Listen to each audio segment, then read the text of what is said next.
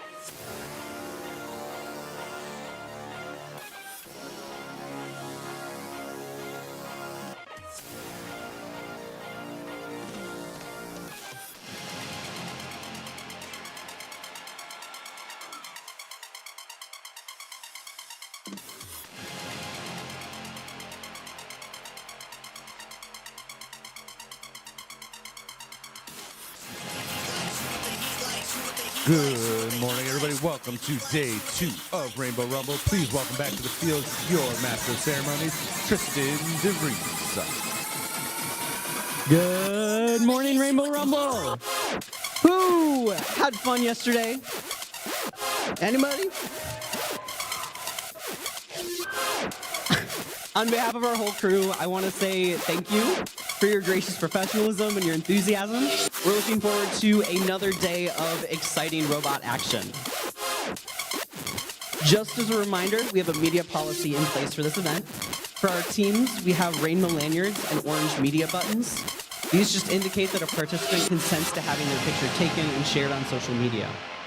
All of our volunteers on the field, if they've got a name badge or a volunteer shirt, something that says FTA or ref or anything like that on the back, our voice crew, we've all consented to this policy, so you are absolutely welcome to take pictures of us. We just ask that we all kind of keep this in mind for the safety of all of our participants. Yesterday, you may have noticed some adorable dogs and cats featured on our stream between matches. We've partnered with a couple local humane societies to promote pet adoption for this event. If you want to add a furry friend to your chosen family, you can find more information about all of our featured animals at rainbowrumble.org. As for this event, we have 14 qualification matches left to play this morning. We're going to run right through them and move immediately into alliance selection.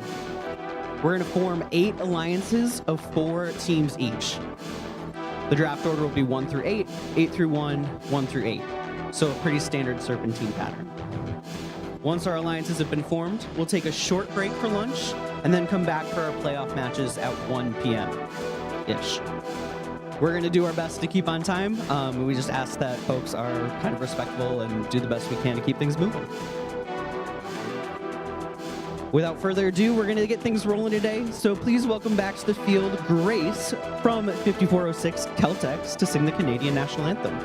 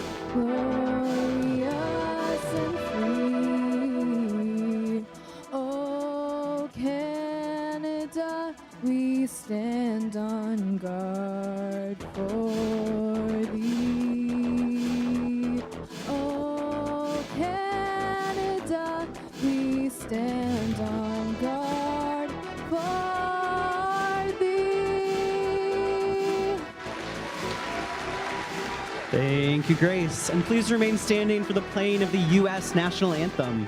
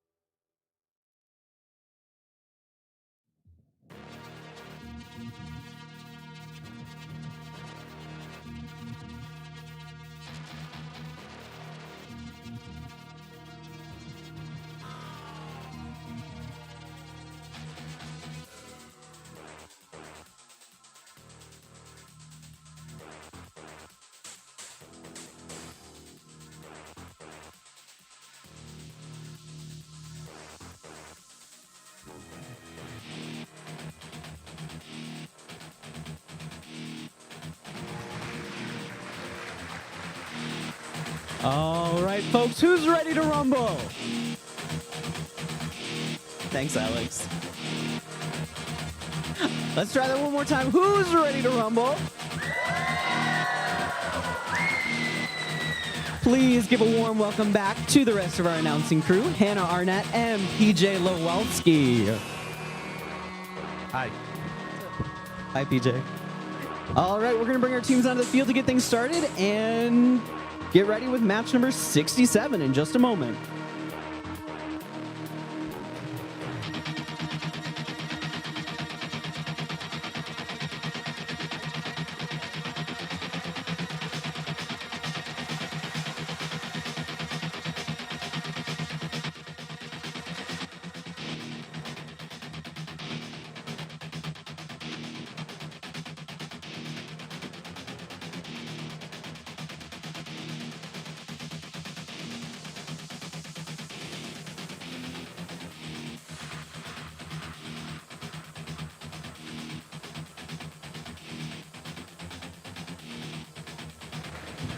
All right, let's meet our teams. Starting on the Red Alliance, we got 1506. Metal Muscle out of Flint. They were the winners of the Consumers Energy Division at the state championship. It's 35-38. That's the Robo Jackets out of Auburn Hills. And let's hear it for 37-67. TC Titans out of Traverse City. Coming on over to our Blue Alliance, we've got 84-24. Tractor Technicians Next Gen out of Mason.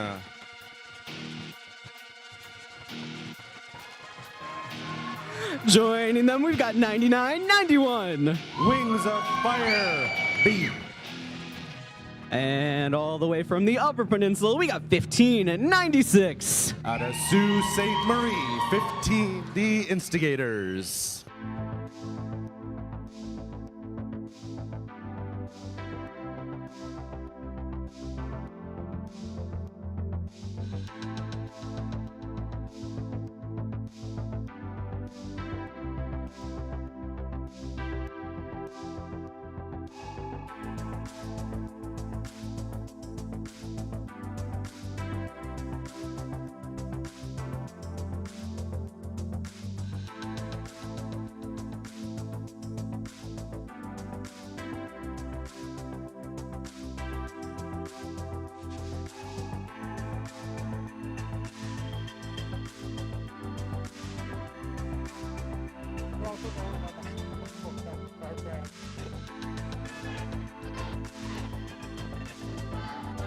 All right.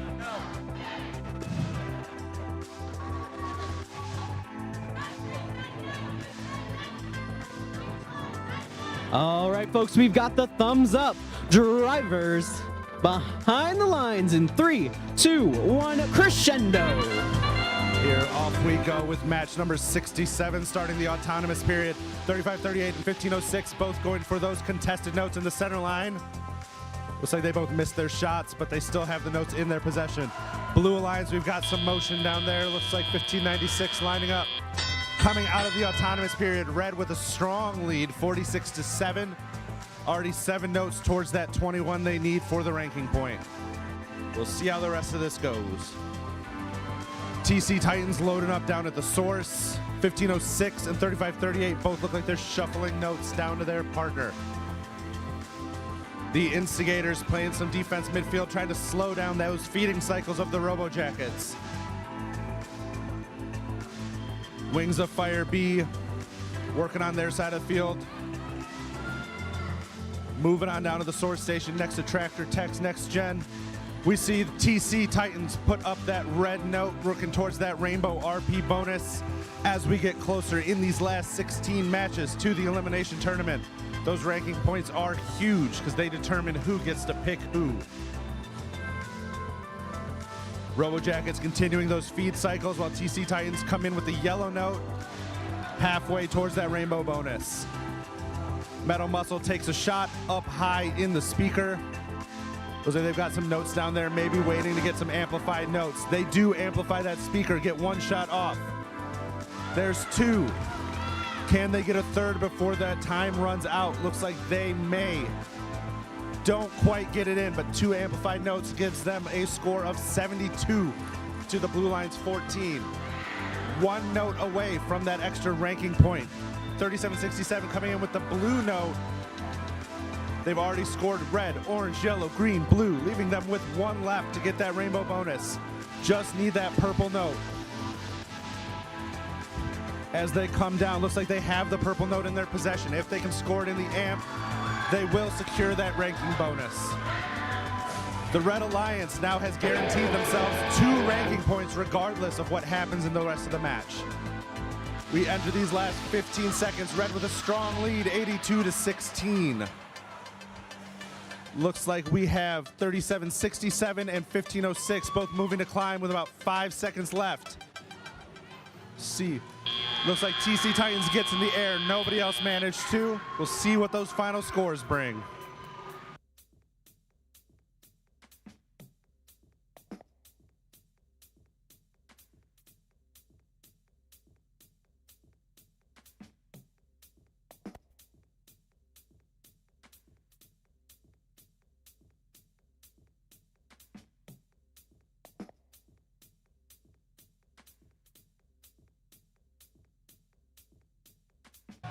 Let's take a look at our scores from that match. The Red Alliance is going to take the victory on that one, 86-22.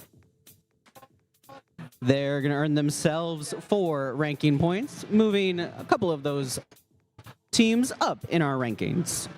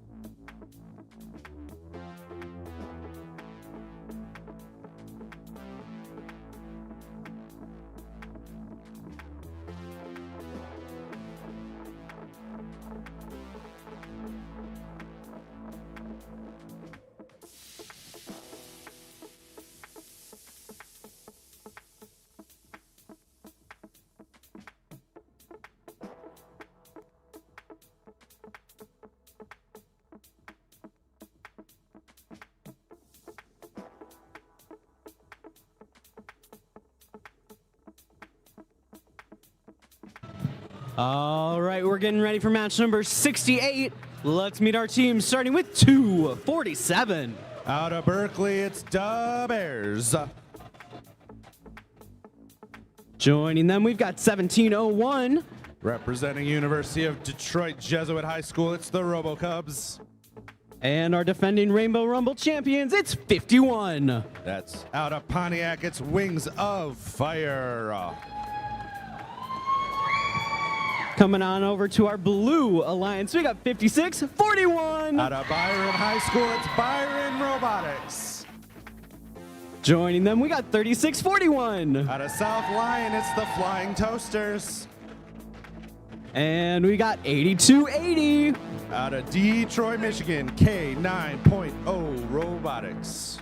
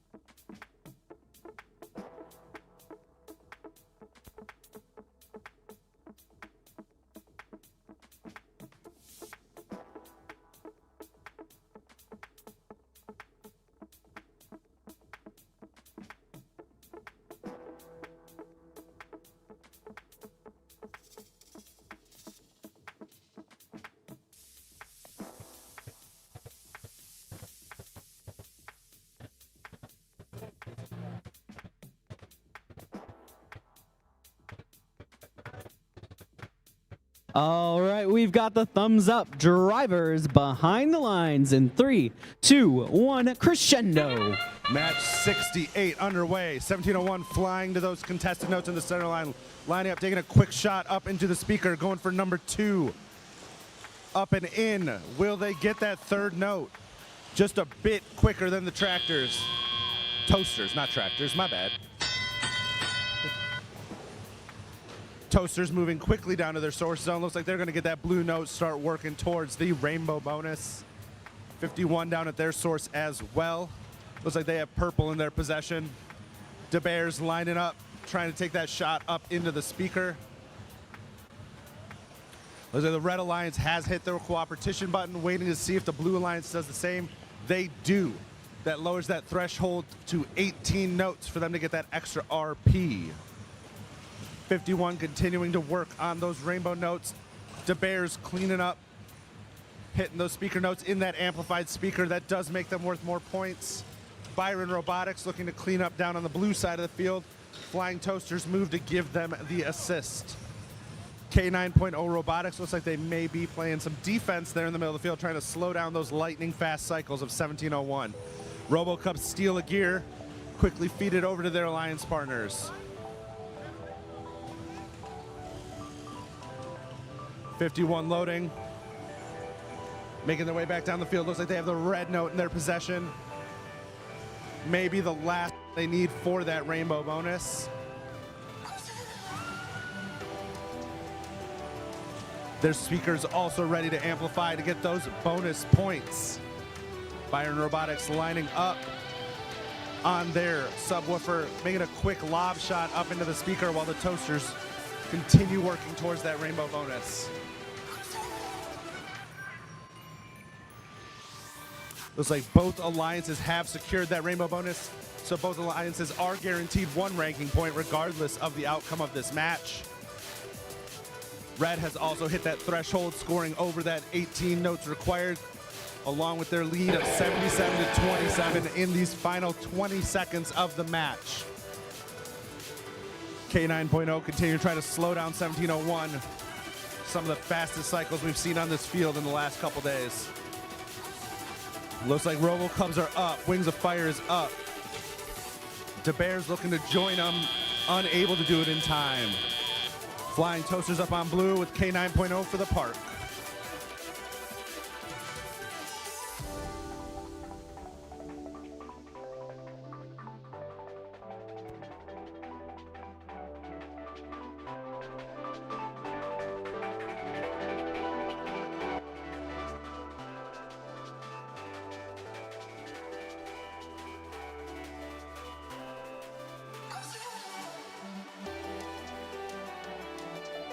Let's check out our scores from that last match.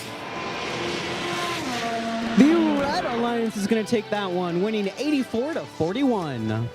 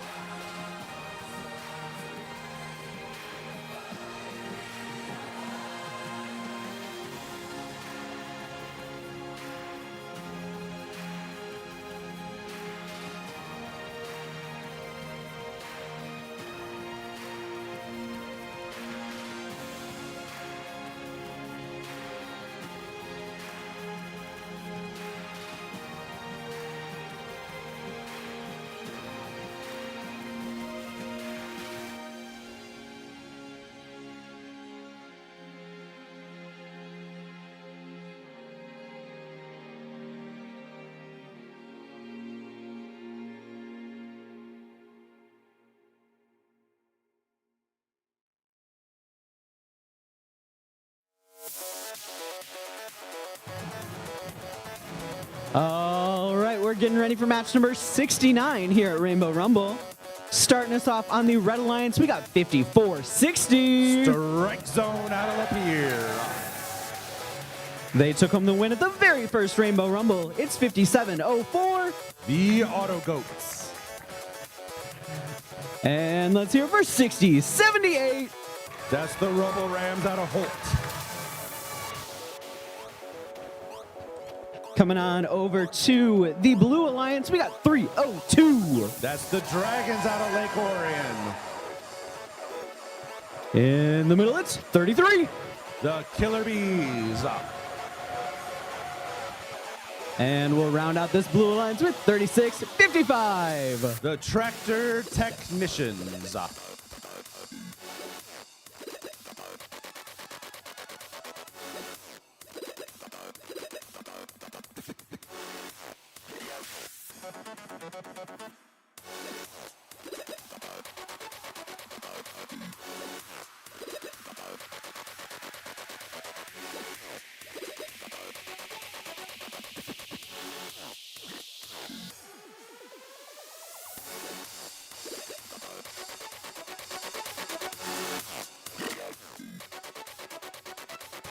We've got the thumbs up for this match. Drivers behind the lines in 3, 2, 1, crescendo. Away we go. Match number 69, 33, and 54-60 quickly moving to secure some of those notes with that autonomous bonus. 302 misses the pickup in the center of the field. 54-60 looks like they shoot, the note breaks, makes it a little harder to shoot. Coming out of autonomous, looks like we may have a tie match. Nope, red with the slight advantage, 24-19. 54-60 looks like they're going on to pick up that purple note. Start working towards that rainbow bonus. Those points ever so important. 33 delivering a yellow note. Coming along right behind it with an orange.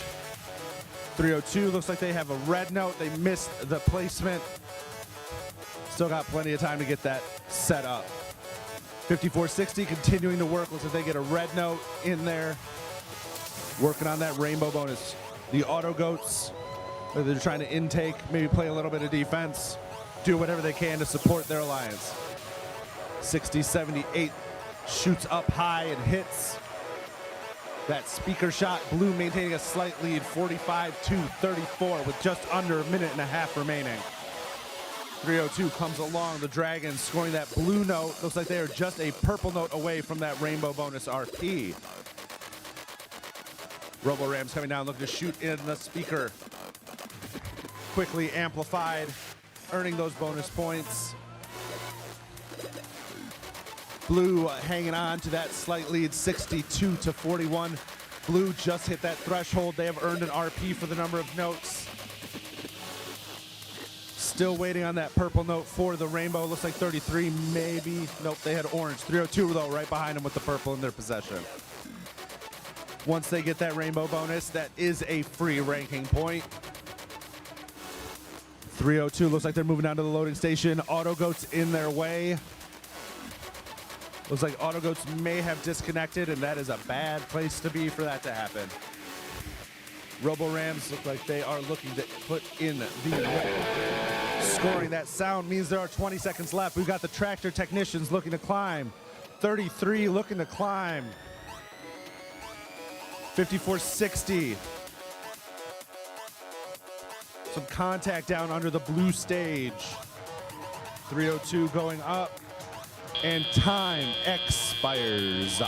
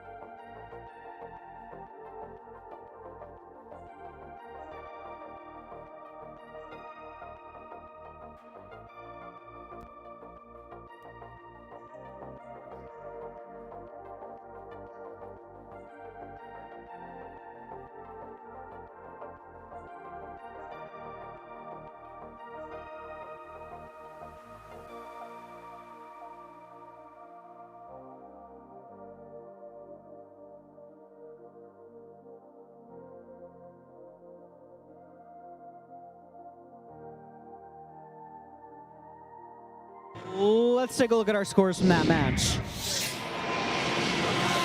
We are looking at a blue alliance victory, 117 to 59. That's going to be a new high score for this event. All right, we're going to roll right along into meeting our teams for this next match. Match number 70. On the Red Alliance, we got 453. Rock'em Sock'em Robotics. Joining them, we've got 22-24. Robo Phoenix. And let's round out red with 28-34. That's the Bionic Blackhawks. Down on our blue alliance, we got 10-76. Pie High Samurai. Oh, thank you. Joining them, it's 36-56. Dexter Dreadbots. And let's make some noise for 57-12. That's going to be Hemlock's Gray Matter.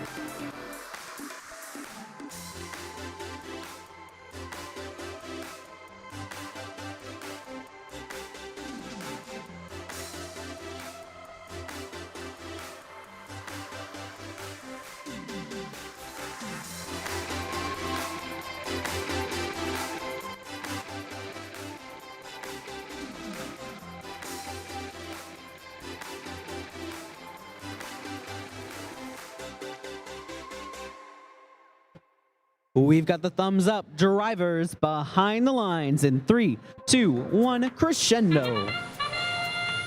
Match number 70 underway. Reminder, we're playing to 80 qualification matches. That will determine the ranking moving into the elimination tournament. 57-12, quickly working on those contested notes in the center. Blue coming out ahead though, 26-19 out of autonomous. Just over 2 minutes to play, we'll see what happens. Bionic Blackhawks going to the contested notes in the center of the field. Looks like they're gonna be moving towards the amp. Pie High doing the same for blue. Pie High looking to steal some of those notes potentially that the red has gathered on their side of the field. Prevent them from having any of those quick cycles. Pie High coming over, looks like they're lining up for a speaker shot up into an amplified speaker. Hemlock grabs a yellow note, looks like they're gonna start working on that rainbow bonus. 22-24 doing the same, scoring in that red. Blackhawks staying in the middle of the field, looks like they've moved to a defensive position. Looks like they may have a note stuck under their intake. They can't free that, they're gonna be sort of out of luck. However, they are proving effective at slowing down some of those cycles. 22-24 down in the corner with 1076. Pie High takes a shot up high into an amplified speaker, helping increase that blue lead 64-23 with just over a minute remaining. Both alliances have hit that co-op button. They are working towards that extra RP. Robo Phoenix comes over with a green note of the speaker. It looks like they shoot it a little far, ends up stuck on their upright. They'll see if they can get that free. Hemlock coming to the amp. Purple note in their possession, scoring that. Should give them the rainbow bonus down on the Blue Alliance for that extra ranking point. Blues lead 77-23, 30 seconds remaining. 28-34, looks like they're looking to climb. 453 down pumps under their red stage. Robo Phoenix raising their arms to climb as well. Hemlock lining up for, looks like they're gonna try to get another shot in, just low. Gonna try to climb with about 3 seconds left. May not have left themselves enough time. And that does it for match number 70. 10 more qualification matches left to play.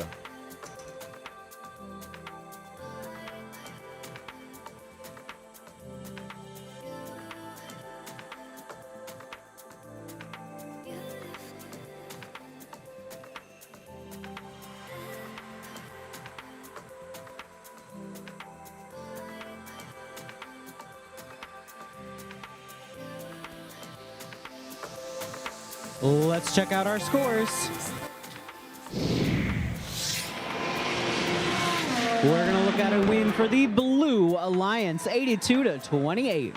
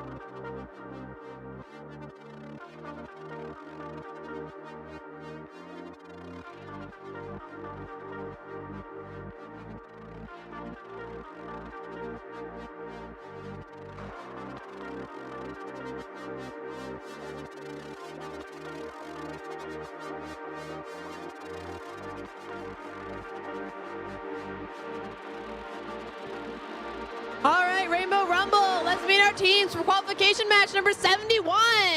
Over on the red side of the field, we have team 9176. That's the Green Spire Steel Sturgeons. Oh, this was that bad.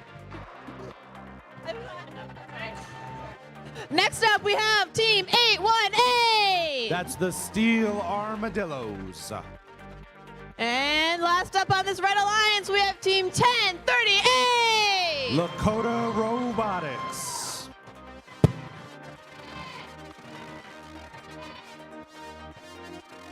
Over on this blue side of the field, we have team 7769. That's the crew out of OTEC Southeast. In the middle of this blue alliance, we have team 8728. Argonauts out of right here in Athens High School. And last up on this blue alliance, we have team 4381. Twisted Devils out of Richland.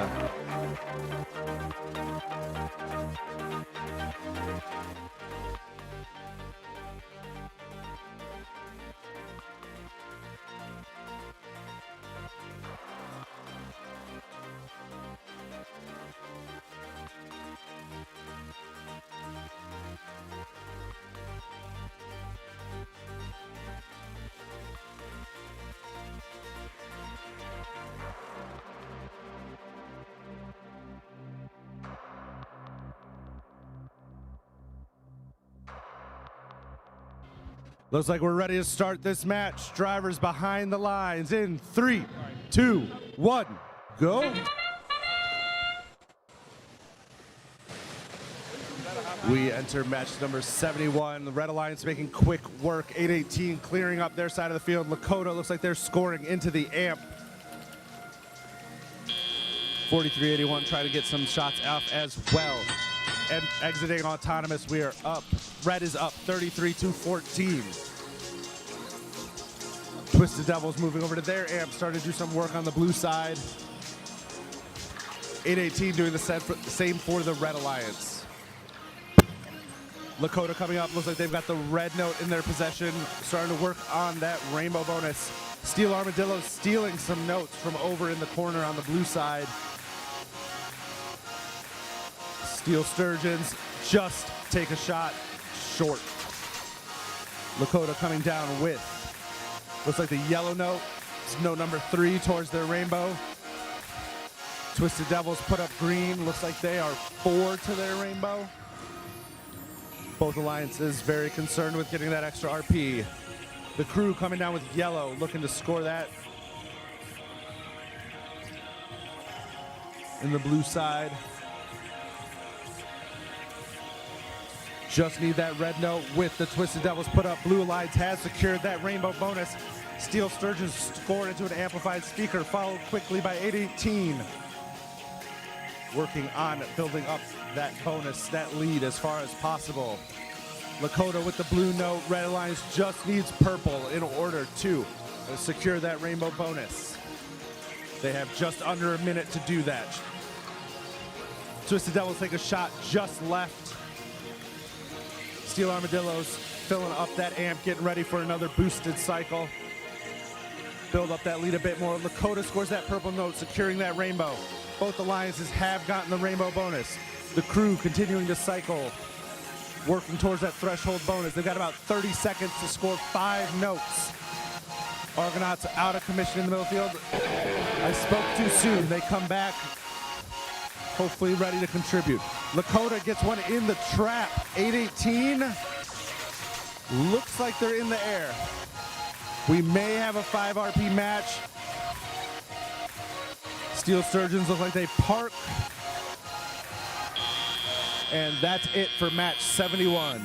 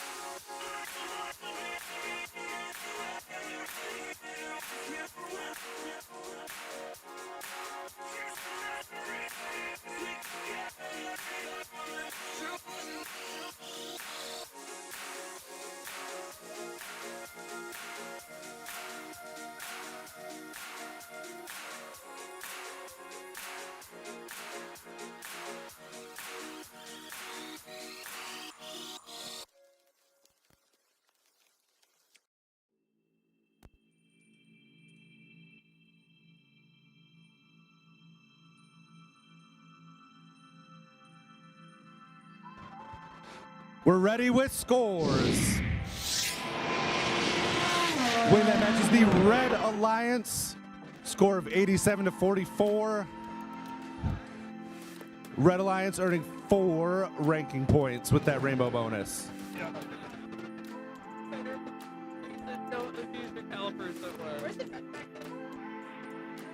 the trash can? I don't know. I'm dealing with other issues right now.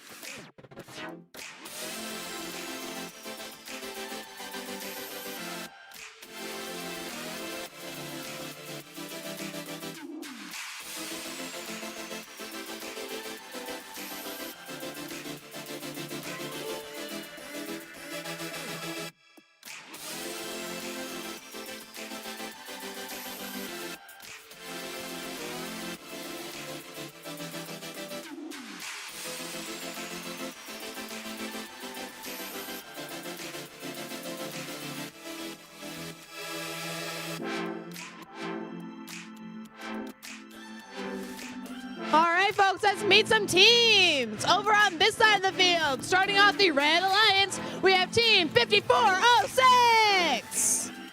That's Celtex. Next up, we have team 7211. Team Hollywood. And rounding out the Red Alliance, we have team 1684. The Chimeras.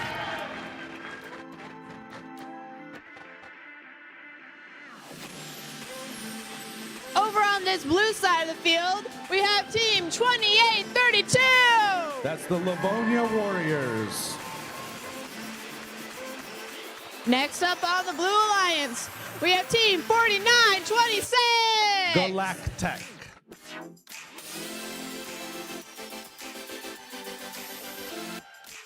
And finally on the Blue Alliance, we have team 4422. That's the Twisted Angels out of Richland.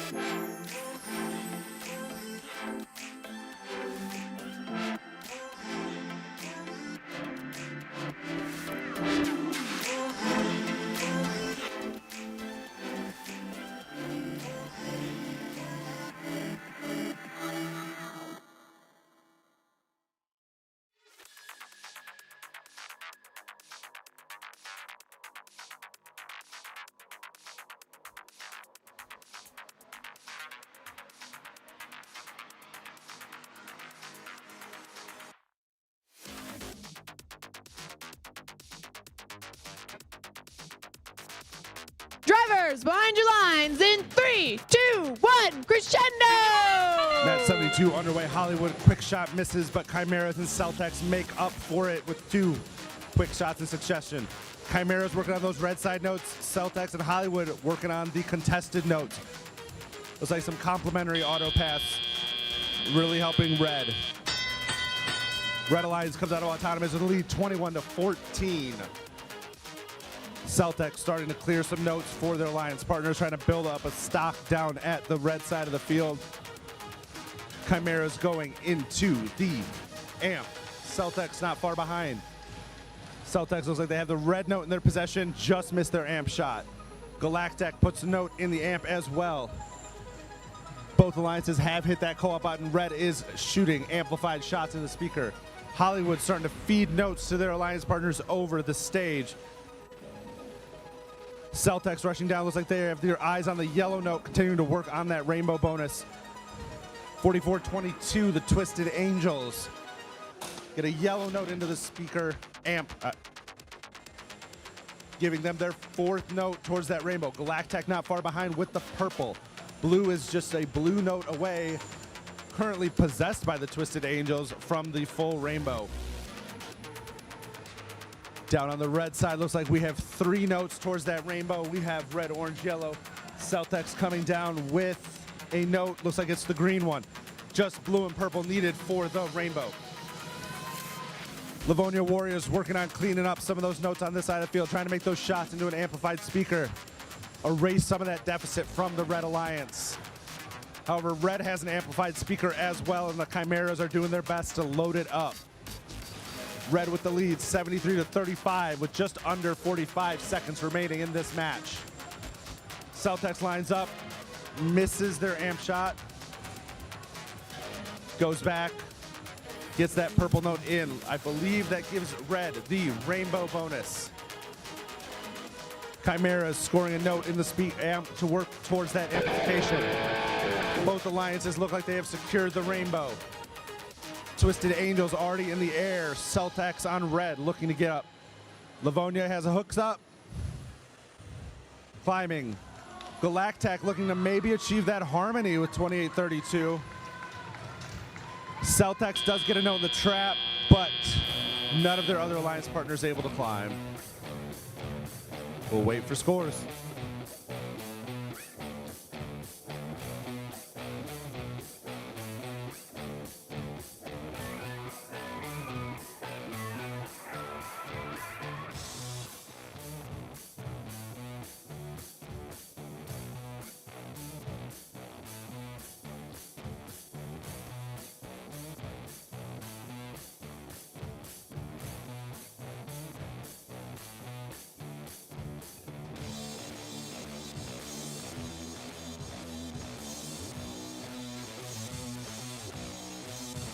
Let's see those scores.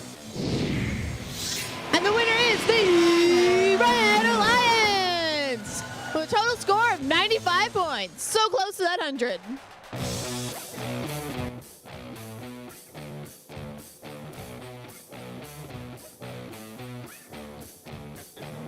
Also, congratulations to the Red Alliance for that 4 ranking points.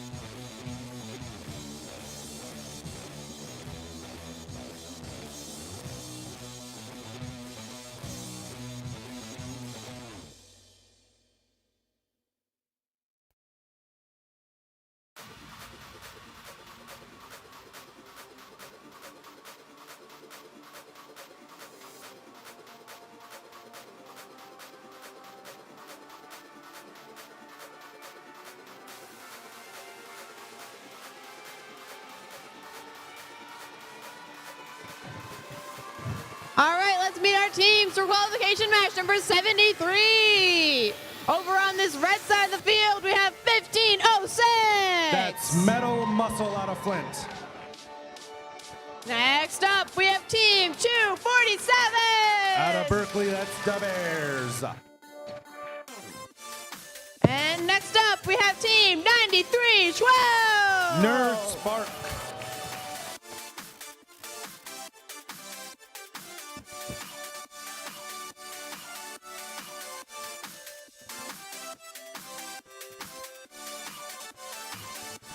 Starting off the Blue Alliance, we have Team 8424. That's your Tractor Technicians Next Gen.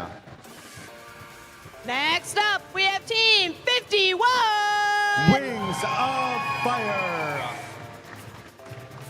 And last but not least, we have Team 4810. That's going to be I Am Robot.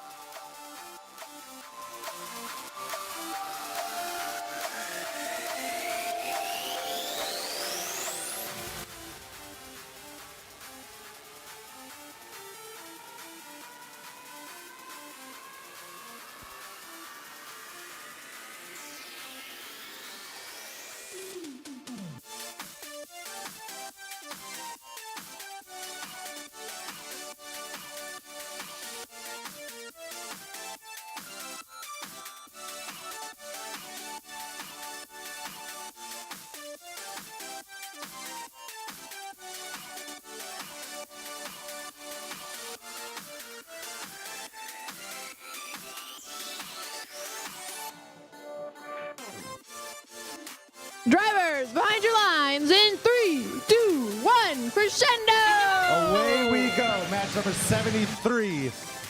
Red with some quick shots. Nerd Spark making one in. 51 doing the same over on blue. Wings of Fire lining up. A bouncer of a shot makes it in.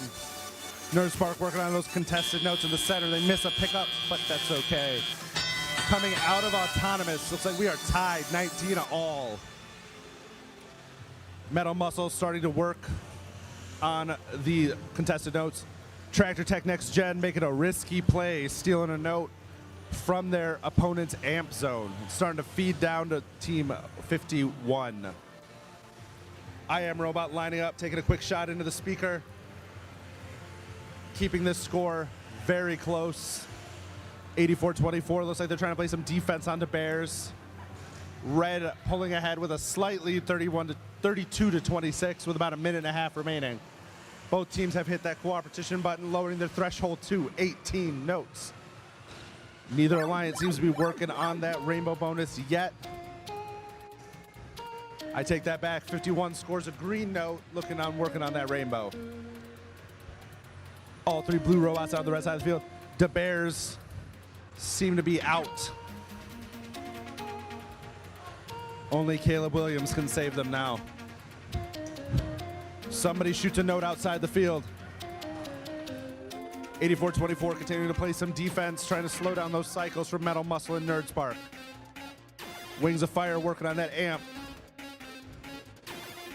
Looks like they have achieved that rainbow bonus down on blue, getting them that extra ranking point. However, red still does maintain the lead.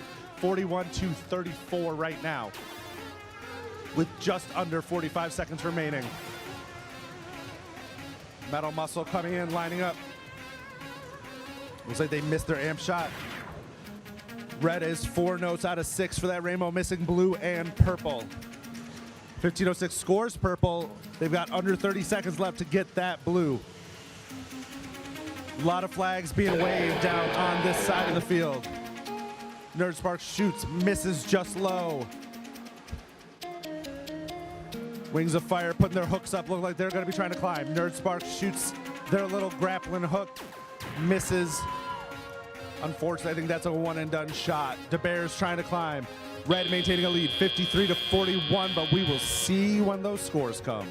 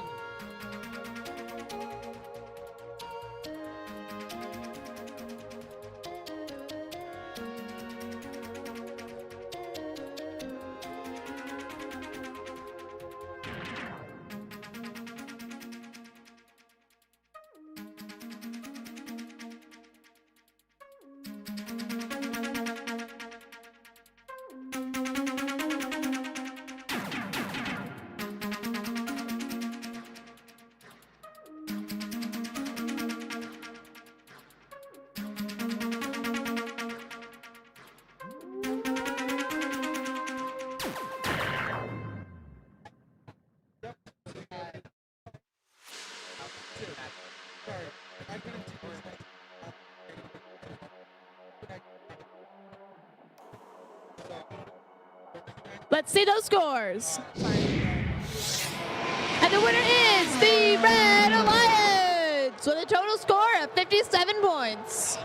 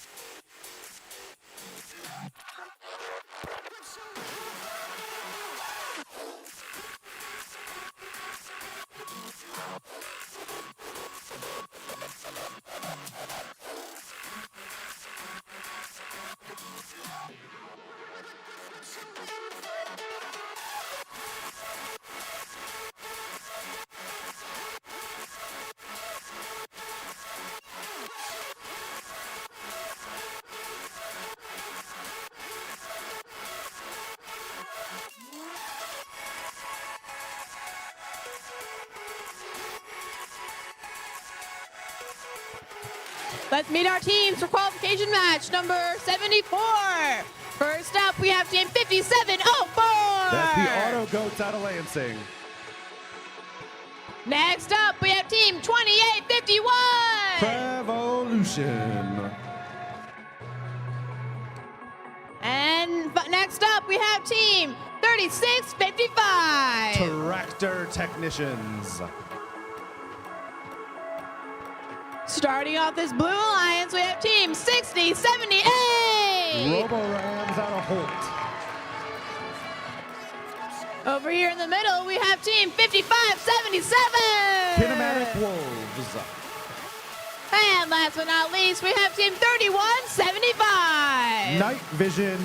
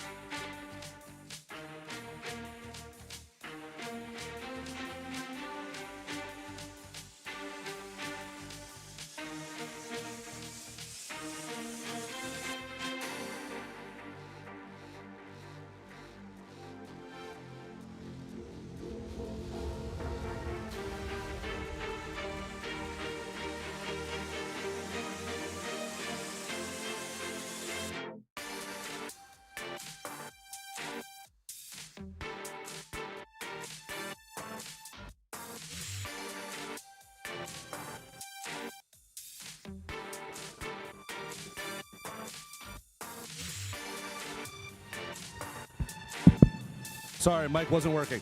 We're ready to start this match. Drivers behind the lines in 3, 2, 1, go. Away we go. 3175 Night Vision starting to clear out that blue side. Robo Rams getting set up to start cycling in Teleop. Red Alliance looks like we got a couple clear in the line. Looks like we had Crevolution make a shot. Blue with a strong lead coming out of Autonomous, 33-7. Blue hits the co-op button. Waiting to see if Red does the same. Night Vision with a quick strike in the speaker. Robo Rams not far behind. Night Vision and Robo Rams taking turns. Tractor Technicians going to load down at their source. Crevolution making those quick cycles. Looks like they may be beginning to work on that rainbow bonus. Been seeing them do it all weekend. Very strong source robot. Very strong amp robot, that is, Crevolution. They've got yellow in their possession looking to score. Shoot and score looks like it's red and yellow. Looking to get an orange from the Auto Goats. Drop it, unfortunately. Tractor Technicians following behind, lining up with the amp. Defaulting to let Crevolution take a shot with the green. Auto Goats look like they may be moving to defensive position, may have a jam in their intake. Robo Rams have the red note in their possession. Look like they're beginning to work on that rainbow for the Blue Alliance. Rainbow's actually farther along. Looks like they just scored red. They only need yellow on blue to complete that rainbow bonus. Blue maintaining that lead, 53-19. Crevolution coming down. Looks like the blue note in their possession. Quick strike there. Looks like they are just missing orange to complete their rainbow. Trying to line up and get that shot in. In it goes red. Looks like they have completed their rainbow bonus. Blue also completing their bonus. Both teams guaranteed one extra ranking point at the end of this match. Blue maintaining the lead 64-31. Blue has also hit that threshold for that extra RP. Red close by just a note or two. They have under 20 seconds left and an amplified speaker to score those 3 notes. Remember, those notes can be scored in either the amp or the speaker. It doesn't matter where they're scored. It's not a point value. It's a number of notes.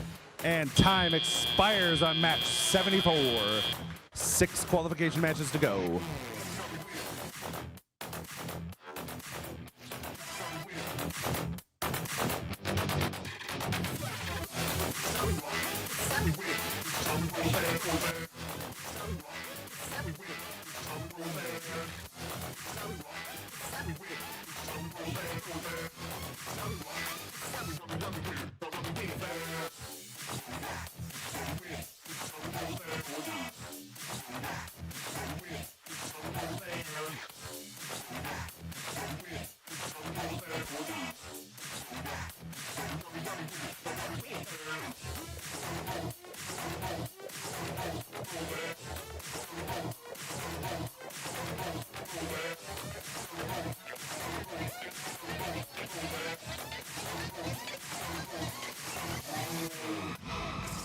Let's see those scores. And the winner is the Blue Alliance with a total score of 84 points. And coming out with a total of with 4 ranking points.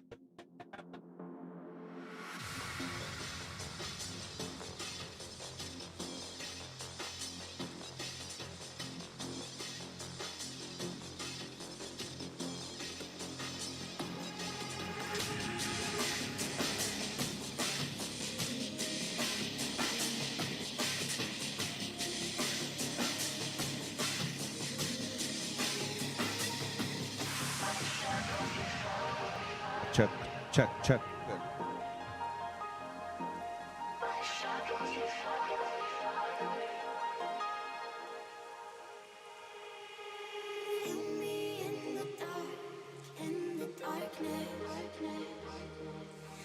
Shadows, they follow you like an accomplice.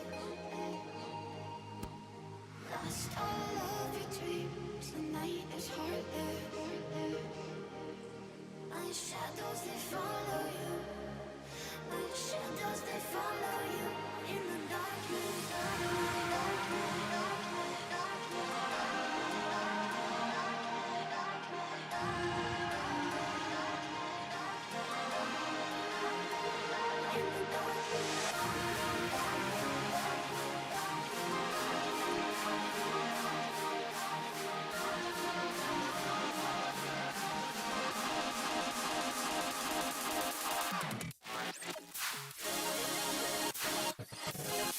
let's meet our teams. It's qualification match. Over on this red side of the field, we have 99-91. That's your Wings of Fire beat. Next up, we have team 8280. K9.0 Robotics. And last team on this red alliance, we have team 1701. That's the RoboCubs. Starting off this blue alliance, we have team 3656. That's the Dexter Dreadbots. In the middle of this blue alliance, we have team 1596. The Instigators. And last but not least, we have team 33. That's the Killer Bees. Thank you. My shadows, they follow you like an accomplice. Lost all of your dreams, the night is heartless. My shadows, they follow you. My shadows, they follow you in the darkness.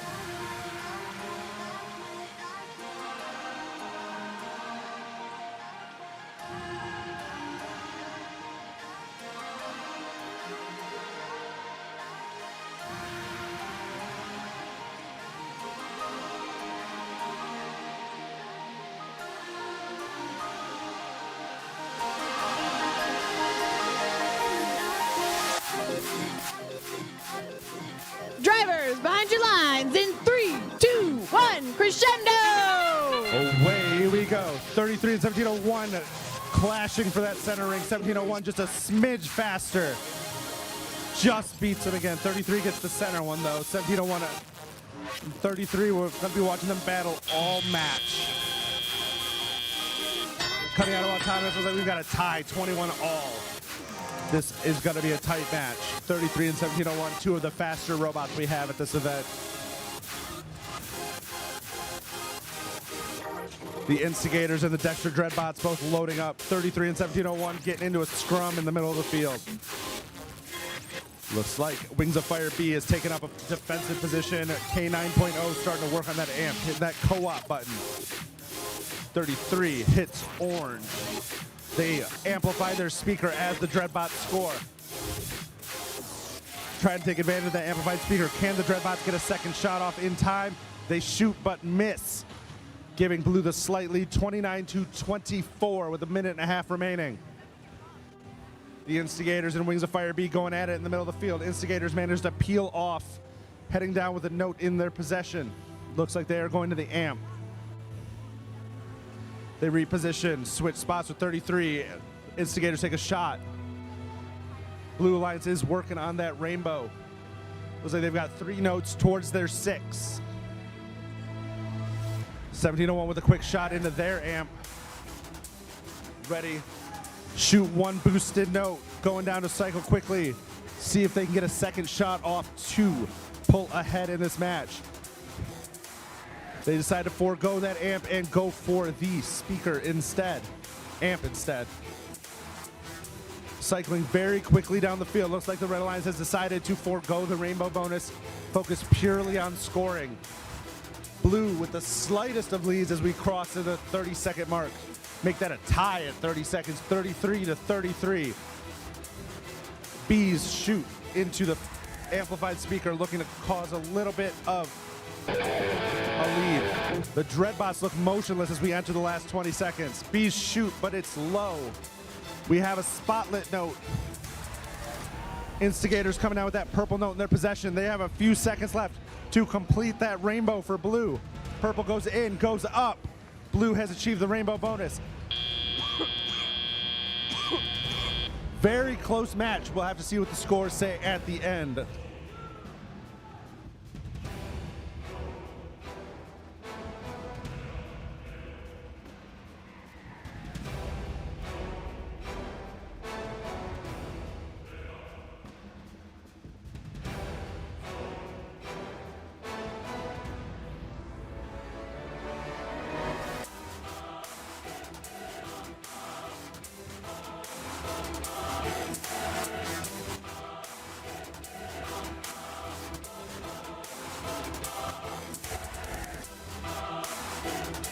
Let's see those scores.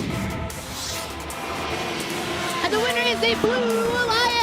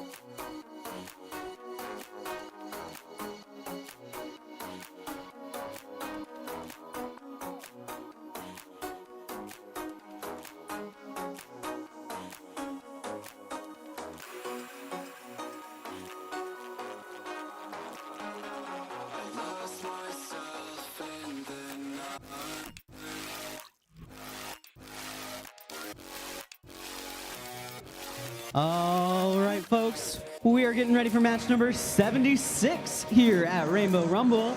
Let's meet our team, starting with 302. From Lake Orion High School, it's the Dragons. Joining them, we've got 35, 38. From Avondale, it's the Robo Jackets. And let's make some noise for 226. Just down the road from Troy High School, it's the Hammerheads. Over on the Blue Alliance, we've got 5712. From Hemlock, surprise, it's Hemlock's Great Matter. And 9176. From Greenspire, it's Greenspire Steel Sturgeons. And we've got a very special birthday on our next team. Can we get a big happy birthday, Alan? On 3, 1, 2, 3. Happy birthday, Alan. It's 4381. Twisted Devils.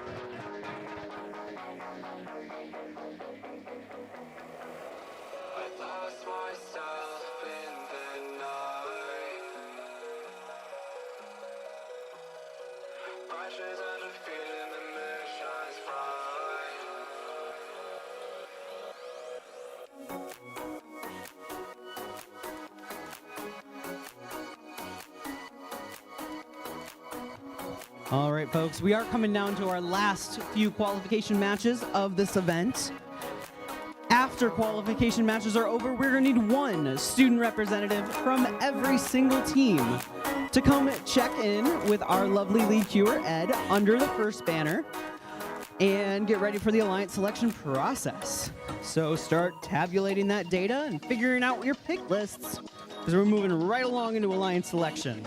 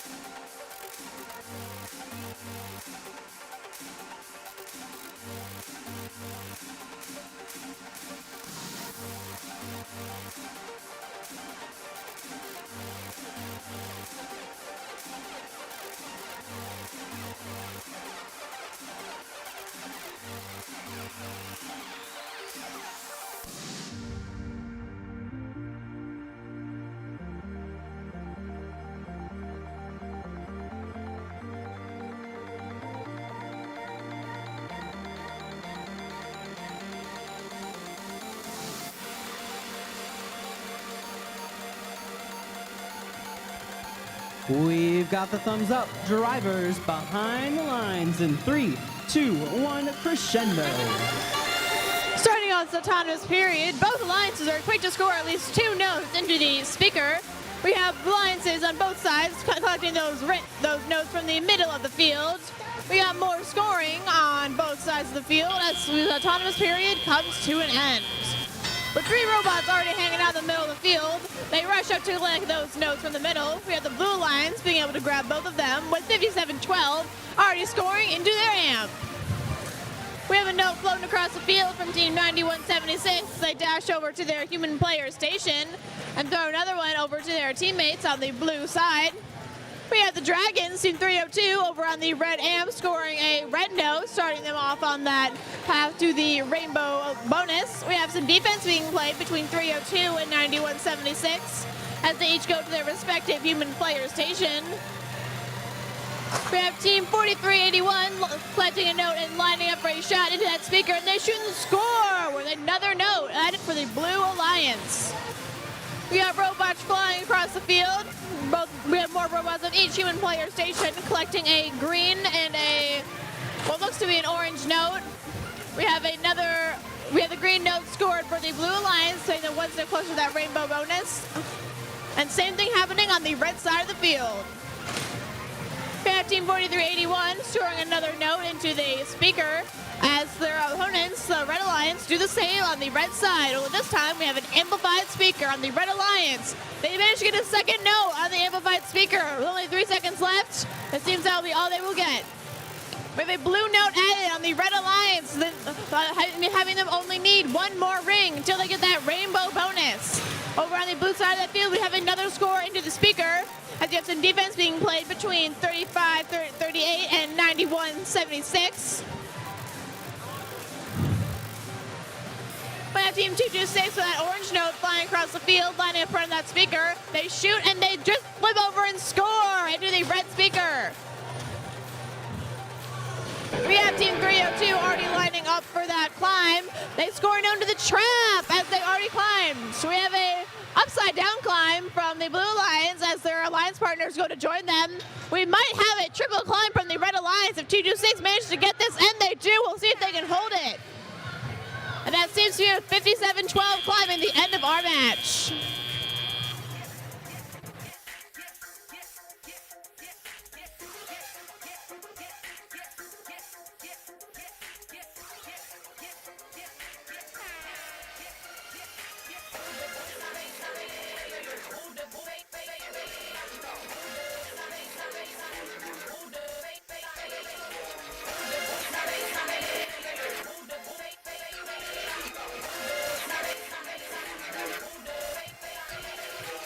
Let's take a look at our scores from that match. The Blue Alliance is going to take the victory in this one, 75-70. Our Red Alliance gets 2 ranking points for their effort, and our Blue Alliance gets 4.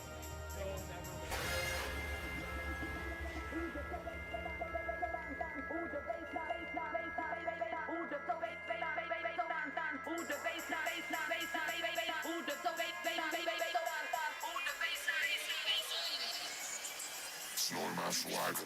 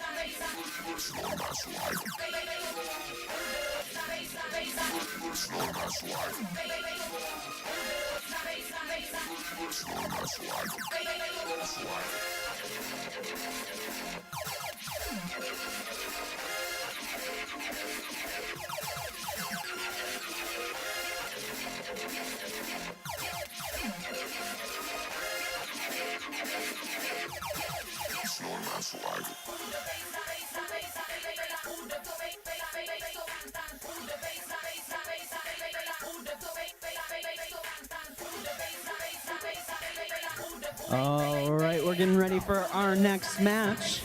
Let's meet our teams in red, starting with 453. Rock'em Sock'em Robotics. Joining them, we've got 6861. The Tyros team. And let's make some noise for 1684. The Chimeras. On our blue alliance, we got 469. Boss Gorillas. Our neighbors from the north, it's 5406. Caltech. And let's hear for 3767. TC Titans.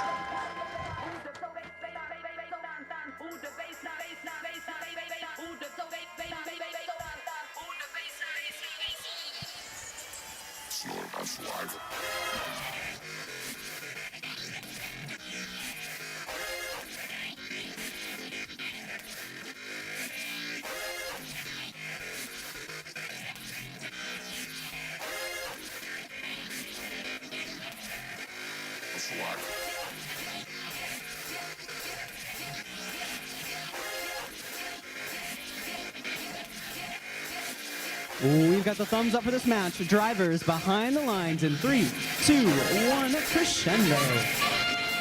The Blue Alliance being the first to score in this autonomous period with red not far behind. We already have 2 Blue Alliance robots taking their notes from the center of the field. As we got the Red Alliance, Team 1684, scoring not 1, but 2 more notes into the speaker. As drivers pick up their controllers, we have robots already shooting notes across the field. We have the Red Alliance lining up for a score into the amp, scoring an orange note, but Team 5406 over on the Blue Alliance doing the same. We have Team 5406 meeting their alliance partner over by the Human Player Station, collecting some more notes.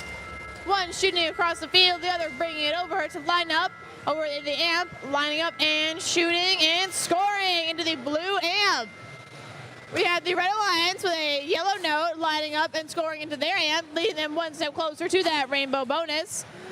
As we have the Blue Alliance flying across the field, lining up for a score into both their amp, just into their amp. We had another amp score by the Red Alliance as their alliance partner attempts to score to the speaker as well. We have the Blue Alliance shooting more notes across the field for their alliance partner. Go Team 469 and Team 5406 showing some working together to get some notes scored into the speaker. We got Team 453 lining up for their shot and score into the amplified speaker.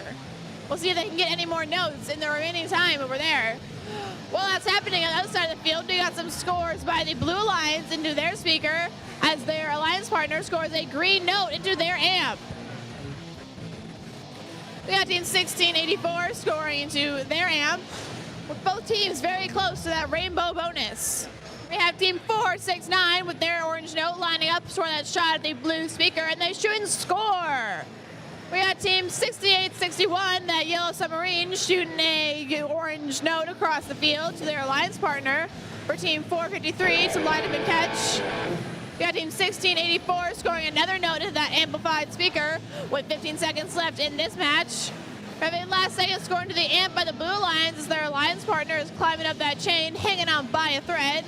We have almost all robots ready for this last 5 seconds of the match. The final climbs and scores, and this match is over.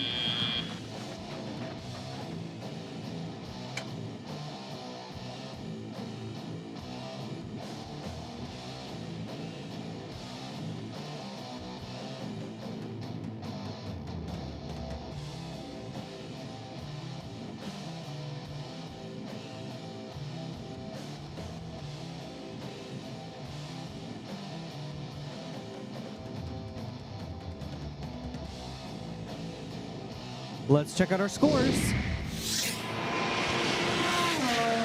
We've got a win for the Blue Alliance, 89-51.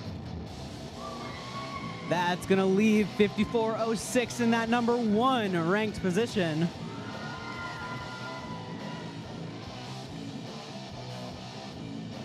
Just a reminder to all of our teams, we are going to need a student representative to check in with our queuing team under the first banner to get ready for the alliance selection process. So as soon as you've played your final match, get all your data ready to go and send one student representative down to participate in alliance selection.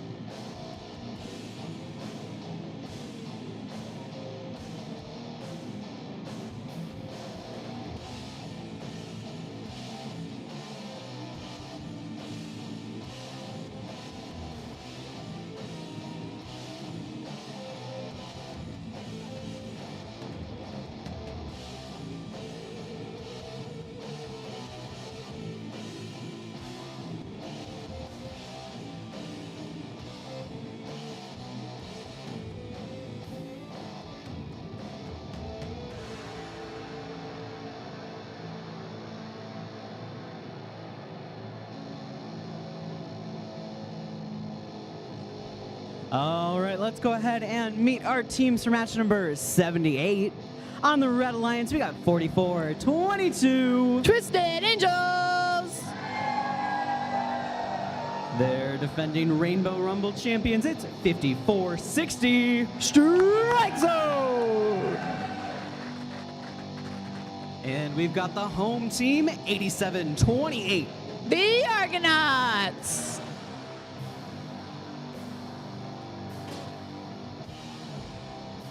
Coming on down to our Blue Alliance, we got 22-24. Robo Phoenix! Joining them, we've got 43-84. Benzene Bots! And we'll round out this match with 71-97. Mountie Megabots!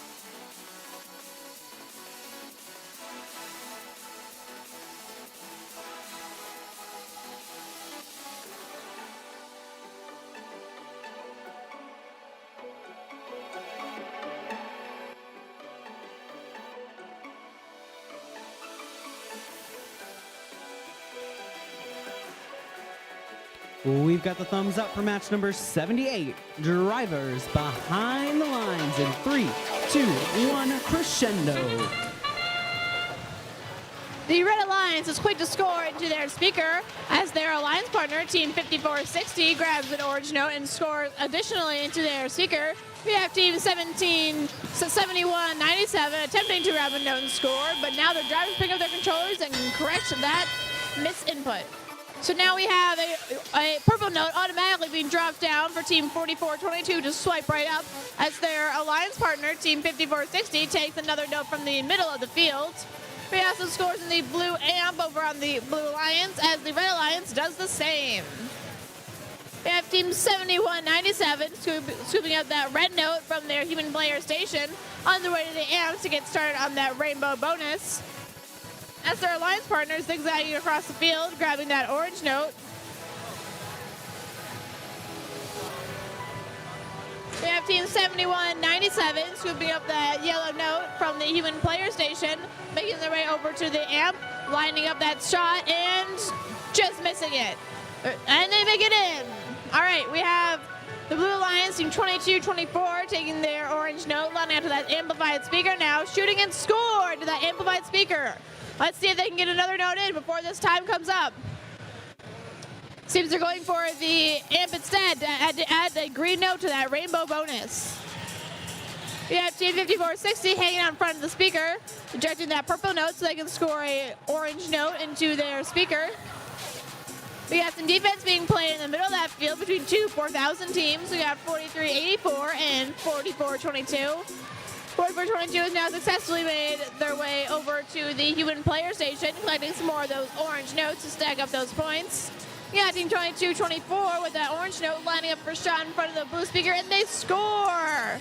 As a ring flies out the field, we got Team 7197 trying to make their way over to collect some more notes from their human player station. Seems they got a blue note. They attempted to pick up a blue note from the corner as their alliance partner is trying to do the same. With the end of this match coming up, we got robots all across the field scoring some last-second points. We got human players attempting to get some of those spotlighted points. We got robots such as 4422 lining up for that last-second climb with 3 seconds left of this match. They successfully get off the ground as the drivers put down the controllers.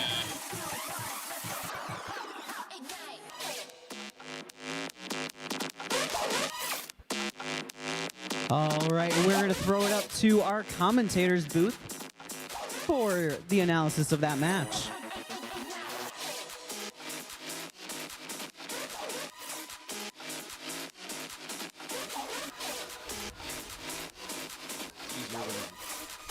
Hello, Rainbow Rumble. We're here to talk to you about match 78 out of 80 here. Blue Alliance does come away with the victory, 35-32. PJ, what did you see in that match?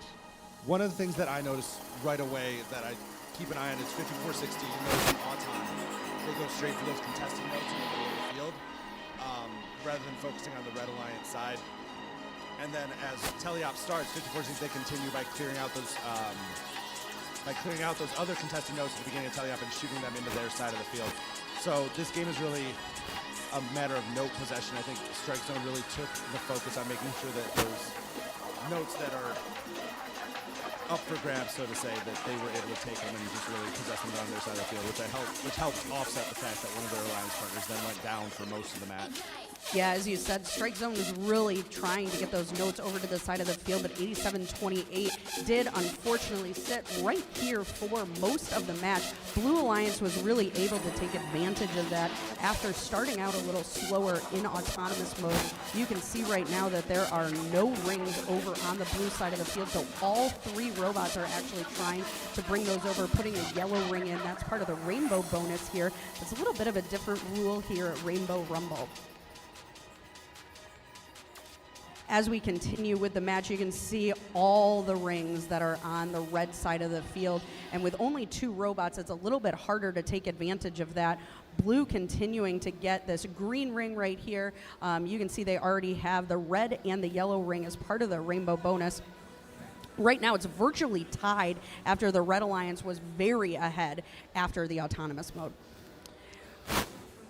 Yeah, and that offset, I mean, so having 87-28 down obviously was a huge impact on the match, but I think that slightly offset by, it seemed that 43-84 Benzene bots were playing a mostly defensive game, so it was a sort of a 2 offense on 2 offense game. Yep, so score is still really close with only 30 seconds left in the match. Looks like we're ready, though, for match number 79. Only 2 qualifications matches left today, and then we're going to get into the Alliance section and into the playoff portion of this tournament. Let's go ahead and take it back down to the field. All right, thank you. Just a quick announcement for everyone in the arena. We are going to replay match number 77 due to communication issues in our driver's stations. So that's not the match we just played that was reviewed. It was a match before that. So we're going to bring those teams back out after match 80 to do a replay of match number 77. But let's go ahead and meet our teams for match number 79, starting with 61-20. Cyberstangs! Joining them, we've got 818. The Steel Armadillos! And let's hear it for 56-41. Byron Robotics! Over on the Blue Alliance, we've got 72-11. Hollywood! Joining them, it's 10-38. All the way from Ohio, it's Dakota Robotics! And there are defending champions, it's 28-34. Bionic Blackhawks!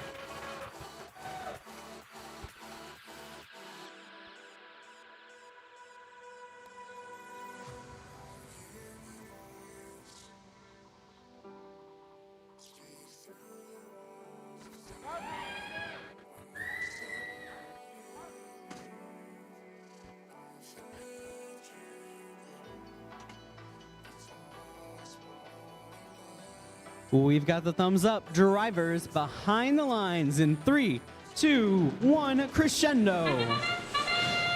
Starting out the qualification match, both Alliance teams are very quick to score multiple notes into the speakers. We got 818 doing a little spin before they line up to get ready for the end of Autonomous, as Blue Alliance is quick to score some last-minute notes into that speaker. As we enter into this teleop period, the Blue Alliance, team 2834, is quick to pick up some of those orange notes from the center as their alliance partner decides to go over to the human player station to collect some of those red notes to start their rainbow bonus. We got the Red Alliance heading on over to their human player station. We have a red note already in 818, ready to be scored. We got Team 7211 flying over to their human player station, collecting a regular old orange note, lining up for a score in that speaker. We got Team 818 and 1038 playing some defense on each other. We got a little traffic jam over here on the red side of the field, but 2834 smartly diverting that by going under the stage. We have Team 5641 collecting an orange note from their human player station, making their way over to what seems to be the speaker, lining up for that shot as they shoot. As they shoot and score. 1038 in possession of a yellow note, avoiding tipping and lining up for that score into the amp right by their two partner teams. Yeah, 1038 really going out for a spin as they're getting pinned down by 818, but they escape it just in time to get a green note green or orange note from their human player station. We have 5641 collecting from their human player station as Team 7211 is scoring into their blue amp. We have a yellow note being lined up to score at the red amp by 6120 as their alliance partner 818 is playing some defense on 2834 and 7211. 6120 has the yellow note swerving their way around this traffic jam to try and make it their way around to somewhere. We got other robots playing each other as we have only 20 seconds left in this qualification match. We got human players already throwing notes around the stage, but none of them quite getting the spotlight this time. As robots are lining up for their, we got a spotlight from the rainbow notes by the Blue Alliance. We got a smart move throwing those out. We have all four blue robots and red robots on the stage as the qualification match comes to an end.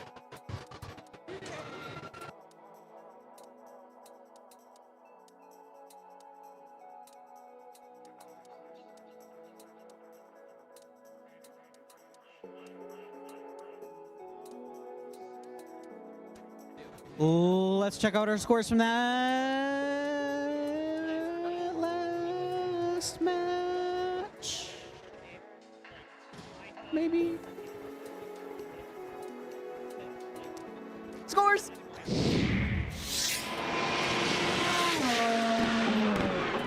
The Blue Alliance is going to take the win, 59-31.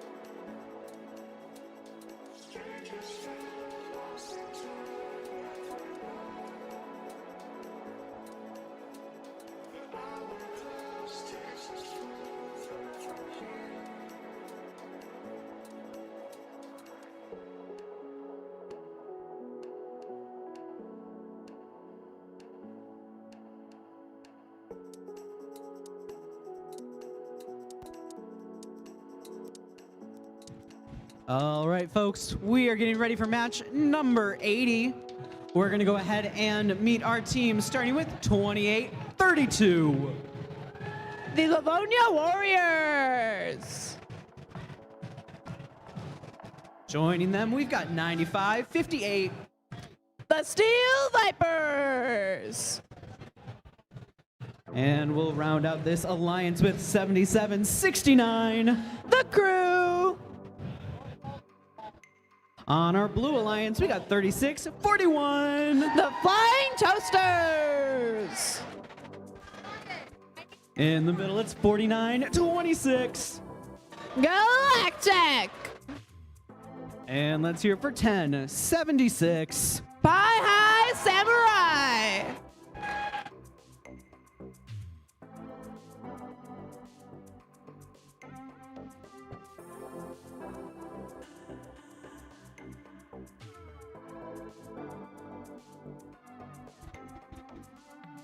Just a reminder, we're going to play this match, then we'll replay 77, and we'll move immediately into Alliance selection.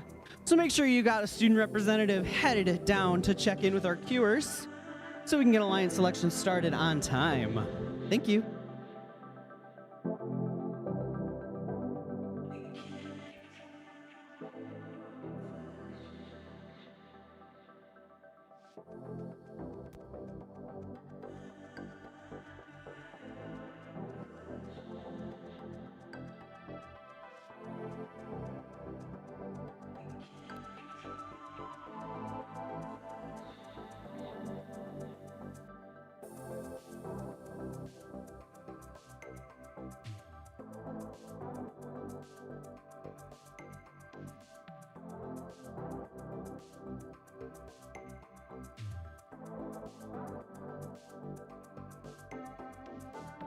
All right, we've got the thumbs up. Drivers behind the lines in 3, 2, 1, crescendo. We got Red Alliance with the score in the speaker and the amp as the Blue Alliance lining up for another score into their speaker. We got both the Red and Blue Alliance scoring multiple rings into their speaker, taking notes even from the middle of the field. We got another score from the Red Alliance in the speaker as this autonomous period comes to a close. As drivers pick up their controls, we got Team 4926 collecting a note from the middle as 9558 does the same. We got Team 1076 flying across the field with a note collected from their human player station, lining up for a score into their speaker. We got Team 3641 collecting a note from their human player station and to throw it across the field for their alliance partners with spinning it back out. We got Team 1076 collecting a note from their human player station as they drive past Team 2832, lining up for a shot into their speaker, which they succeed. Also on the Red Alliance, we have Team 7769 lining up for their immediate score into the amp as their alliance partner scores into the amplified speaker. With the Red Alliance having 4 seconds left, it looks like they might have time to score one last note, but they get it just in time. As the Blue Alliance also finishes their amplified section of the speaker, we got some defense going on between the Blue and Red robots. As Team 4926 collects it to their human player station, their opponent, Team 3641, does the same and score into their speaker. We got Team 9558 with their orange note making their way around their red side of the field. As Team 3641 dragging around their orange note, lining up for a score into their speaker. As they do this, their alliance partner, Team 4926, just scored a yellow note into their amp, one step closer to that rainbow bonus. We got Team 2832 flying across the field to their human player station, collecting more notes. As we have all 3 blue robots on the blue side of the field, scoring another yellow note into the blue amp. With less than 30 seconds left of this match, we got some last-minute scoring being done. We got some defense being played between 3641 and 9558 as they try and make their way to their stages. As the Blue Alliance successfully scores a spotlight note onto the stage. We got some robots climbing onto that spotlight stage as we have 2 seconds left, 1, and this match is over. It's everything you've been dreaming about. There's a reason why you were chosen.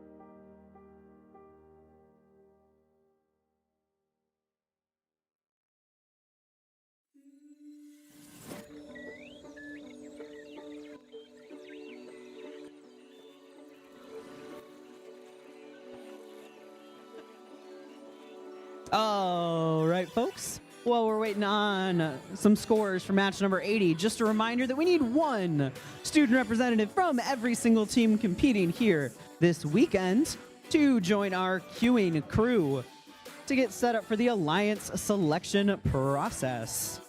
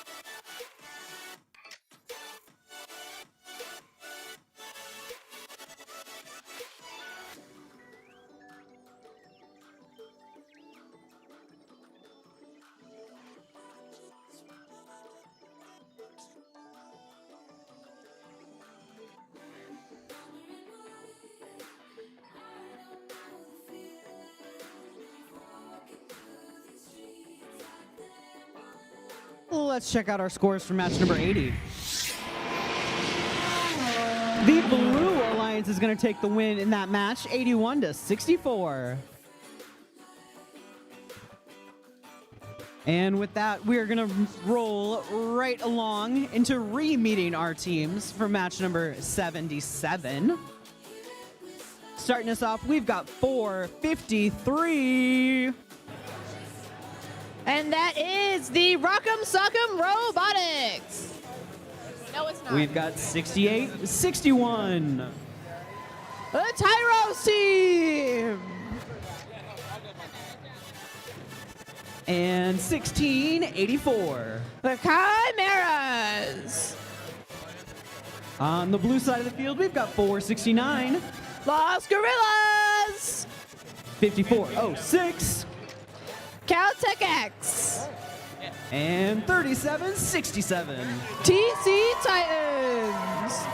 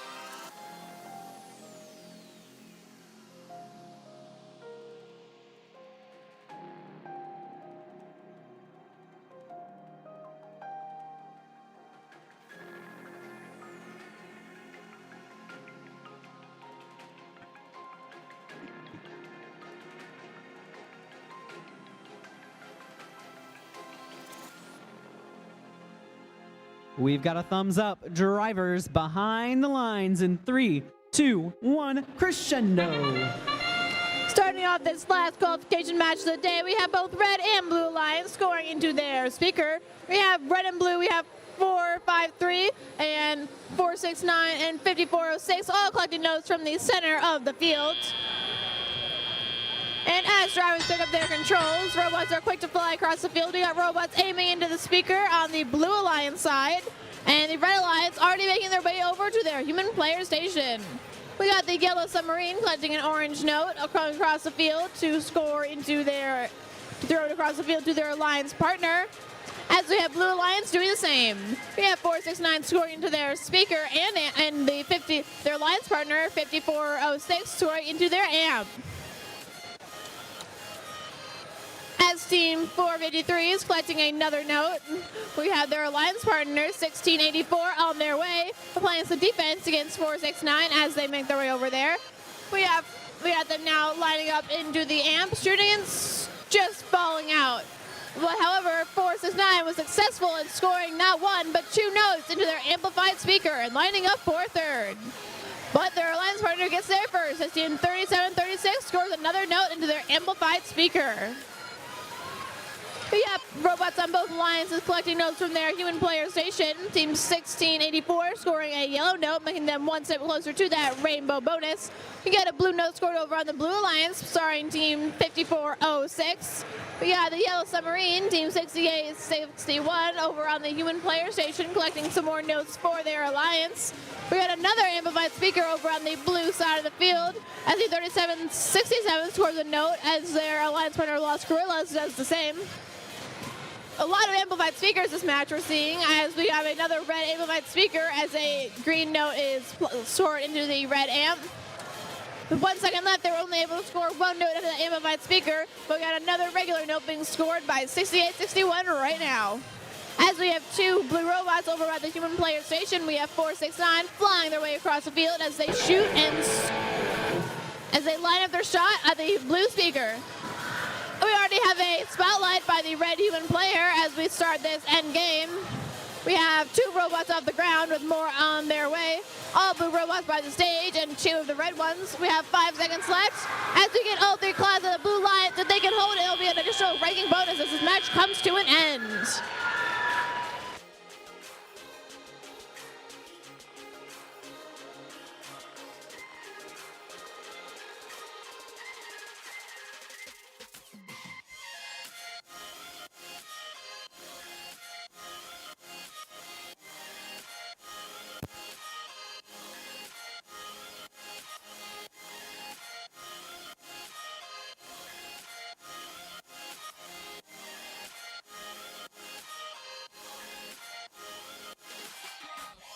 Let's see those scores. And the winner is the Blue Alliance with a total score of 97.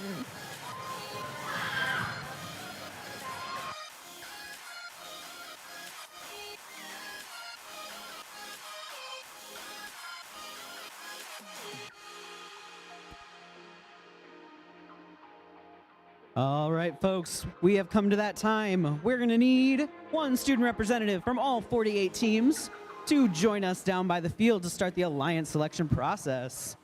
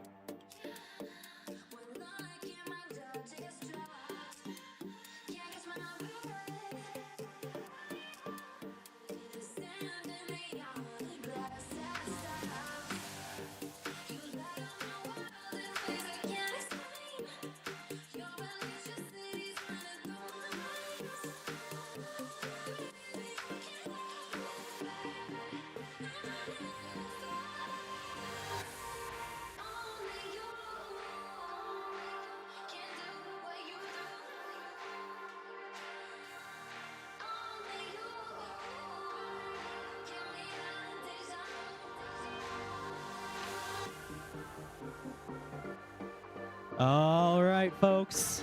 What did you think of those qualification matches this morning?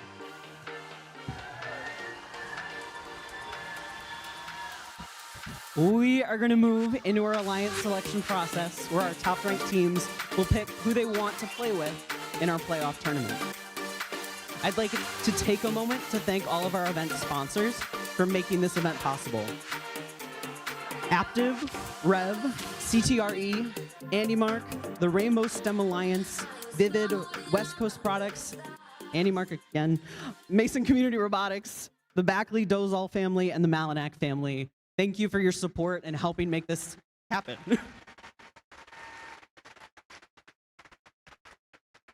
So, how many of you have seen alliance selection done at least once before? Cool. It's going to run pretty much the same way it does every time. We've got a couple rules. Every team has the right to make their own strategic decisions, which means every team has the choice to say yes or no. If they are in a position to be an alliance captain, they're still afforded the right to captain their own alliance. If they decline an invitation and don't end up in one of those top-ranked positions, they're not going to participate in the playoffs. But that's their team's choice. So we're going to respect them. We're going to give these students the opportunity to make their own choices. We're not going to go, ooh, or start talking about politics or any of the crazy stuff that happens when people say no. We're going to start with our number 1 ranked team, go around to our number 8 ranked team, come back up to 1 in a serpentine fashion, and then we're going to come back 1 through 8 one more time to form 8 4-team alliances. That means we're not going to have any backup robots or things coming in and out during the Elam tournament. The alliance captain is going to have the decision of which teams to play, and I do not believe there's a playing requirement at any time. No playing requirement. You've got 4 teams. They're your 4 teams to decide what to do with. So without further ado, let's bring up our 8-ranked team, 2851. We got 2851 Cravolution. In our number 7 ranked position, we've got 1076. Pie High Samurai.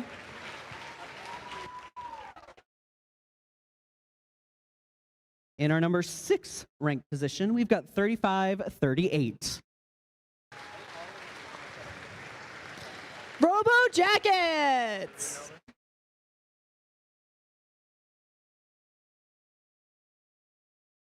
In our number 5th ranked position, we have 5712. Hemlock's Gray Matter.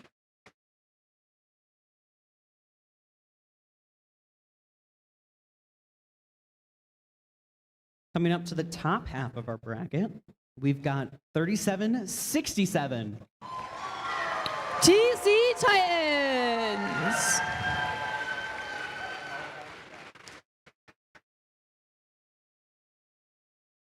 Ranked number 3, we've got 1506. Metal Muscle. In the number 2 ranked position, we have 33. The Killer Bees.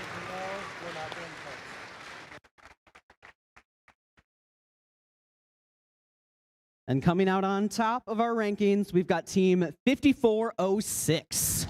Strike Zone.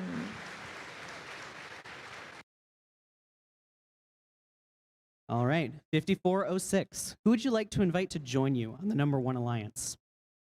Celtex, on behalf of our sponsors, John Deere Canada, HWCDSB, Triple M Solutions, ArcelorMittal Dofasco, Stryker, and Rev Robotics would like to invite Team 33. Team 33. The Killer Bees. Now you're in a position to captain your own alliance. This is your strategic choice. Would you like to accept this invitation, or would you prefer to captain your own alliance? Team 33 respectfully declines. That's all right. We're going to come back to 5406. All right. Who would you like to invite to join you on the number 1 alliance? We'd like to invite Team 5460. 5460.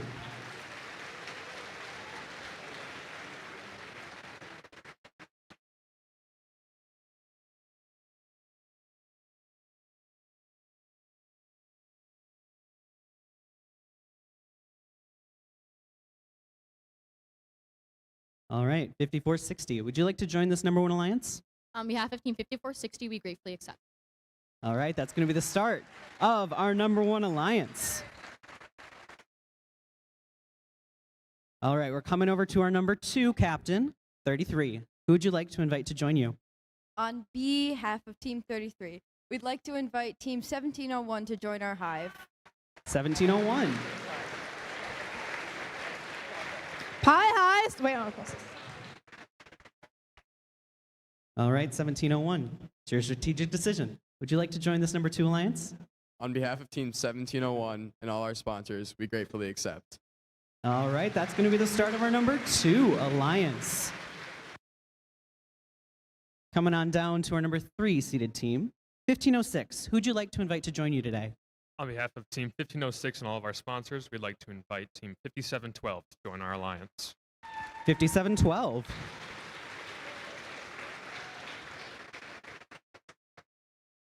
All right, you're in the position you could captain your own alliance if you choose. But what do you think of this invitation from our number three alliance captain? On behalf of 5712 and all of our sponsors, we love to shine with you in the playoffs.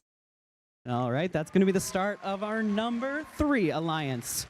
We're going to pull up our next ranked team into our number 8 captain position, and that's going to be 818.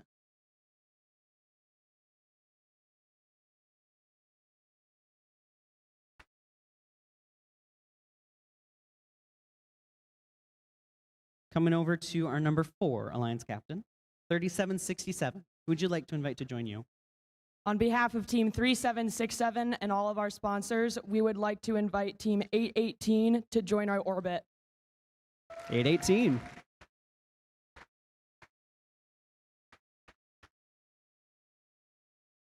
All right. Once again, you're in the position to be a captain if you choose. But what do you think of this invitation from Alliance Captain number 4? On behalf of Team 818, we respectfully decline. That's all right. We're going to give 3767 just a second. All right. Who would you like to invite to join you in the number 4 alliance? On behalf of Team 3767 and all of our sponsors, we would like to invite Team 3538 to join our orbit. 3538.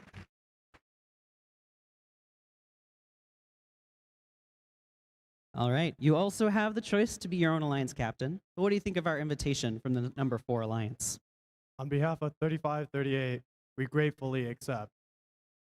All right. That's going to be the start of our number 4 alliance. We'll pull up our next ranked team, 7769.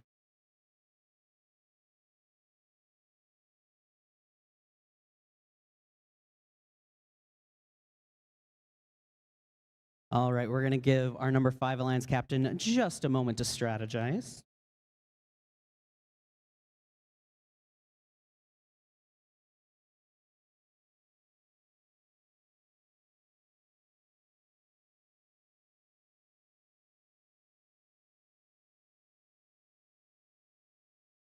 All right, 1076. Who would you like to invite to join you on the number 5 alliance? On behalf of Team 1076, we would like to invite Team 7769 to join our alliance. 7769.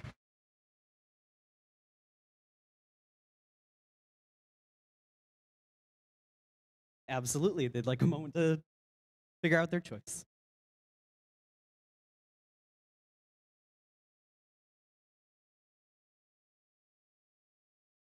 All right, 7769.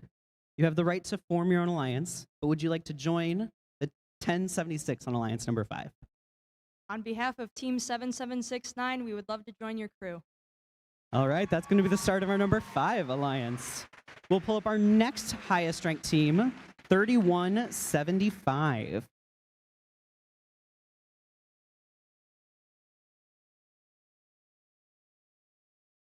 All right, coming over to 2851.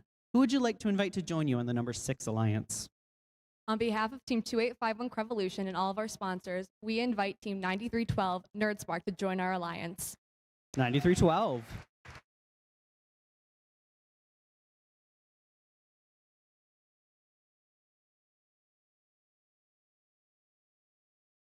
All right, 9312. Would you like to join Revolution on the number 6 alliance? On behalf of Team 9312 and all of our sponsors, we would love to nerd out with you. All right, that's going to be the start of our number 6 alliance. Moving right along, 818. Who would you like to invite to join you? On behalf of Team 818 and all of our sponsors, we'd like to invite Team 3175 to join our alliance. 3175. All right, would you like to join the number 7 alliance? On behalf of Team 3175, we gratefully accept. Excellent, the start of our number 7 alliance. We'll pull up our next highest ranked team, 302, and give them just a moment to figure out their first pick.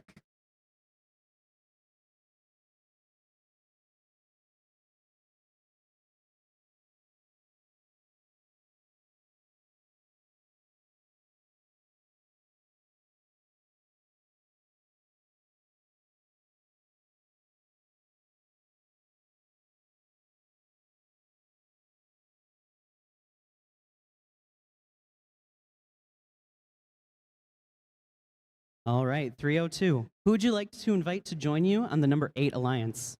On behalf of Team 302 and all of our sponsors, we would like to graciously accept Team 1684 to join our alliance. 1684. That's the Chimeras out of Lapeer. All right. Would you like to join this number 8 alliance? On behalf of Team 1684 and all of our sponsors, we gratefully accept. All right. That's going to be the start of our number 8 alliance. Now we'll give them just a moment to strategize together.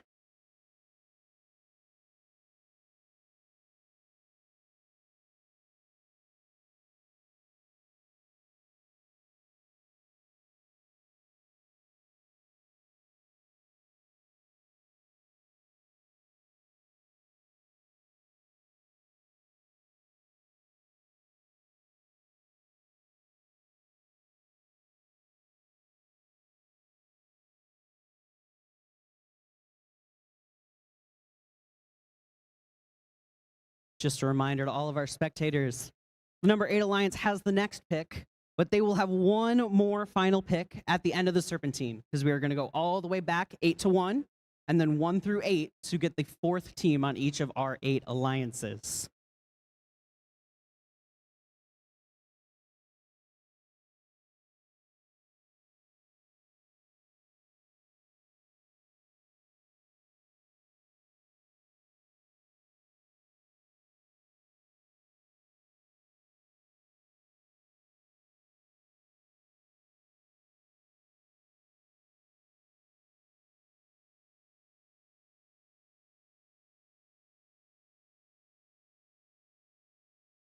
All right.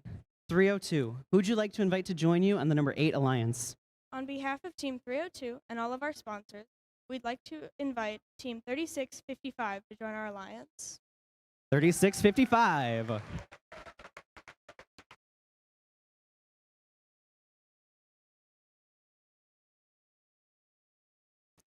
All right, 3655. Would you like to join our number 8 alliance? On behalf of 3655 and all of our sponsors, we gratefully accept. All right.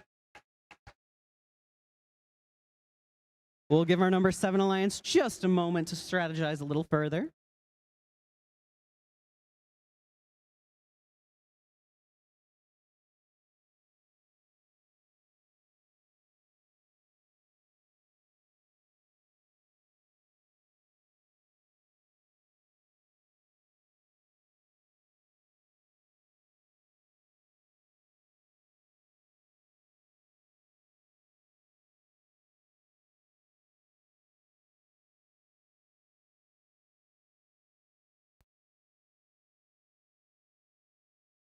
All right, 818. Who'd you like to invite to join you on the number 7 alliance? On behalf of Team 818 and our sponsors, we'd like to invite Team 469 to join our alliance. 469. That's Las Gorillas.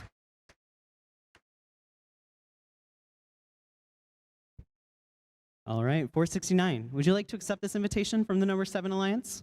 On behalf of Team 469 and all of our gracious sponsors, we would love to go bananas with you. All right, the next team on our number 7 alliance. All right, coming over to our number 6 alliance. Who'd you like to invite to join you? On behalf of Team 2851, and Team 9312. we invite Team 51 Wings of Fire to join our alliance. 51.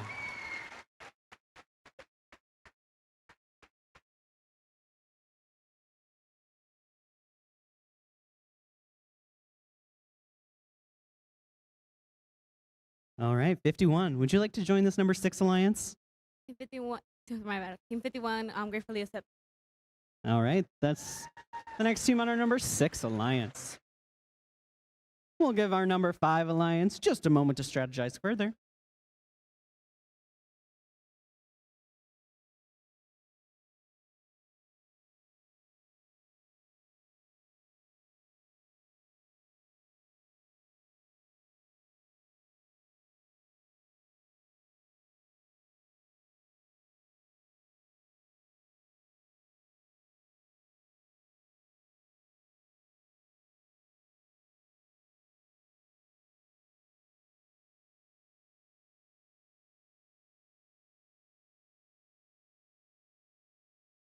All right, our number 5 alliance. Who would you like to invite to join you?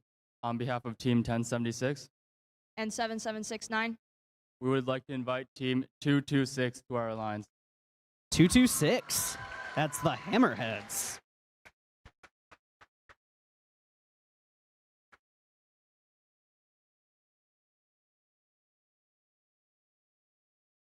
All right, 226. Would you like to join this number 5 alliance? On behalf of Team 226 and all of our generous sponsors, we gratefully accept. All right.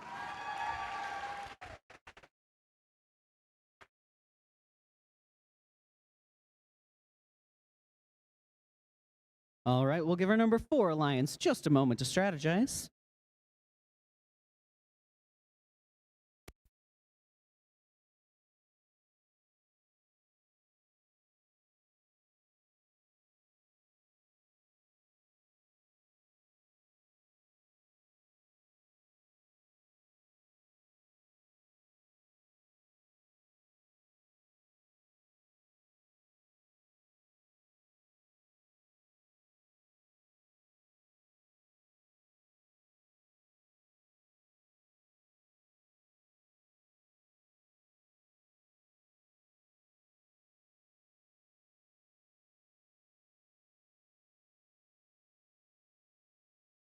All right, coming over to our number 4 alliance. Who would you like to invite to join you?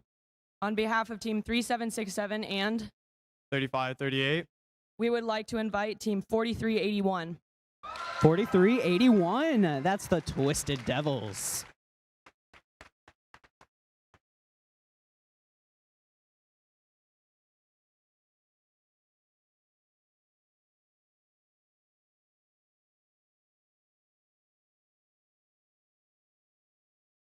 All right, 4381. Would you like to join this number 4 alliance? Math's hard. Number 4. On behalf of Team 4381 and all of our awesome sponsors, I'd be gratified to join this alliance. All right, that's our number 4 alliance. Okay, coming over to our number 3 alliance. Who would you like to invite to join you? On behalf of Team 1506 and 5712, we would like to invite Team 3641 to join our alliance. 3641, the Flying Toasters.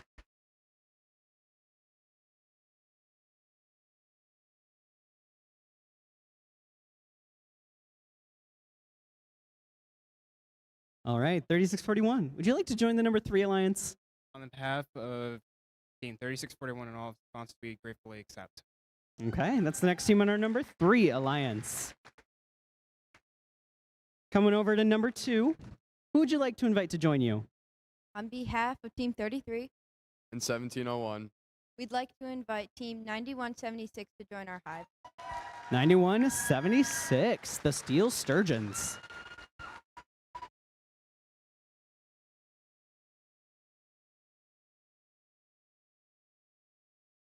All right, 9176. Would you like to join this number 2 alliance? On behalf of Team 9176 and all of our gracious sponsors, we gratefully accept. Excellent.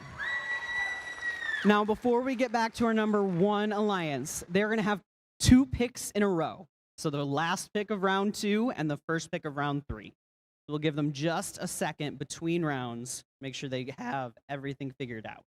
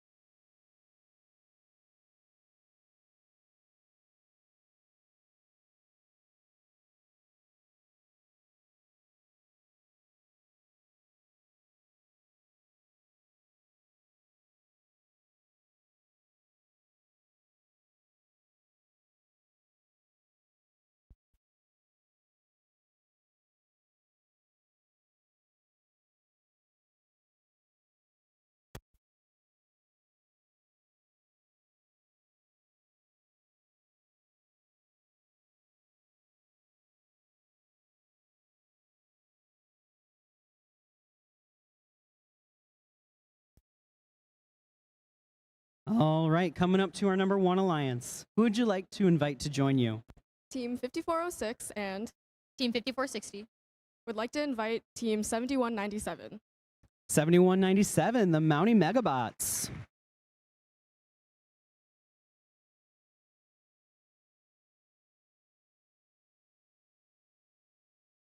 All right, 7197. Would you like to join our number 1 alliance? On behalf of Team 7197 and all of our sponsors, we gratefully accept. Excellent. That's the next robot on our number 1 alliance.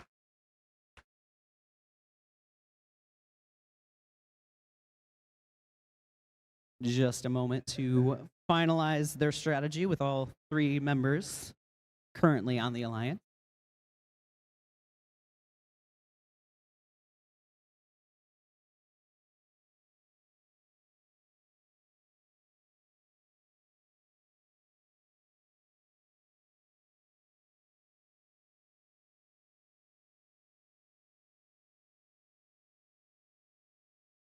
All right. For the first pick of round 3, number 1 alliance, who would you like to invite to join you? Team 5406 5460 7197 would like to invite Team 6078. 6078, the whole Robo Rams.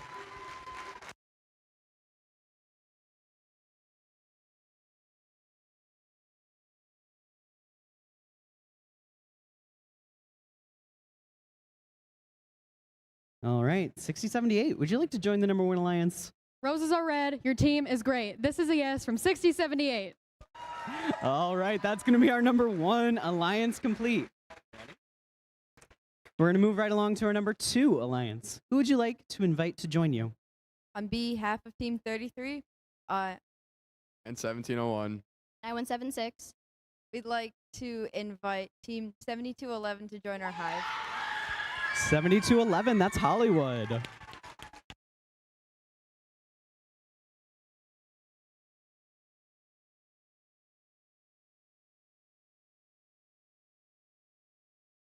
All right, 7211. Would you like to join this number 2 alliance?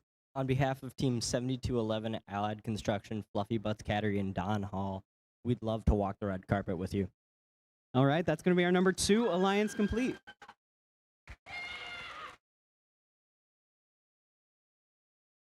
We're going to give our number 3 alliance just a moment to finish strategizing.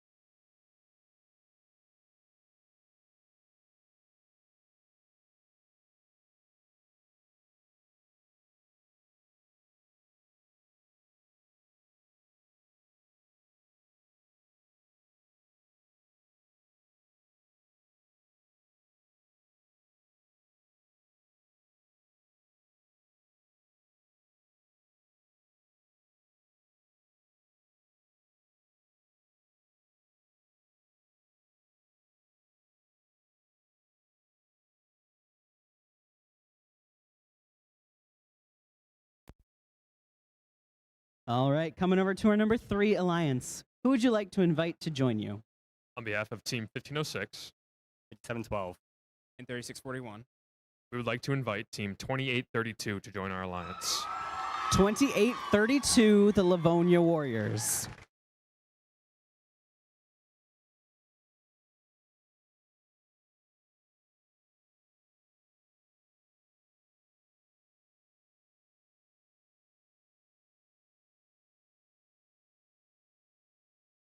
All right, 2832. Would you like to join our number 3 alliance? On behalf of Team 2832, Livonia Public Schools, Aishan, Bosch, and all our other sponsors, we gratefully accept. All right, that's going to be our number 3 alliance complete. We'll give our number 4 alliance just a moment to finish strategizing.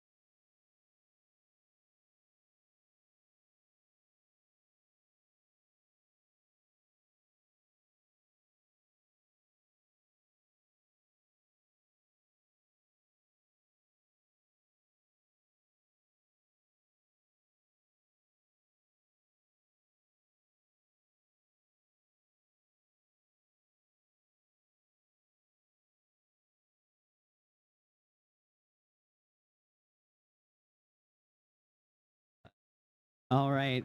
A reminder to all of our captains. So if you're wearing the captain's armbands, our head referee would like you to stick around after alliance selection is over just to briefly go over how our elimination playoff is going to go. If you are not a member of Drive Team and you're wearing the armband, switch out with someone who is on Drive Team because it's kind of important information for them to know. Thank you.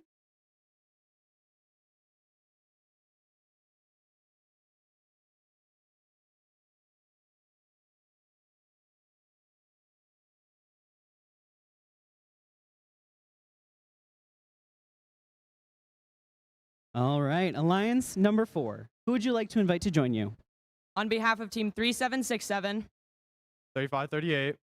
4381. we would like to invite Team 4810 to join our orbit. 4810, that's I Am a Robot.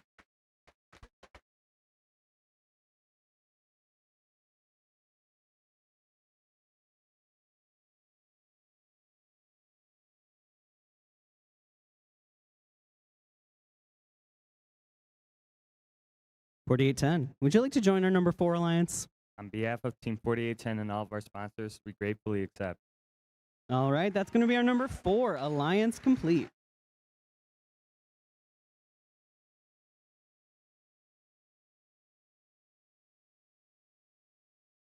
We're coming around to our number 5 alliance, who seem to have come to a decision. Who would you like to invite to join you? On behalf of Team 1076, Team 7769.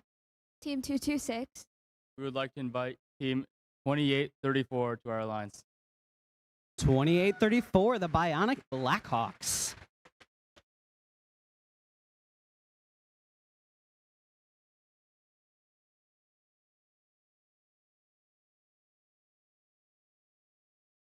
Would you like to join our number 5 alliance? On behalf of Team 2834 and all of our sponsors, and happy birthday, Kyle Peterson, we gratefully accept. All right, that's going to be our number 5 alliance complete. All right, our number 6 alliance is ready. Who would you like to invite to join you? On behalf of Team 2851, Team 9312, and Team 51, we invite Team 4926 Galactech to join our alliance. 4926.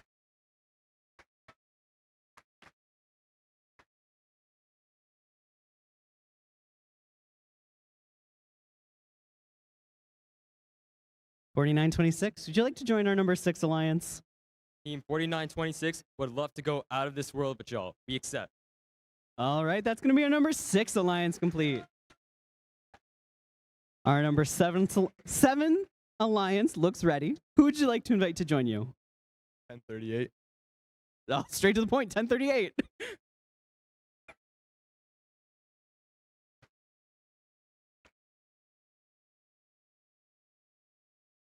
All right, 1038, would you like to join this number 7 alliance?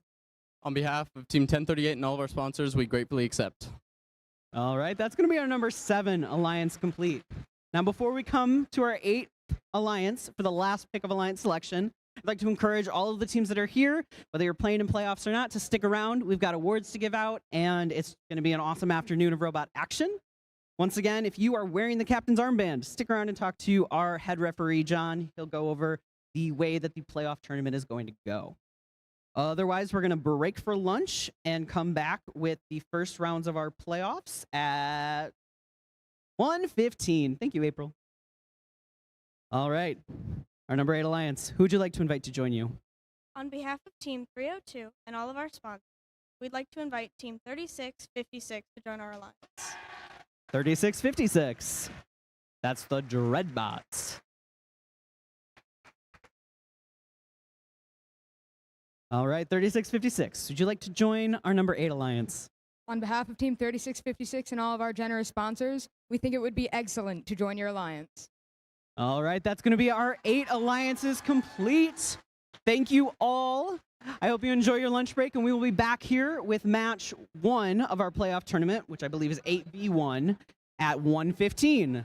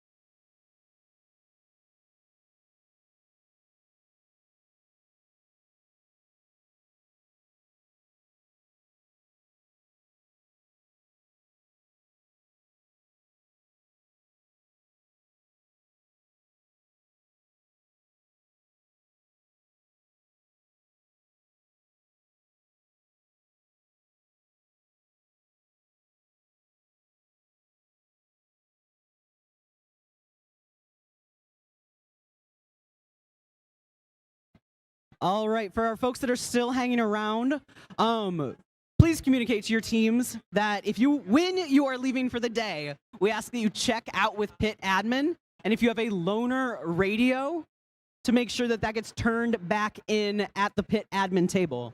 So before you leave for the day, unload all your stuff to your trailer, make sure you check out at pit admin. Thank you.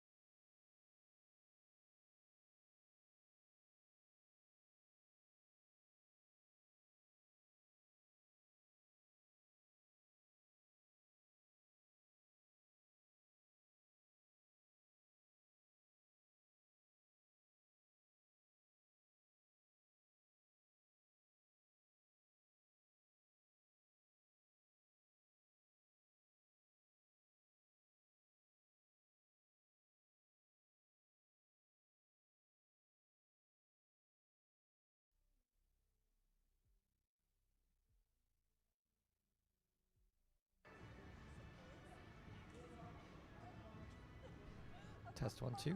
Test 1 2.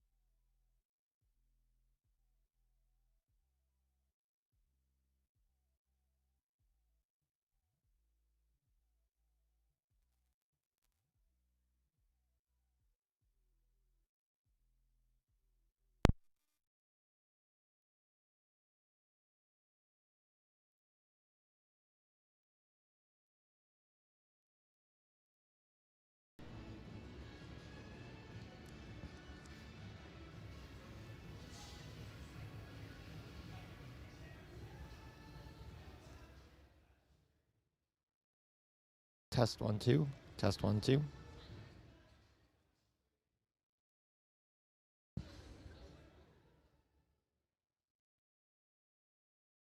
Test.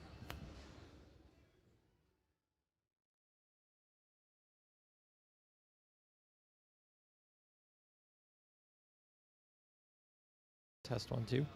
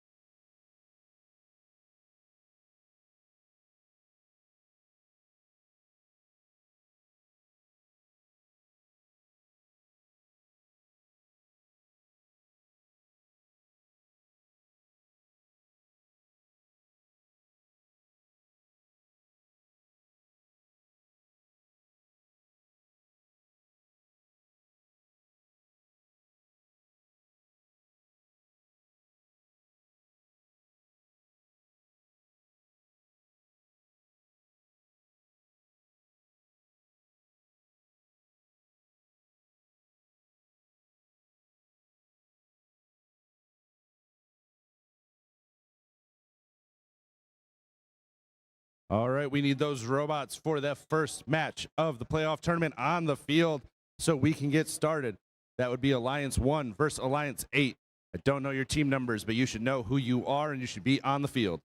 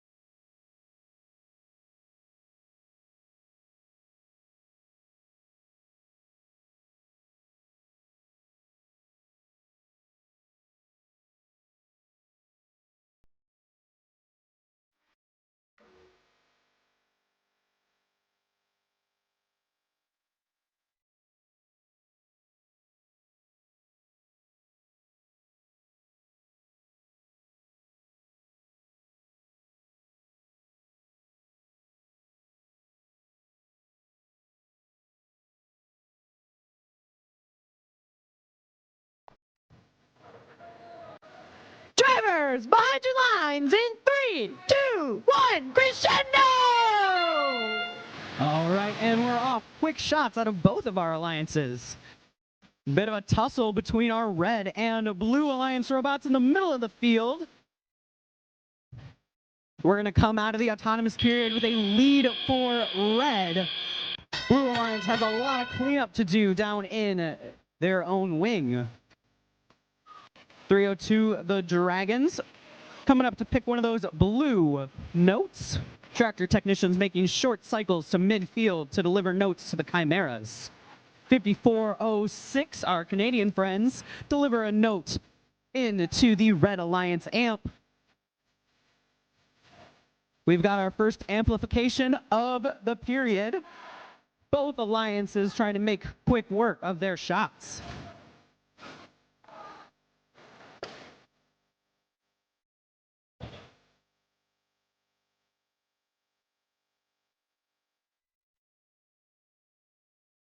$54.06, making quick work of those notes, making amp cycles with much proficiency.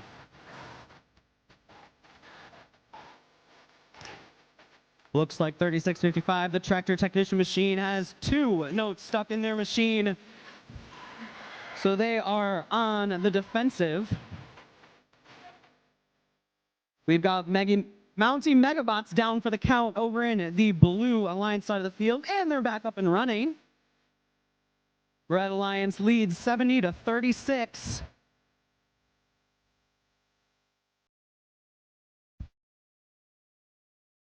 We're back to 6 robots cycling offensively, seeing what they can do with the 30 seconds left in this match.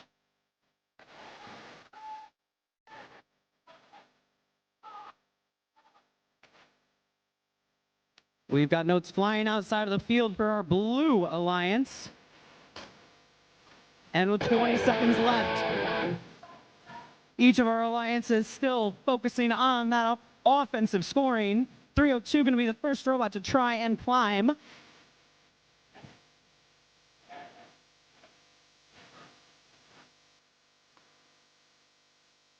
Final seconds of the match.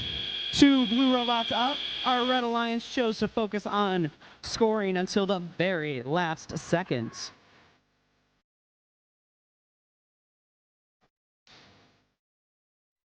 We're going to throw it up to our commentators table for an analysis of that match. Hello, Rainbow Rumble. My name is Adrienne Emerson, and I am here with Rob Jennings. It is Brat Summer, and there is nowhere else that I would rather be than right here at Rainbow Rumble talking to all of y'all today.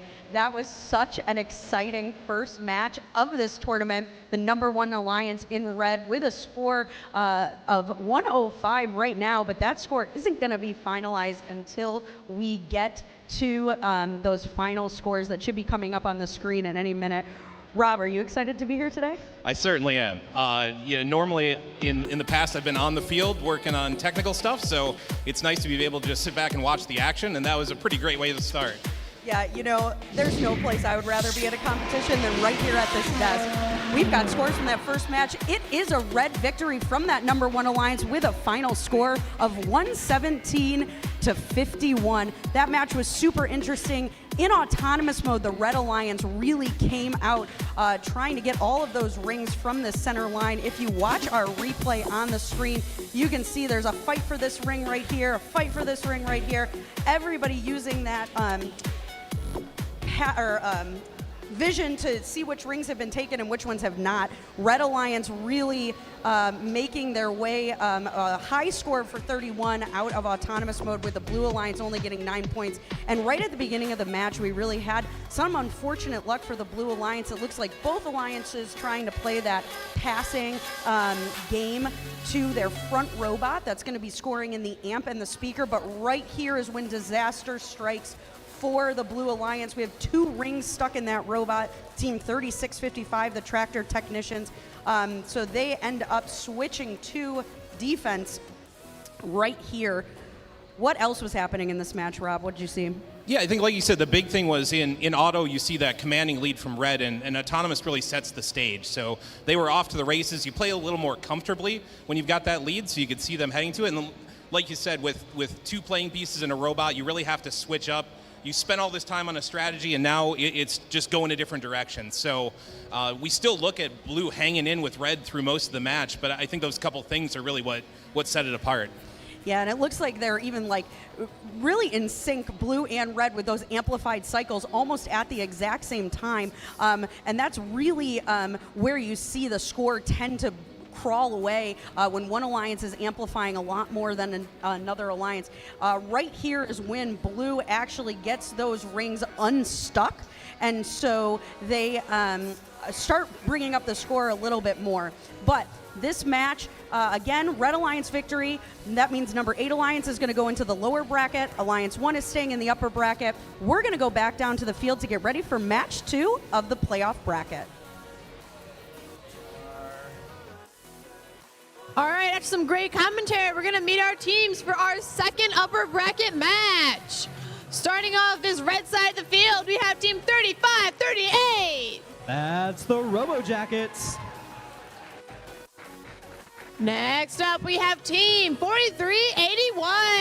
That's the Twisted Devils. And rounding off this alliance, we have team 3767. The TC Titans. They've also got 4810, I Am Robot. Over on this side of the field, starting off the blue alliance, we have team 1076. That's Pie High Samurai. Next up, we have their alliance partner. On the blue alliance, in blue, we have 226. That's the Hammerheads.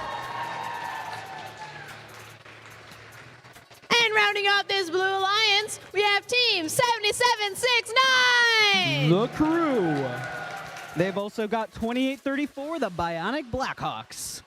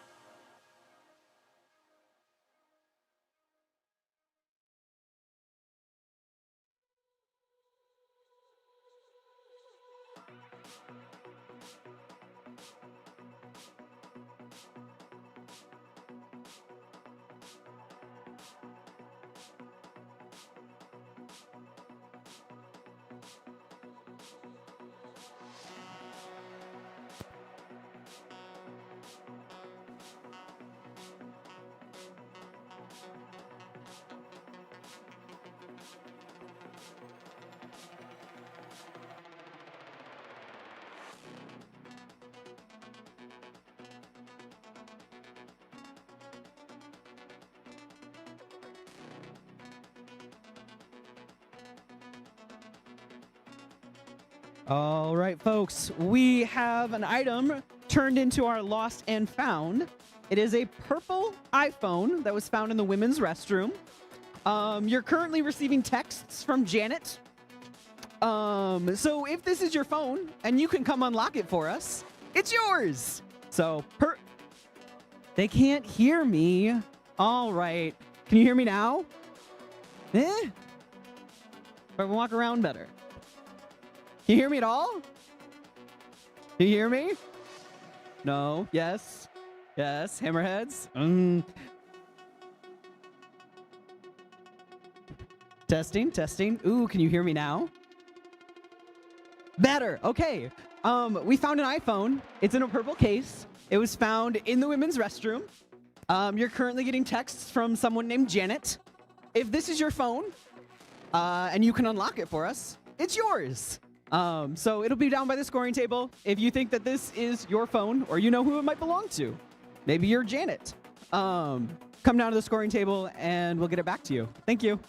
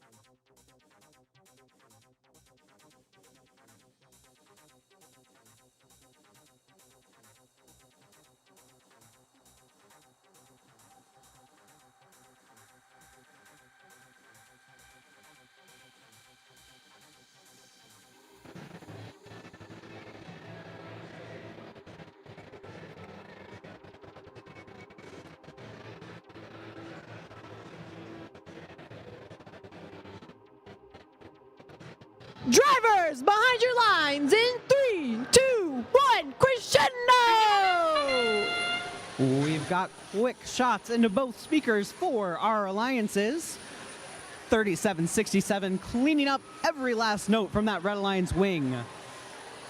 We've got a race for the middle and heavy collisions between our Blue Alliance robots in search of those notes. We are going to come out of the autonomous period with a 10-point advantage for the Blue Alliance. Meanwhile, 1076 Pi High Samurai slamming those notes down into the Blue Alliance amp. TC Titans trying to match their efforts on the red side of the field. Looks like they are pursuing that rainbow note bonus. The crew sailing across the field with a note in their possession. They're going to line themselves up with that subwoofer.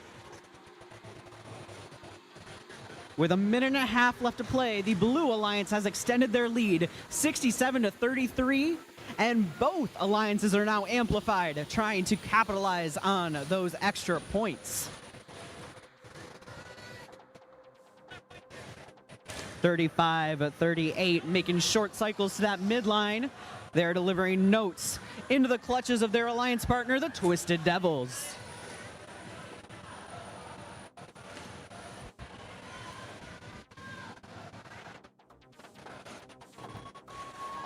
We are seeing very similar strategies out of these two alliances. We got one robot playing midfield, two robots cleaning up the mess. Less than a minute left to play. Blue Alliance leads 82-48.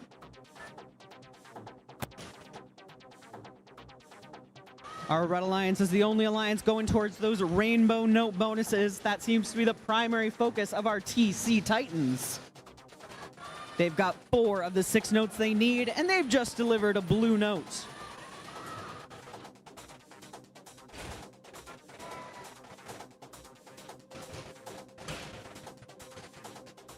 Now, all through qualifications, the rainbow note got you an extra ranking point. In the playoffs, it gives you 12 extra points. We'll see if that can close the gap between our two alliances. Robojacket's going to be first to go up for the climb. Coming just a bit short of that trap shot. 2 robots going to climb on blue.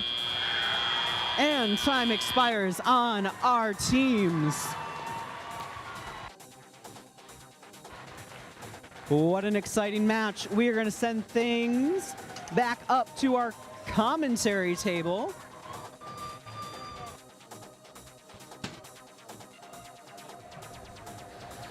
You know what's really awesome, Rob?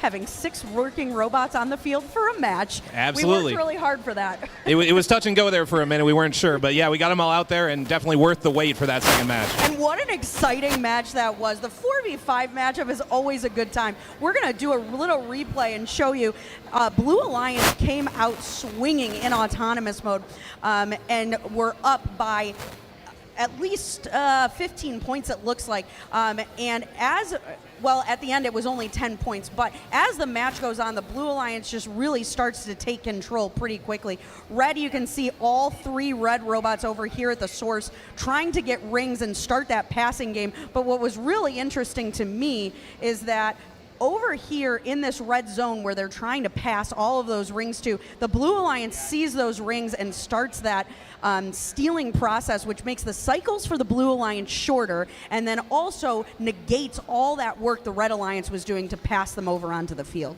Yeah, super smart play there. You're not only helping on defense and offense. It was really, I think, where they started to pull away was in that move. Absolutely. Yeah, you can see right now it's 30 points difference in the Red and Blue Alliance with 1:30 left in this match. And in the game of Crescendo, that is a pretty hard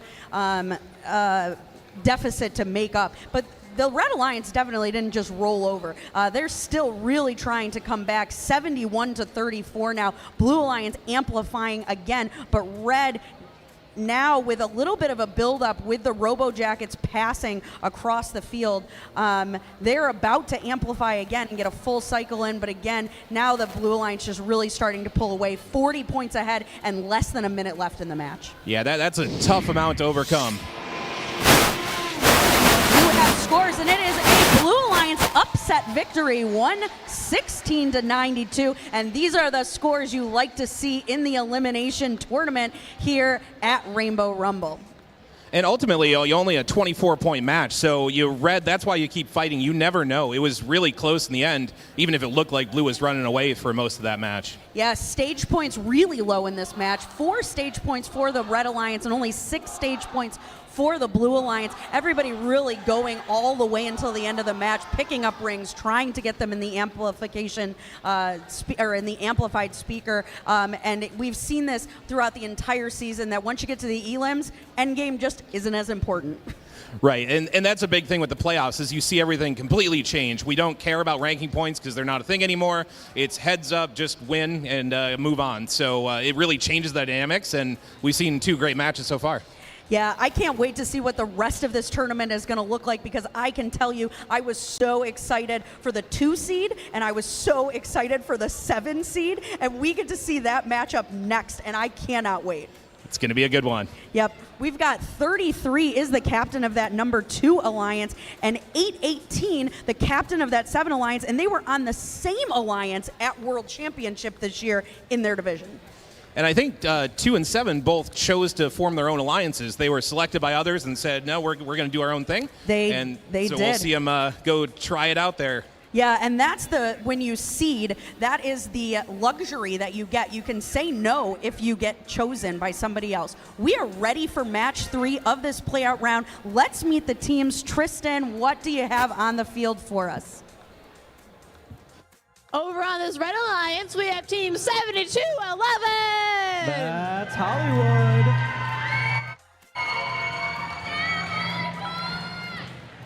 Next up, we have their alliance partner, Team 1701. That's the RoboCubs. And rounding off this Red Alliance, we have Team 33. That's the alliance captain, the Killer Bees. Starting off this Blue Alliance, we have Team 818. That's going to be the Steel Armadillo. Next up, we have their alliance partner, Team 3175. That's Night Vision. And finally, rounding off this Blue Alliance, we have Team 469. That's Las Gorillas.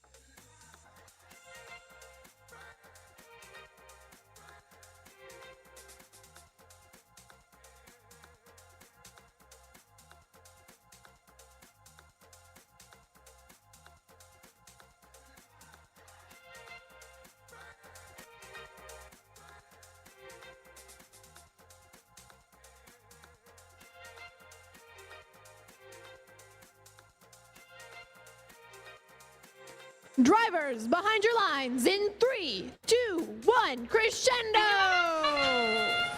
And we're off for this match of Alliance 2 v Alliance 7. 1701 steals a note out from under the Steel Armadillos, taking it back to score for the Red Alliance. Looks like we've got a tied game coming out of Autonomous, 36-36. Killer Bees making quick work of an amp note. 469 looks like they are going to play the long game in this match, delivering notes to the 2022 World Champion Night Vision.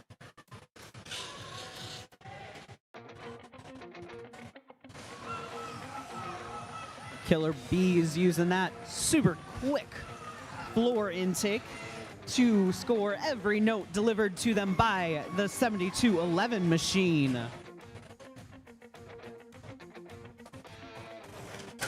Ooh, heavy collisions between 33 and 469. The source is a dangerous place to be on this field. That's where the robots are retrieving their notes from. It's been a tight match throughout. 67-65, slight advantage to the Red Alliance. 818 delivering 2 notes up high in quick succession.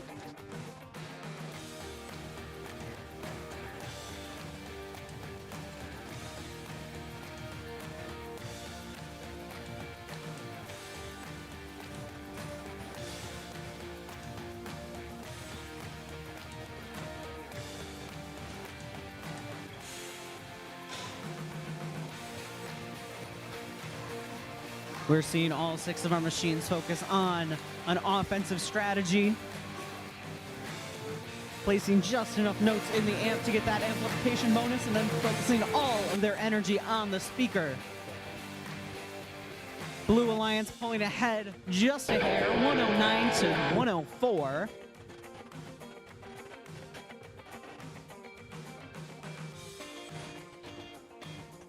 .469 lines up with the speaker for a last-second shot.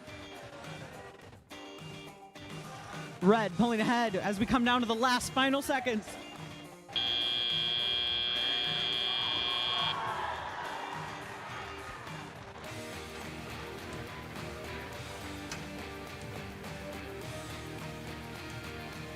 That's going to be a close one. We're going to wait on our scores, but let's head back up to our commentary table. Well, we said that was going to be an exciting match, but I don't think either one of us was prepared for just how close that match was. No, 2v7, you'd expect anything, but that was down to the wire. I mean, I don't know how that ended. Yeah, we're going to have to wait for the scores. I cannot predict. It looked like Blue might have had the advantage in endgame, but Red had the advantage in the real-time scoring, so it really could go in either direction. Once we get the scores for that, we're going to have to take a look at the replay because that match was crazy. I think with a minute left, it was a 1-point difference, and you don't see that normally even in the finals. Right, yeah, so that means either of these alliances is well stacked up to make a good run into the playoffs. So that was pretty awesome. 33 looked great in that match, playing the cleanup role in that front zone, looking like they were driving on vibes only every time they saw a ring anywhere in their zone, whether it was in their opponent's source or next to the speaker where their partners were passing it. They just, every time they saw a ring, it was inside their robot almost instantaneously. But Blue Alliance just really looked like they had a good rhythm down. None of them were ever in the same place at the same time. The cycles were really working out for them, and they just were really on top of things. Yeah, you didn't see a lot of alliance collisions or them running into each other, like you said. So it was well executed. We're sharing a mic now, so this is going to be fun. So we're still waiting on scores. I can't wait to see who wins. It looks like we got scores coming up on the screen right now. It's a Red Alliance victory. Alliance number 2 by 2 points coming out with the victory there. 123 to 125. That is a high score for this playoff round. Wow.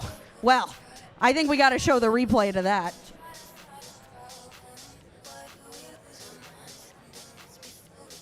All right, looks like we have the replay up on the screen right now. So we have 36-36 coming out of autonomous mode. Doesn't get much closer than that. Yeah, and like you said, you look at and you've got 6 robots spread all over the field, small collisions, but otherwise they're not getting in each other's way.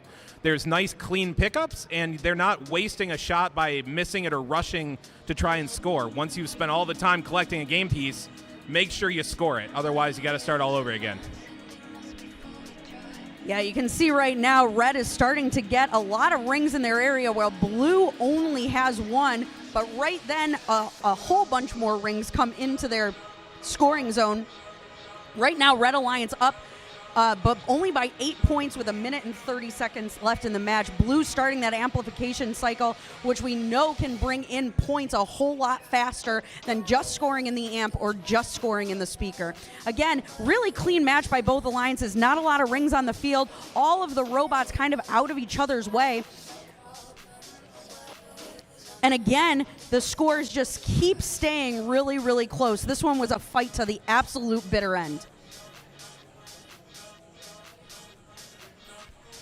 Yeah, there's really no notes here. I mean, that's clean play, and that makes it why they're so evenly matched. You've got 6 amazing robots here, all doing their part. They've figured out how to play together.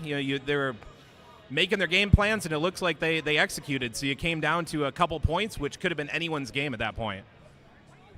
Yeah, and this is where it gets a little bit messy over here for the Blue Alliance. You've got 2 robots in that scoring zone, a couple rings miss, and that amplification cycle took a lot longer than the previous ones on that alliance. And even though they're ahead right now, that gave the Red Alliance the space that they needed to catch up, because they're like 10 points behind with only 20 seconds left in the match. Coming back from that in this game is pretty difficult. But Red Alliance does come out with the victory by only 2 points. They're staying in the upper bracket. Blue Alliance not out of this tournament. They are going to be a force to be reckoned with in that lower bracket. Let's head down to the field and get ready for match number 4.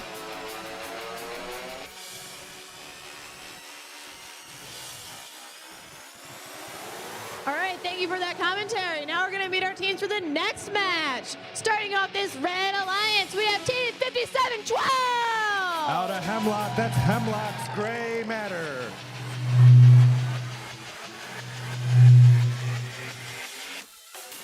Next up, we have Team 3641.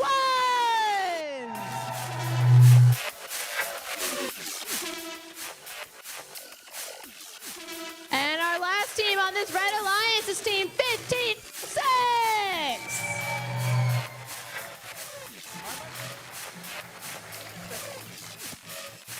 Starting off this Blue Alliance, we have Team 51.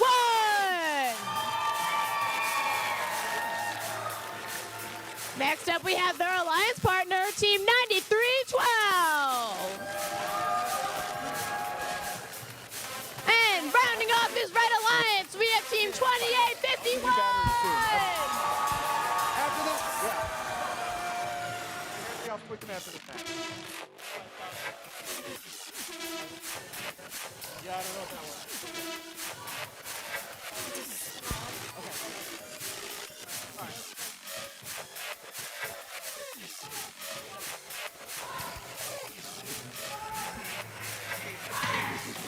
All right.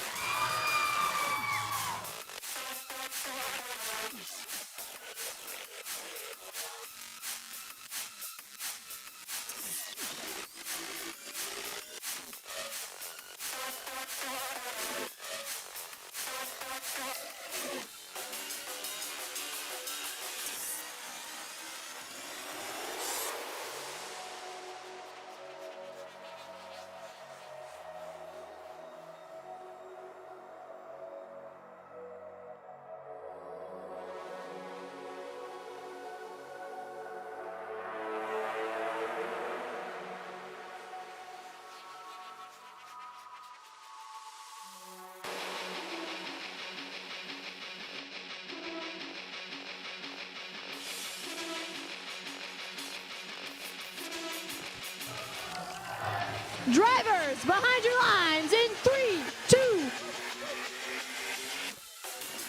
Stay behind your lines, please. Thank you.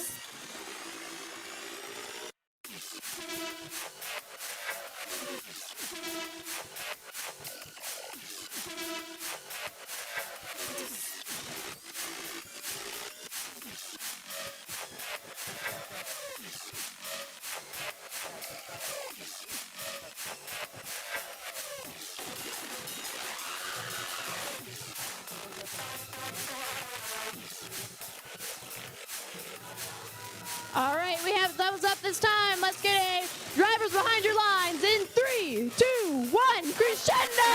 All right, away we go in upper bracket round 1, match 4. A lot of shots happening over on the red side of the field. 93-12 going for those contested notes in the center for blue. While Wings of Fire cleans up their side. Coming out of Autonomous, we have a tight one. Blue with a slight advantage, 31 to Red's 26. We'll see who plays it off in Teleop. Crevolution loading from the source. Looks like they may have gotten a note stuck. Quickly ejecting, reloading. Preparing short little lob shot. Looks like they may be trying to feed their partner 51. Nerd Spark 93-12 takes a long shot. Goes a little low. 51 with a shot in the goal. Blue has amplified their speaker. 51's going to try to take advantage of that with Nerd Spark not far behind. Crevolution, they dump a lot of notes in that amplified speaker, helping increase that lead 55 to 34.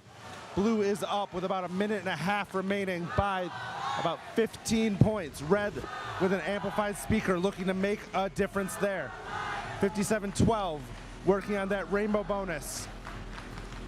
Looks like the Blue Alliance is foregoing the rainbow bonus in favor of more traditional gameplay. Metal Muscle lining up for a shot, goes low. Quickly reloading. Nerd Spark down on the blue side of the field, lining up for one of their long shots. Locked in little high off the border. Wings of Fire looks like they may be playing a bit of defense. Unclear if that's due to robot functionality or a strategic design choice. Metal Muscle going to midfield, grabbing a note as their partner Hemlock's Gray Matter has a colored note. Looks like the blue note in their possession. Blue with the slight lead as we enter the final 45 seconds of this match. Blue up 71 to Red 62. Red now has an amplified speaker though and is trying to make that gap go away.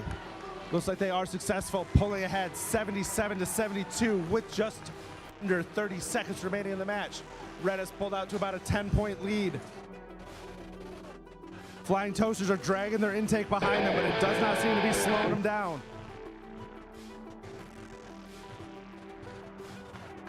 They appear to have some sort of secondary intake underneath their robot that's helping to account for that. 36-41, arms up, Hemlock up. Metal Muscle trying to climb with 2 seconds left. Blue, we've got Wings of Fire up. And we'll wait for our scores.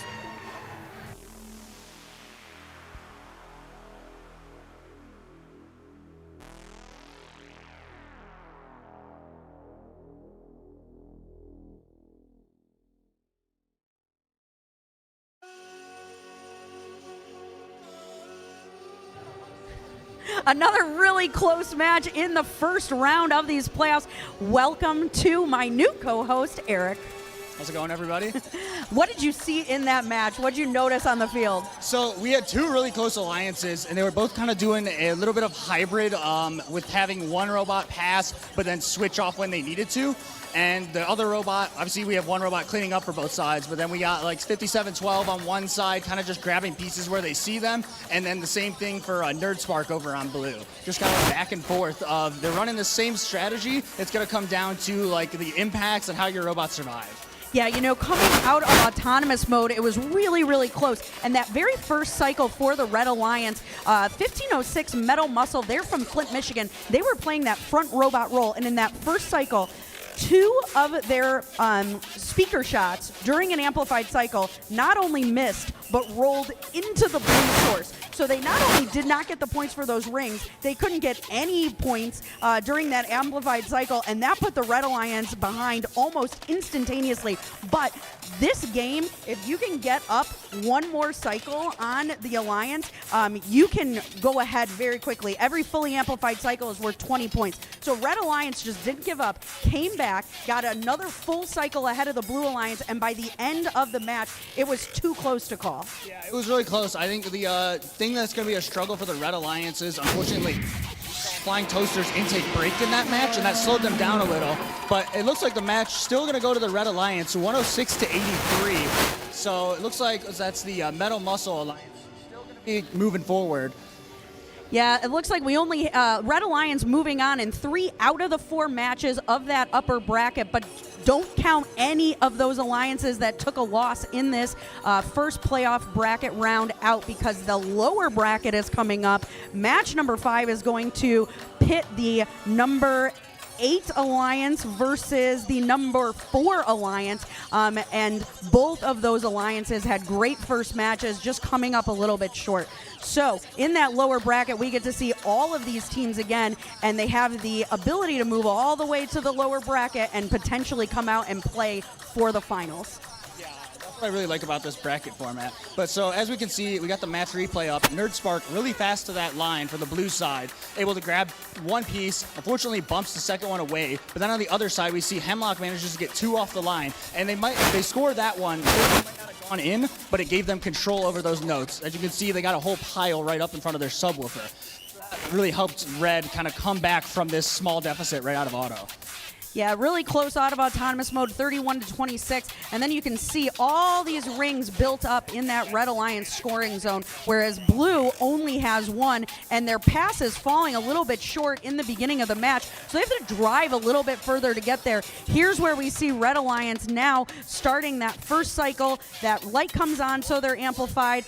And they already have 3 rings over here and scoring in the amp once again. Here's where that note comes out, goes all the way into the source. Blue Alliance takes advantage, picks that back up. Blue Alliance ahead now, but we know that Red Alliance comes crawling back the rest of this match. Looks like we're ready, though, on the field to play the next match of this playoff bracket. That's going to be match number 5, where we're going to see the number 8 Alliance versus the number 4 Alliance. All right, let's go ahead and meet our teams. In red, we have the number 8 Alliance. Starting us off, we've got 3655. That's the Tractor Technicians out of Mason. And the Alliance captain, 302. The Dragons out of Lake Orion. And let's hear it for 1684. The Chimeras from Lapeer. Over on the Blue Alliance, we've got 3767. TC Titans from Traverse City. Joining them, we've got 4381. That's the Twisted Devils from Richland. And let's hear it for 3538. The Robo Jackets from Auburn Hills.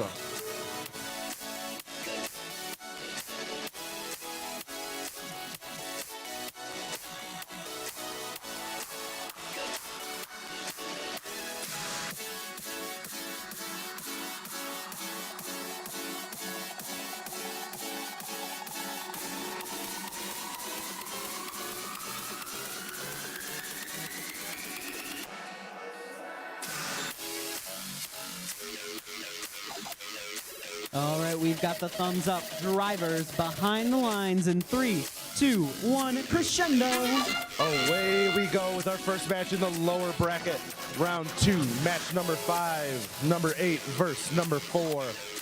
Blue Alliance looks like they're trying to clear out their side of the field. 4381, unable to shoot that disc in their possession.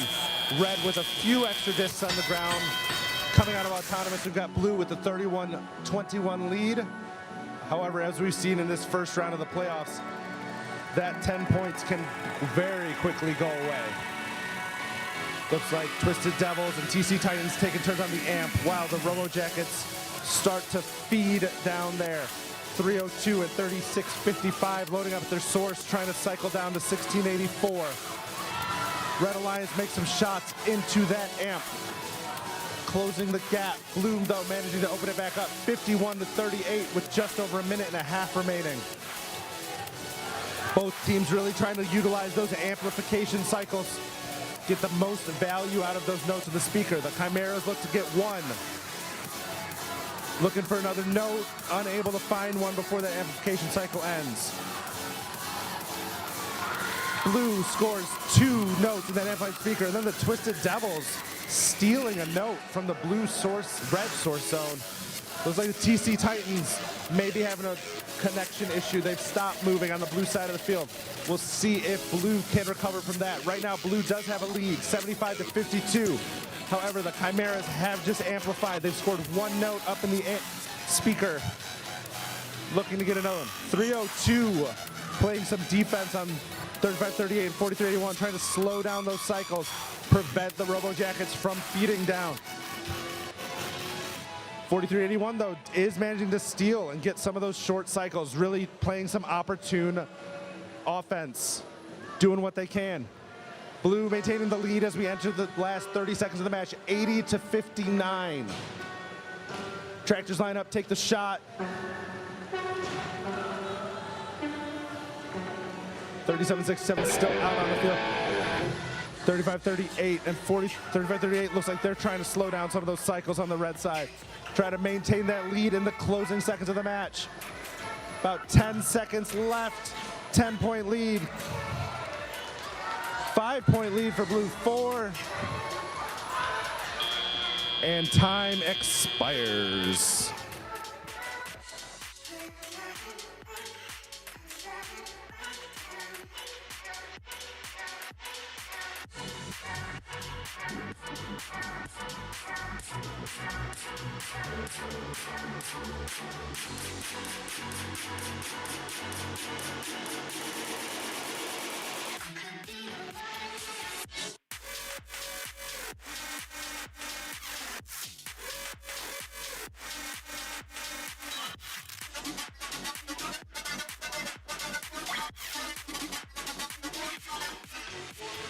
Well, I think everything that could go wrong in that match did go wrong. Eric, what did you see? Yeah, I saw a lot of hits, both sides having issues. Saw some broken intakes, some robots unfortunately losing connection, dying, whatever's going on there. Just a lot of different issues. And I hope that we can see like at least a really close score on that match. It seemed to be close towards the end, but just a lot of stuff going wrong in that match.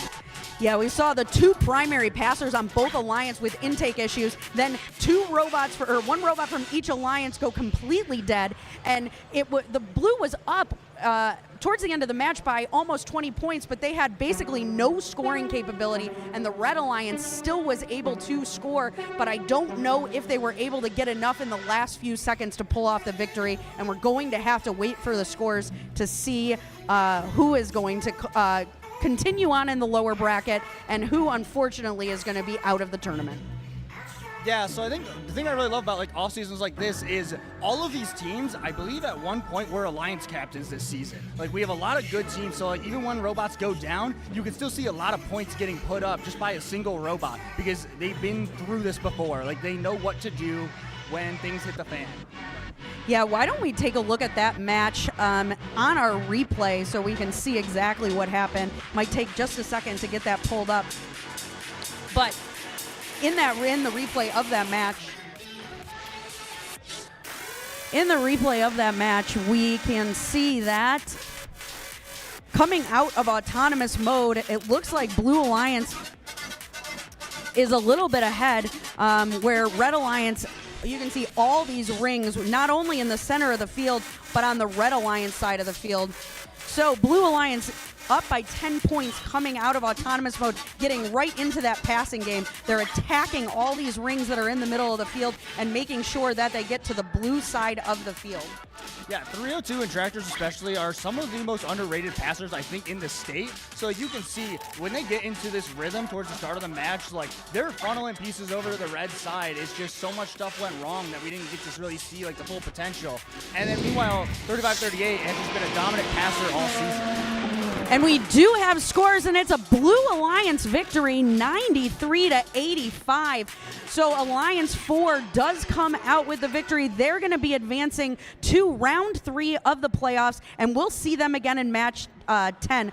Let's give it up for Alliance 8, though. Team 203, Team 1684, Team 3655, and Team 3656. Heading back into the replay, we have a minute and 30 seconds left in that match. Again, scores still really close. Both alliances amplified pretty much at the same time. But right now you can see that on the red side of the scoring field, there are a ton of rings, and on the blue side of the scoring field, there's almost nothing. Yeah, that just speaks to the volumes of how good 35-38 is at keeping their partners fed. They've been doing this all season, just constantly moving notes down the field, having their partners score them. And you can see right now there's like a 20-point difference, and right now Robo Jackets can't pick up a note. 302 is dead right here, and so now all of a sudden the whole alliance strategy has to change on both sides of the field. So you can see, look, all 4 working robots in the exact same part of the field right now. Nobody's scoring, and there's a 20-point difference with 30 seconds left in the match. So Red comes barreling over, putting rings in the amp, because you have to get those amplification cycles to actually get the points to make up a 20-point deficit. They scored this 1 ring not amplified, and that might have been the difference in the match. With only 20 seconds left, though, 20 points down. Blue basically doesn't have the ability to score anymore. They only have 1 functioning robot. Robo Jackets immediately goes to hang. Now, all of a sudden, there's only 10 points. Now 5 points separating these alliances, and Red just almost squeaks out the victory, but just didn't quite make it. Yeah, and I mean, that shows how experienced the Twisted Devils are. Like, as soon as TC Titans go down, Twisted Devils rotate back, take over that cleanup role, and just start trying to move as many pieces into either the amp or into the speaker. And meanwhile, 35-38, they shift to just playing defense on Tractor, since that's the most operational robot on that side of the field. They just really want to do everything in their power to slow down the point scoring for Red and give Twisted Devils the amount of time that they need to just get those pieces in the goal. So after that exciting match, we're going to match 6. We'll give you a little preview of that match before we head back down to the field. In match 6, we have the number 7 alliance that almost took out the number 2 alliance in that first, in match 3, I believe, of this playoff cycle. They were only separated by 2 points with the 2 highest scores of the playoff round so far. Yeah, A18 and 33, they're good friends. They teamed up together at States. Unfortunately, only made it to their division finals, but like, they know what each other are capable of. So they're going to bring everything to that matchup every time, because pride's on the line. When you're playing against your friends, you want to win. So they go all in on those matches, and they're like, what can we do to take advantage of the other team's weakness? And that really showed. Look how close that match was. We had a lot of powerhouses on both sides. Night Vision, incredibly underrated team, won champs in 2022. 1701, probably one of the best teams in the Metro Detroit area. 33 teamed up with them a few weeks ago at the Big Bang off-season competition, and they were able to win that together. So these are such team-ups that, like, these teams, they know each other really well, and they play together really well. Well, with that, it looks like we're ready to start back down on the field with match number 6 in the lower bracket. Let's take it down on the field for team introductions. All right, in red, let's hear for 469. That's Los Gorillas. Joining them, we got 3175. Night Vision out of Grosse Pointe. And 818. That's your Steel Armadillos from Warren. Over on the Blue Alliance, we got 51. That's the Wings of Fire from Pontiac. 9312. That's Nerd Spark out of Albion. And 2851. Crevolution from Sterling Heights.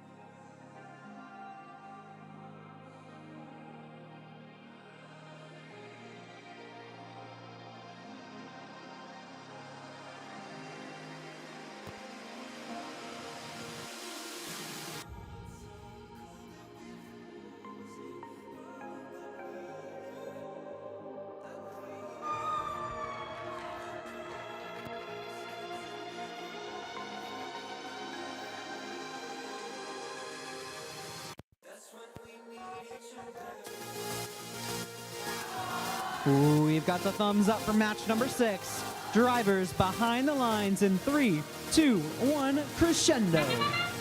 Away we go with our second match of the lower bracket. Match number 6 of this elimination tournament. Nerd Spark just a little bit faster than 469 to those center rings, able to fire shots low, but those rings do stay on their side of the field, which is an advantage because they can use them during teleop.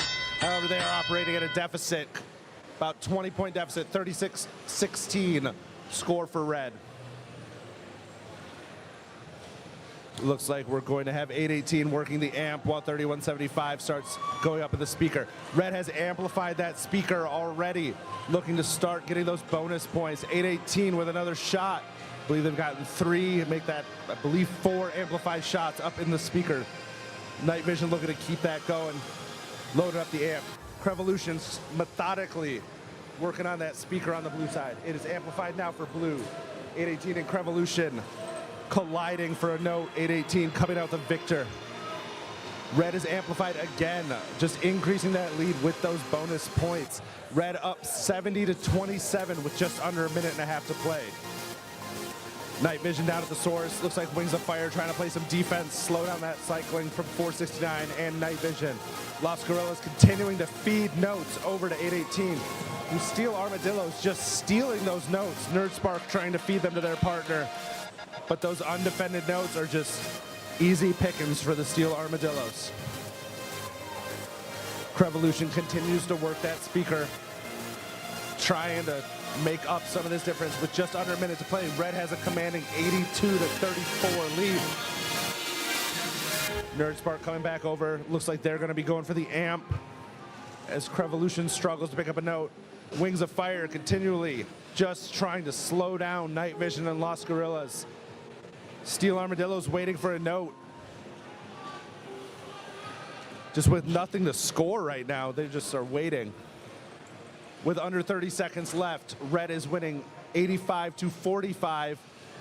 Red amplifies that speaker one more time, trying to just solidify where they are. That sound means we're under 20 seconds left to play. We'll see if anybody decides to go hang. 469's got a hook up. Looks like they're going to try.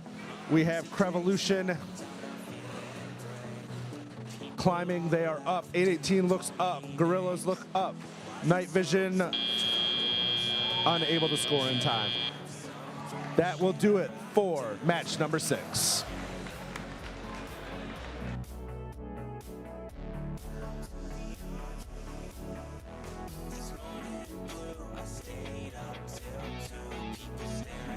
All right, let's throw it up to our commentary booth. Man, what a performance by the Red Alliance. Live score has them at 102 points. We'll see what the final score ends up to be. We're going to go ahead and take a look at the replay for that match because there was a lot going on. Yeah, I think we saw them up against Alliance 2 a little bit ago, holding their own, so not a surprise there. I think they started the damage in auto and just kept rolling along.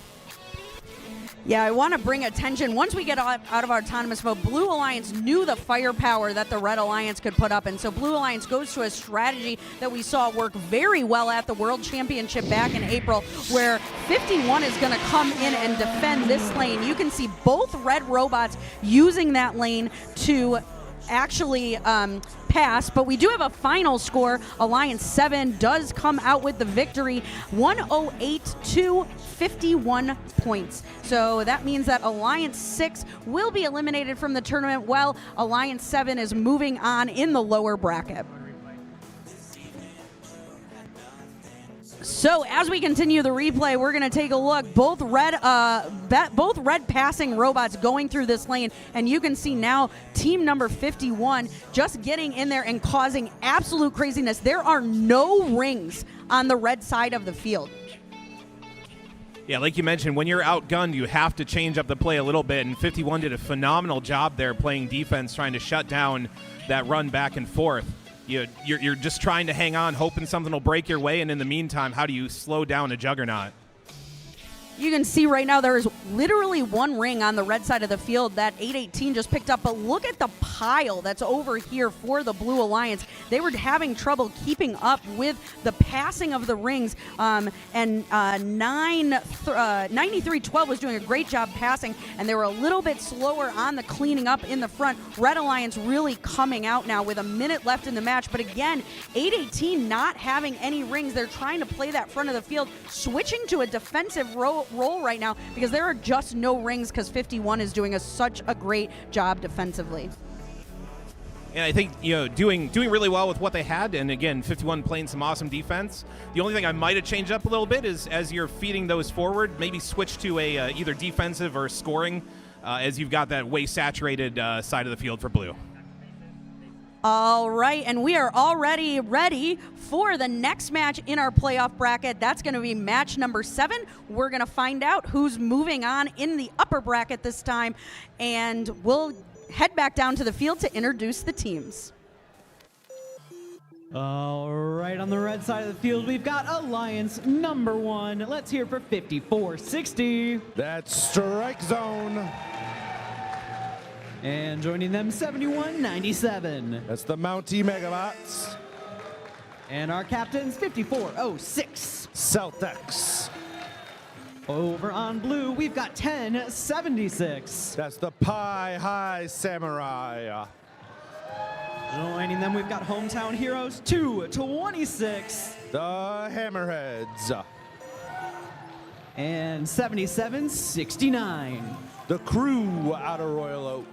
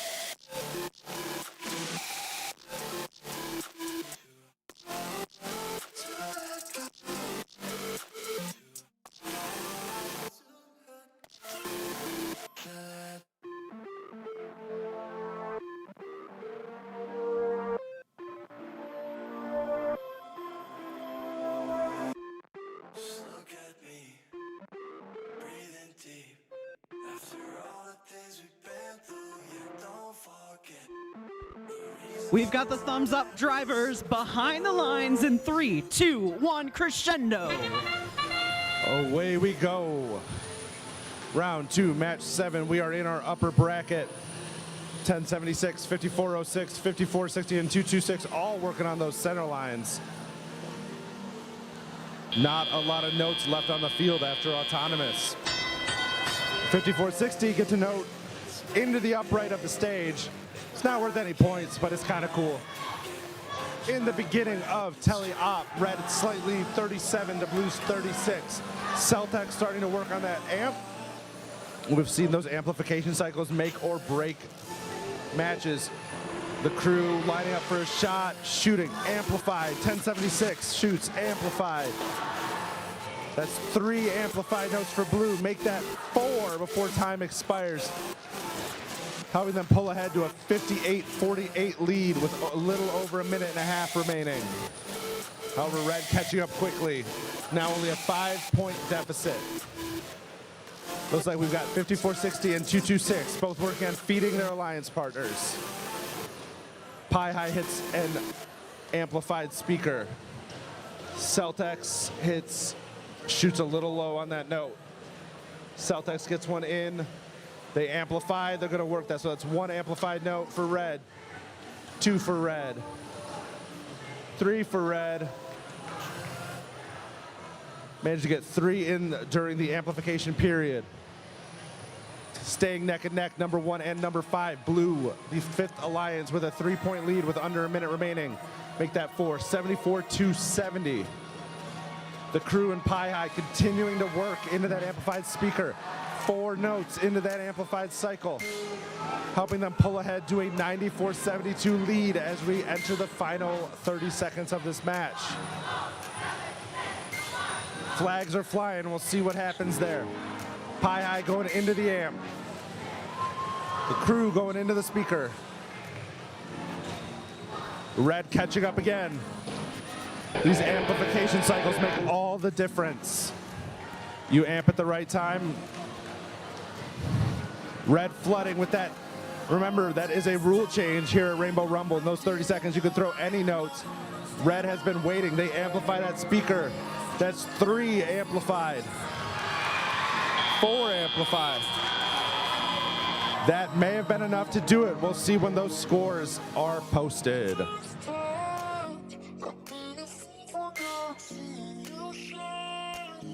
And we'll send things back up to our commentary desk. Alliance 1 versus Alliance 5, delivering another extremely exciting match. We still have to wait for scores to find out who is going to be moving on in the upper bracket and who's going to just move down to the lower bracket. Rob, what did you see in that match? A little bit of everything. That was crazy. I think there was action on both sides, a lot of good offense and defense, and started out a little sad with that one playing piece getting stuck in the truss, but made up for it after that. And it is a number 1 Red Alliance victory, 116-111. Yeah, I knew that was going to be close. 95 speaker points for the Red Alliance to the Blue Alliance is 91. Let me tell you, 1076 Pi High Samurai, I said at least 3 times during that match, they were the absolute GOAT of that Blue Alliance. They were stealing rings from the Red Alliance scoring zone. They were playing defense. They weren't getting penalties. I really thought Blue might have had a chance to come out on top. Yeah, they played it pretty clean. There were 1 or 2 that didn't go in the goal, maybe take another second or 2. You went to all the trouble to get the piece, line it up and put it in, but super efficient back and forth. And again, same thing we saw earlier, stealing pieces. 5-point game in playoffs with the spread of those alliances. It just speaks to how deep this event is, I think. It really does. Let's go ahead to the replay because I have to watch that match again. With 1 minute and 30 seconds left in the match, you can see that the score is virtually tied. And again, both alliances utilizing this passing strategy that we've seen a lot throughout the season. And you can see that the Red Alliance getting a nice buildup of rings here and 15 points behind, but the Blue Alliance just did an amplified cycle. Red is lining up for that amplified cycle, so sometimes the score looks a little bit more skewed than it actually is. Now Red's amplified. They have 4 rings over in this zone, so they can come up by 20 points with 1 minute left in the match. Yeah, make quick order there. Like you said, there's playing pieces lined up all over the place, so you can just run and shoot, and that deficit closed pretty quickly. Yeah, we didn't get to see the replay of autonomous mode, but you can see right here on the screen right now a ring that is stuck inside that truss. I believe that was Strike Zone in autonomous, shot that ring. Really unlucky, and I thought for a little bit that might have been the difference maker in the match. Luckily, it wasn't. Yeah, I haven't read the rules, but I'm pretty sure you get 0 points for the playing piece inside the truss. Yeah, you can score points in a lot of ways in this game. Just inside the truss is not one of them. Well, we can always petition for a rule change. I mean, this is an off season. We can do whatever we want, right? So Alliance, with 15 seconds left, Alliance 1 still behind on the live scoring. We do know that they did come back and win this match. Look at all of the rings that they have up here. That is crazy. Yeah, right near the end, you saw the human players just unloading on the field, and then it's kind of a free-for-all at that point. Yeah, Blue Alliance already over here in the end game. 2 robots hanging to the Red Robots 1. They were scoring all the way up into the end. A huge swing right at the end of that match. Looks like we are getting ready, though, for match number 8 of this playoff bracket. This, again, is going to pit together the two teams that are still in the upper bracket. So none of the teams in this next match are going to be eliminated from the tournament if they lose. They're just going to move down to the lower bracket. So I think we're ready to introduce the teams. Let's head back down to the field. All right, on the red side of the field, we have Alliance number 2. Let's meet our team starting with 7211. Out of Holly, that's Hollywood. Joining them, we have 1701. The RoboCubs. And our number 2 Alliance captain, 33. The Killer Bees. Down on the Blue Alliance, we've got 5712. Hemlock's Gray Matter. Our captain, 1506. Metal Muscle. And we're going to round out this alliance with 3641. That's the Flying Toasters.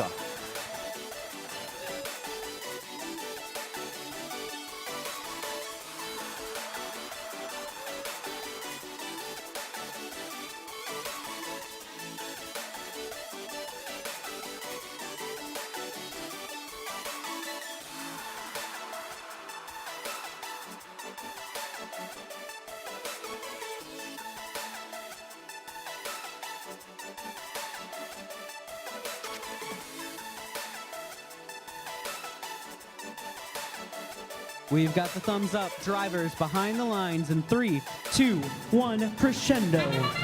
Away we go with our upper bracket round 2, match 8. 33 managing to beat the Toasters to that ring. Simultaneous shots from all 3 red robots into that speaker, giving them the lead coming out of Autonomous, 41-26 over that third alliance. But as we've seen all elimination tournament, these scores can change very quickly. 1701 feeding over the top of their stage, while 33 now shooting into an amplified speaker, trying to make the most. They've got 1 shot in, 2 shots in, trying to get a 3rd shot. There isn't. Blue working on their own amplified speaker. We've got Hemlock looking to aim, shoot up, that's 5 points. Red maintaining a slight lead, 65-46. We see the Killer Bees working. They've already amplified that speaker again, thanks to those notes being fed to them by the RoboCubs and Hollywood. Seems like the Red Alliance is utilizing a double feeder strategy, leaving 33 as the only scoring robot. Does not seem to be slowing them down at all. Down on the blue side, we've got Hemlock scoring into their amp, working to get their speaker ready to be amplified. They're being fed by Alliance partner 1506, while it looks like the Flying Toasters are running full field cycles, swerving around Hollywood, getting ready to shoot into that amplified blue speaker. Hollywood and RoboCubs are leaving the Bees with an ample supply of notes as they try to work. That's 1 up. They work to keep this lead as the sole scoring robot on the Red Alliance right now. Metal Muscle and the Flying Toasters both continuing to shoot. Hollywood looking like they're trying to cause some congestion midfield, just trying to slow down the Blue Alliance so Red can maintain that lead.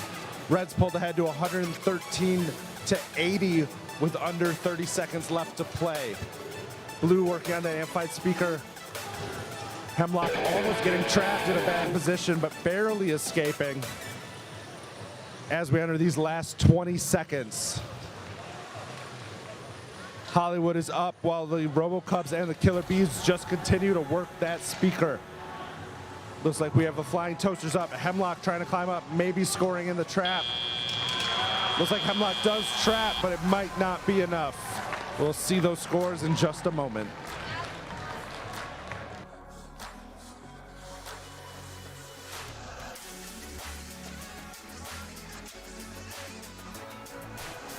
All right, joining me on the desk now from First Mexico, it is Lino, but we're both in hashtag Team Texas now. Hey guys, how's it going? I think we just had a really exciting match where the Red Alliance and Blue Alliance both executed their consistent strategies. However, after seeing the match, we can see the Red Alliance definitely has a huge lead so far during this match. Yeah, you know, I just kept saying up here while I was watching the match, it was like easy work for the Red Alliance. They just looked like they were absolutely in a groove. The Bees playing that front robot up there, and they had more rings than they knew what to do with most of the match.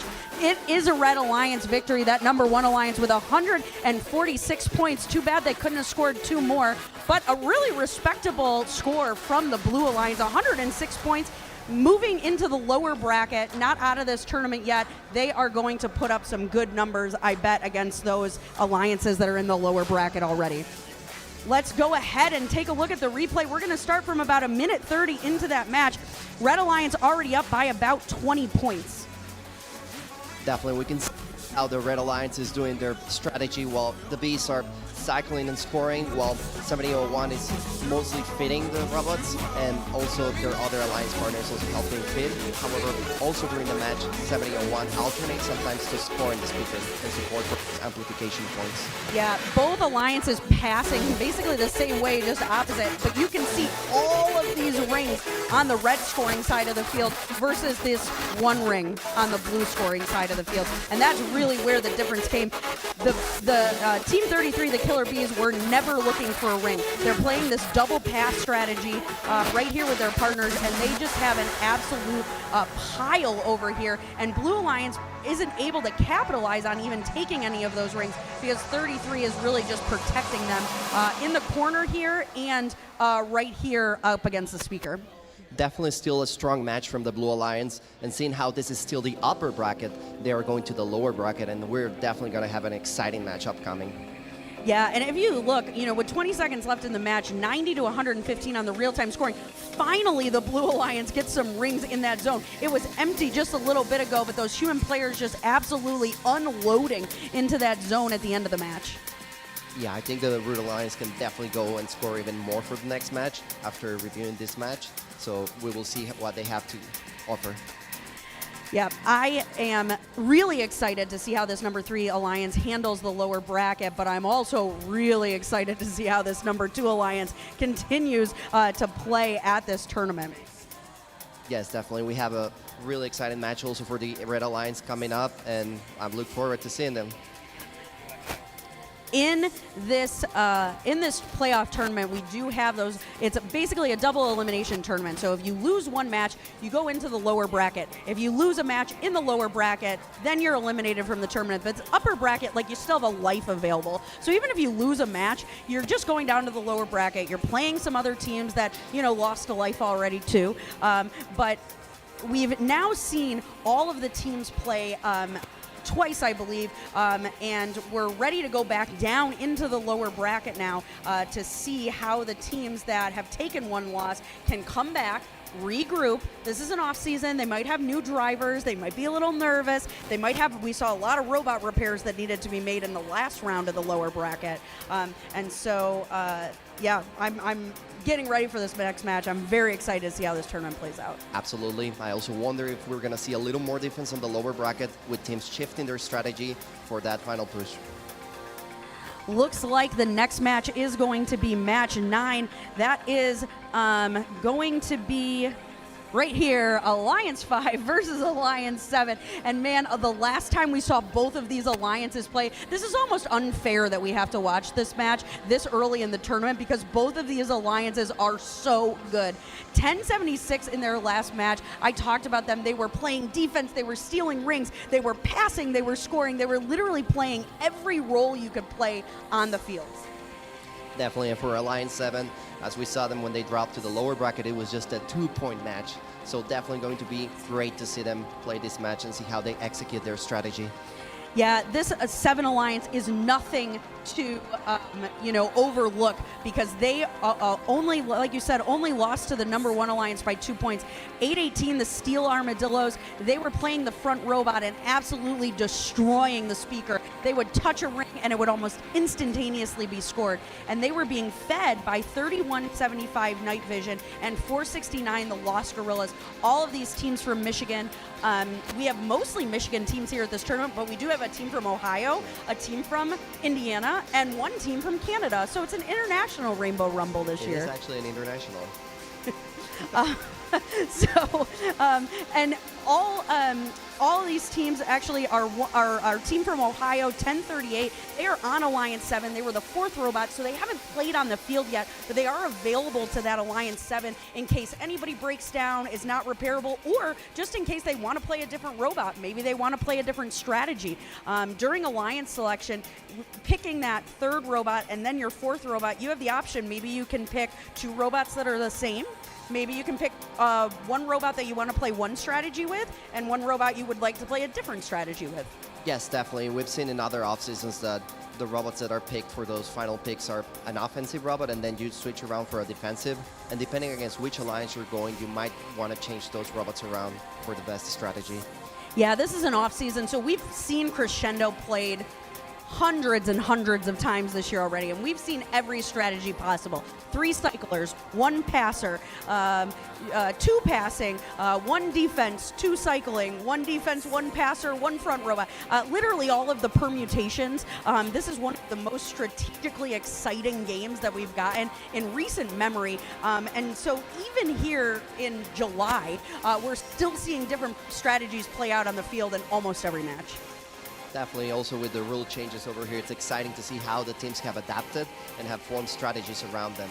So I am looking forward to see how the teams change their strategies as we go deeper into this playoff run. Yeah, and you know, what's really exciting about being in Michigan is that all of these teams have played so many matches this year. They've played so many times with and against each other that Alliance 5 versus Alliance 7 is almost as exciting as Alliance 1 versus Alliance 2. Definitely, I've been watching the matches down in the chairs with the judges, and we are all over excitement. Just every match, we don't know what's going to happen. They've been really unpredictable, yet all the teams seem strong. Well, we're going to head back down to the field. It's match number 9 of the playoff tournament, usually one of the best matches of the tournament. Let's take it down to the field and meet these teams.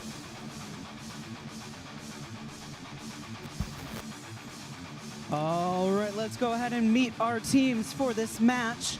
On the Red Alliance, we've got Alliance number 5. Let's make some noise for 7769. That's the crew. All the way from Troy, we got 226. The Hammerheads. And we've got our captain, 1076. That's the Pie High Samurai. Coming on down to our blue alliance, we've got 818. That's the Steel Armadillos. Joining them, we've got 3175. Night Vision. And let's hear it for 469. Los Gorillas.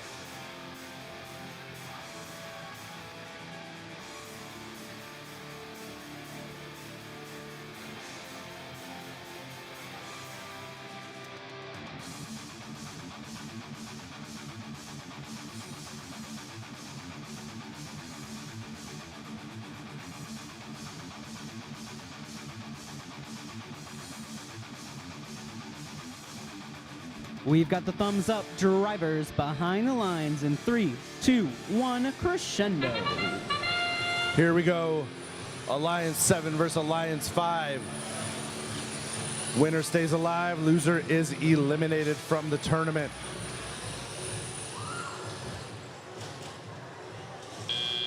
$31.75 with a real high note there at the end. Red coming out of Auton with a 10-point lead, 36-26. Pie High getting trapped in an unfortunate position down in the blue amp zone. Looks like we've got sort of our standard play we've seen from both of these alliances. Lost Gorillas are going to be feeding 3175 and 818 are going to be working on those amp cycles. Down on red, Pie High is going to shoot into an amplified speaker, waiting for notes from their partner 226. Red working on maintaining the slightest of leads, 53-49. Blue doing everything they can to get rid of that. 818 with a note stuck on their upright. That is unfortunate. If they can't get that unjammed, they are going to be out of commission in the scoring side of things. While they were on getting it out, they are moving to cause some interference with 226 and 7769. 3175 has some things sticking out of their intake. Unfortunate series of events here on the Blue Alliance. We'll see if they're able to maintain. They are trying, they're staying in this. They're down 1 point, make that 2. Red with a 67 tie with a minute left. Red with an amplified speaker, Pie High with a shot and a miss up high. 818 holding them back, unable to use that amplified speaker. 818 does also get that note unjammed, puts them back in commission. Just in the nick of time with that amplified speaker. Red leads 83-74 with about 30 seconds remaining. Pie High continuing to fill that speaker.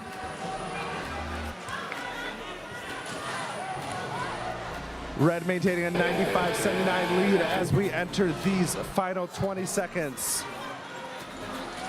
Amplified speaker for Red. Pie High gets one up. Pie High gets another one. 226 is up. Blue looks like they've got some robots attempting to climb, but it may be too little, too late as time expires.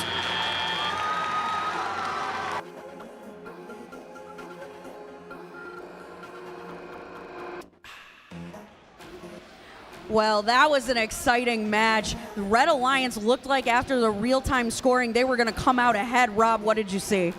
Yeah, another one that was pretty close. There are a couple things we saw 818 get hung up with one of the rings multiple times, which may have been the difference. They were neck and neck up until that point, I think. Yeah, 818 got slowed up on 2 of their cycles because a ring got caught on their elevator, and they were able to get it off both times, but it just took time. It got them out of their rhythm, and both of those times the Red Alliance really started to pull away at that point in the match. Yeah, sadly, I've been in that position on the field. It seems pretty trivial, but something goes not according to plan, and it can really just throw off the rhythm of everything going on. Yep, we do have scores, and it is a Red Alliance victory, 121-81. Alliance 5 moving on into the tournament, and Alliance 7 unfortunately eliminated from this tournament, but a great set of matches played by that Alliance throughout this playoffs. Yeah, the score might show 33 points differential, but I don't think the match is really reflective of that. It was really close up until that end. Yeah, we do have a replay of the match that we're going to watch and see where things might have gotten a little sticky for the Blue Alliance. Actually, in autonomous mode, it looked really close, all of the rings coming off that line, and actually Blue came away with a few more rings than Red did, but you can see on the field right now all of these missed rings in autonomous. So playing from that deficit is always pretty difficult. Yeah, you're playing 10 points down, and it could have been a swing the other way if a couple more of those had just gone their direction. Yeah, and I did notice, too, that 3175 came in with a ring at the last second of autonomous mode, and not only did it miss, but it went out of the field, and that ring doesn't come back in. So now they don't score it in autonomous mode, and then also it's not waiting for them on the field to be scored in teleop, so that always creates a little bit of a problem. You can see right now, scores really, really close. Field's pretty much empty, both teams employing that passing strategy, and here's that first ring that gets stuck on 818. Yeah, good cadence up until then, and once you get it hung up, there's not much you can do. They were able to shake it, but you can see it's taking time off the clock and definitely disrupting the plan. Yeah, and it didn't get them, because that happened, they didn't get that full amplification cycle. And so you're giving up 5 points for every ring that you don't make in that amplification cycle. Yep, you see they're able to clear it, but again, that wasn't the plan, and all of a sudden you're playing against your playbook, which is going to rattle you a little bit. But even that, they're still only 6 behind at this point. Yep, a minute left to go, only 2 behind now. And again, Blue Alliance just passing, and here's that second note now. And that's when the Red Alliance really starts to pull away. Well, it looks like we are ready to go to match 10, which is, again, in the lower bracket. So we are going to be watching 2 teams trying to fend off elimination from this tournament. Looks like we're ready on the field to begin introductions, so let's take it back down and see who comes out on top in match number 10. Let's go ahead and meet our teams one more time. Starting us off on red, we got 36-41. The Flying Toasters. Our Red Alliance captain, 1506. Metal Muscle.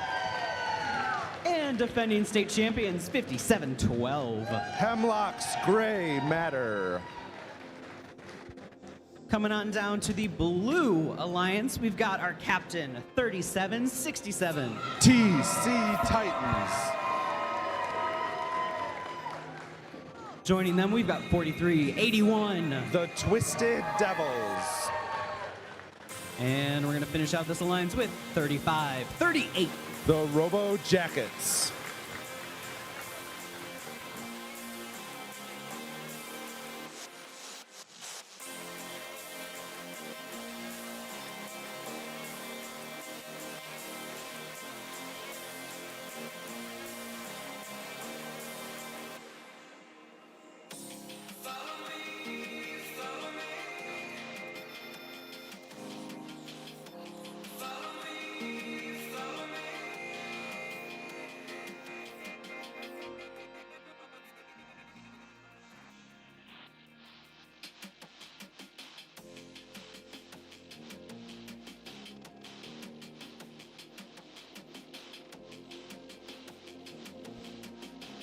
All right, we've got the thumbs up. Drivers behind the lines in 3, 2, 1, crescendo.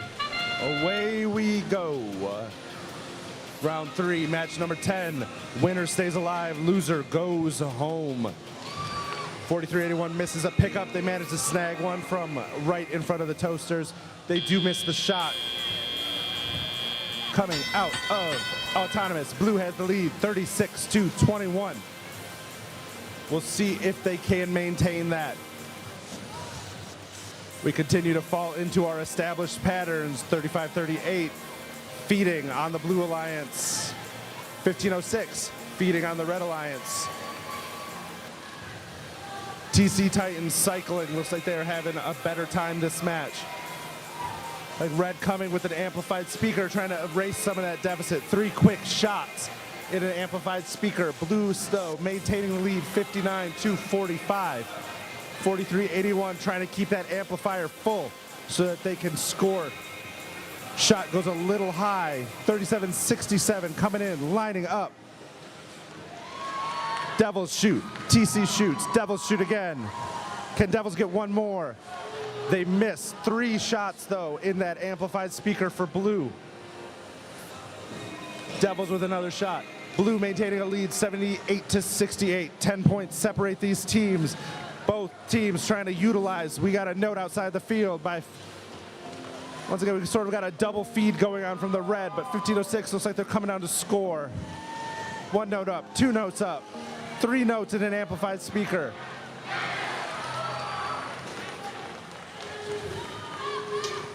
.35-38 continues to feed, trying to keep TC Titans and the Devils with plenty of notes to score. Blue is up 105-85. 35 seconds left to play. 35-38 lining up, shooting over the stage. Toasters shoot. Hemlock shoots into that amplified speaker. They've quickly caught up. We are now 106 to 106 with 20 seconds remaining. Blue human players starting to flood the field with those excess notes. Red doing the same. We have seen this make the difference for other teams, other alliances. These last 4 seconds crucial. This is gonna be close.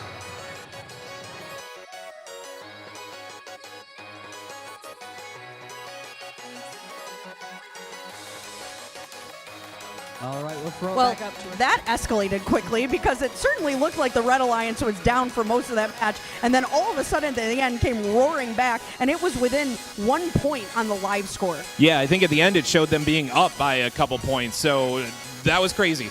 Yeah, I said during that match, man, it's amazing what can happen when the Robo Jackets are not defended because they were keeping their alliance supplied with rings on that scoring side of the field. Looks like we have scores, and this is a nail-biter. Red Alliance coming out with the victory, 121 to 117. I watched that match, and I'm not quite sure how that happened. Yeah, I wasn't really sure. We started to see in the beginning there was a little bit of faltering from Red, and they played from behind for most of the match. And in the end, the final score is really all that matters, so they're able to pull it out. So I think we need to take a look at the replay so that we can all digest how this actually went down. So Alliance 4 already up 10 points with only 5 seconds left in the autonomous period. You can see that Red Alliance has a lot of rings over here that did not go into the speaker during that autonomous mode. And this is really where I thought Red was going to stumble, because you see 3641 have an issue with their intake. They have to spit the note out, recollect it, and they lost 10, 15 seconds plus a shot in Auton, but man, they roared back after that. And you can see the Robo Jackets again on this side of the field just go to the source, go to the center line, go to the source, go to the center line. When they don't have defense being played on them, it's really easy. They look very well practiced. And like I said, over here, they're partners with a constant supply of rings. And right now, it's like a 15-point match, and I didn't know that Red was going to be able to come back. Yeah, virtually at all times there was someone in a scoring position for Blue, and Red just quietly chipping away, hanging in there, and then got things strung together. Red starting an amplified cycle just a second or two before Blue starting, and so neither Red Alliance isn't going to make up a ton of points during that because all of the rings now are worth 5 points when they're amplified. So again, both of them close out. It's a little bit closer, but still scores jumped up a little bit after that. So still a 15-ish point game.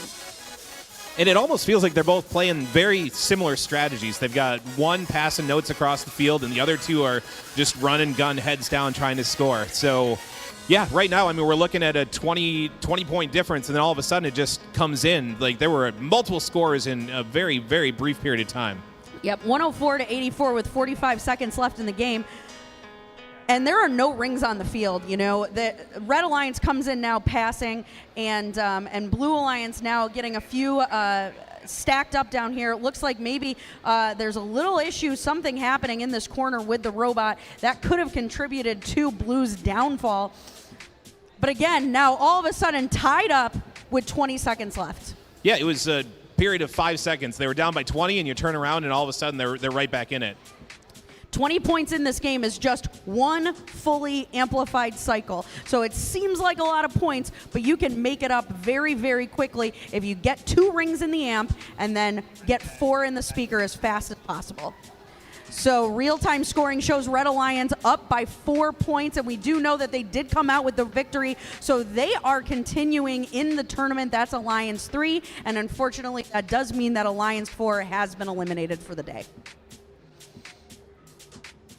Looks like we are going into the upper bracket, into match 11 after this, and I don't know about you, Rob, but I can't wait to see this Alliance 1 versus Alliance 2.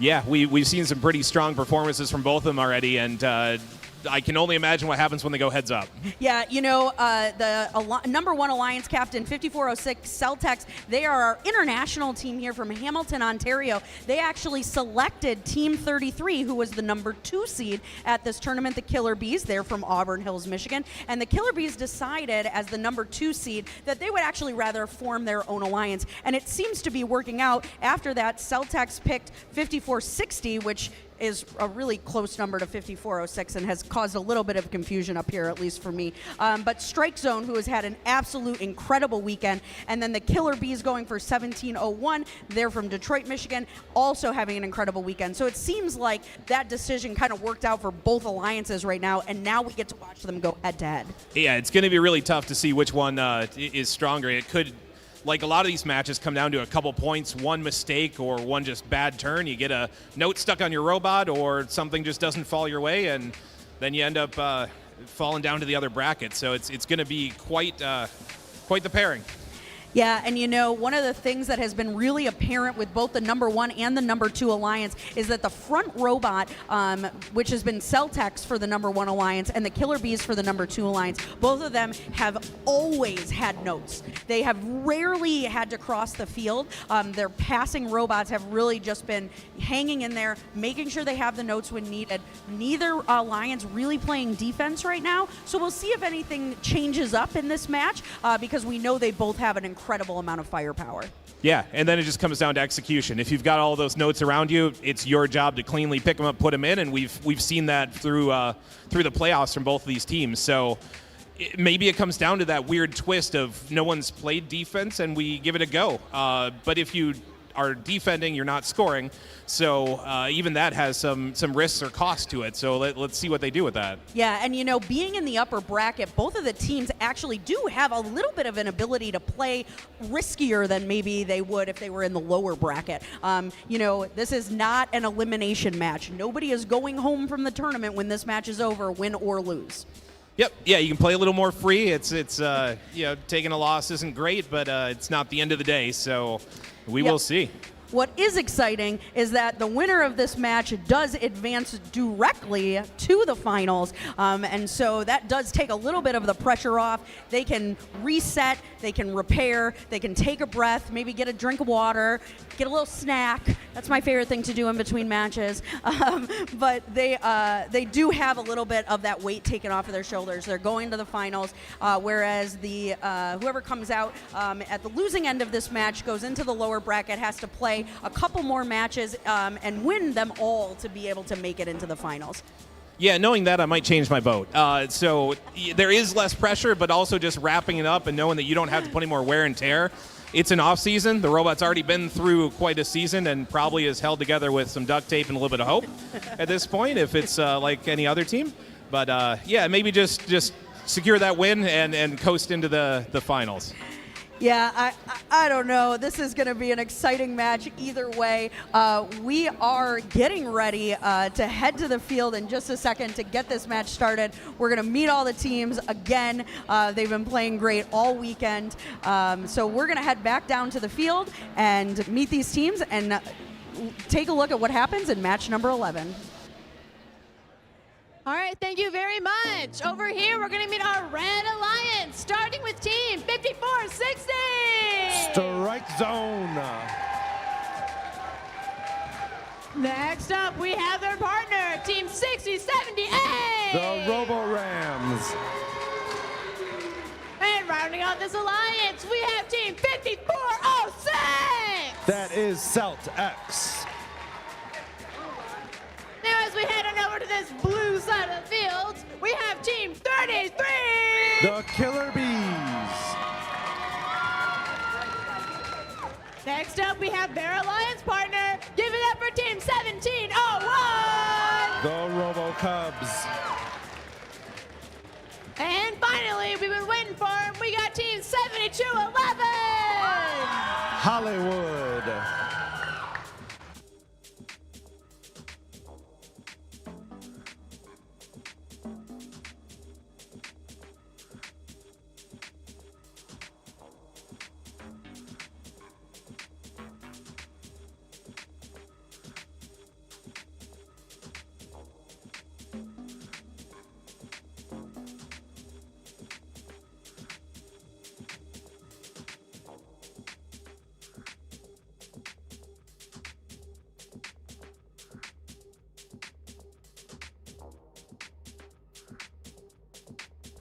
All right, we got that thumbs up. Drivers, stay behind your lines.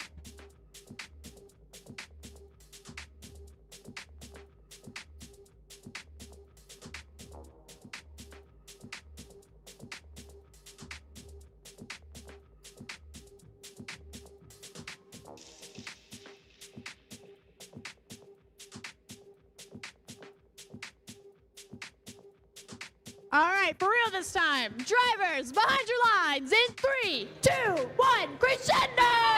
Away we go. As our lovely commenters noted, this match is still in the upper bracket, so neither of these alliances is going home after this match. Just determines who is our first team in the finals. As Autonomous ends, looks like we have a slight lead for the blue, 26-14. Celtex looks to be having some issues. Nope, they're back online. RoboRams up and scoring in the speaker. 5460 stealing notes, trying to prevent 33 from doing what they've been doing, which is just fill up that amplified speaker. Both blue robots, Hollywood and RoboCubs, both working on feeding notes down to 33, trying to keep them supplied. Right now, though, 33 not having any notes to score. Blue Alliance leading 49-39. 33 looking to steal a note or maybe play some defense on 5460 while they wait for notes from their alliance partners. 1701 in Hollywood continuing to feed over the stage. Celtex working over on the Red Alliance to fill up that amplified speaker, closing that deficit. Blue up 60-55, 60-56. Continuing a very close match, 60-78, just really slowing down that feeding from 7211 and 1701. Sort of preventing 33 from getting in the groove and filling up their amp and their speaker, which has allowed the Red Alliance to pull ahead at this point. 50 seconds left to play. Red up 67-62. 60-78, still playing defense. Looks like there may have been some contact down in a protected zone. 5460 looking to cycle. Both alliances sort of struggling to keep their scoring robots fed. Just the speed of this game is keeping them busy. Blue up as we approach that 20-second mark.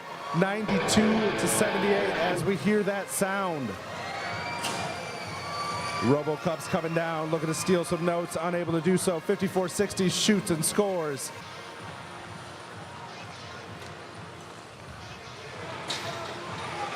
That's 1 in the amplified speaker, 2. 60-78 maybe making some contact there in those last seconds in a protected zone. We'll see if that affects the match.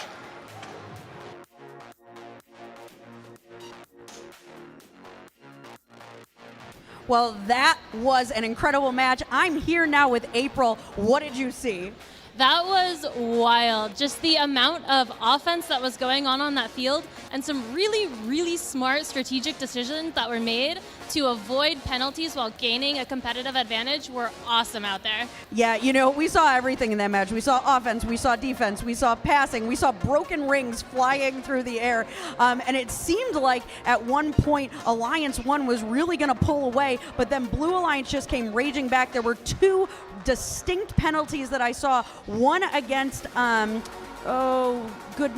against 7197, I believe, in the source. And then there was another one in the scoring zone for the Blue Alliance at the amp. And those 2 might have been the difference in this match, but we are going to go and check out the replay while we're waiting for the score.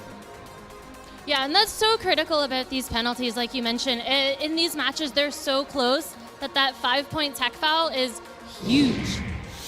Looks like we have scores before we get to that replay, and it's a Blue Alliance victory.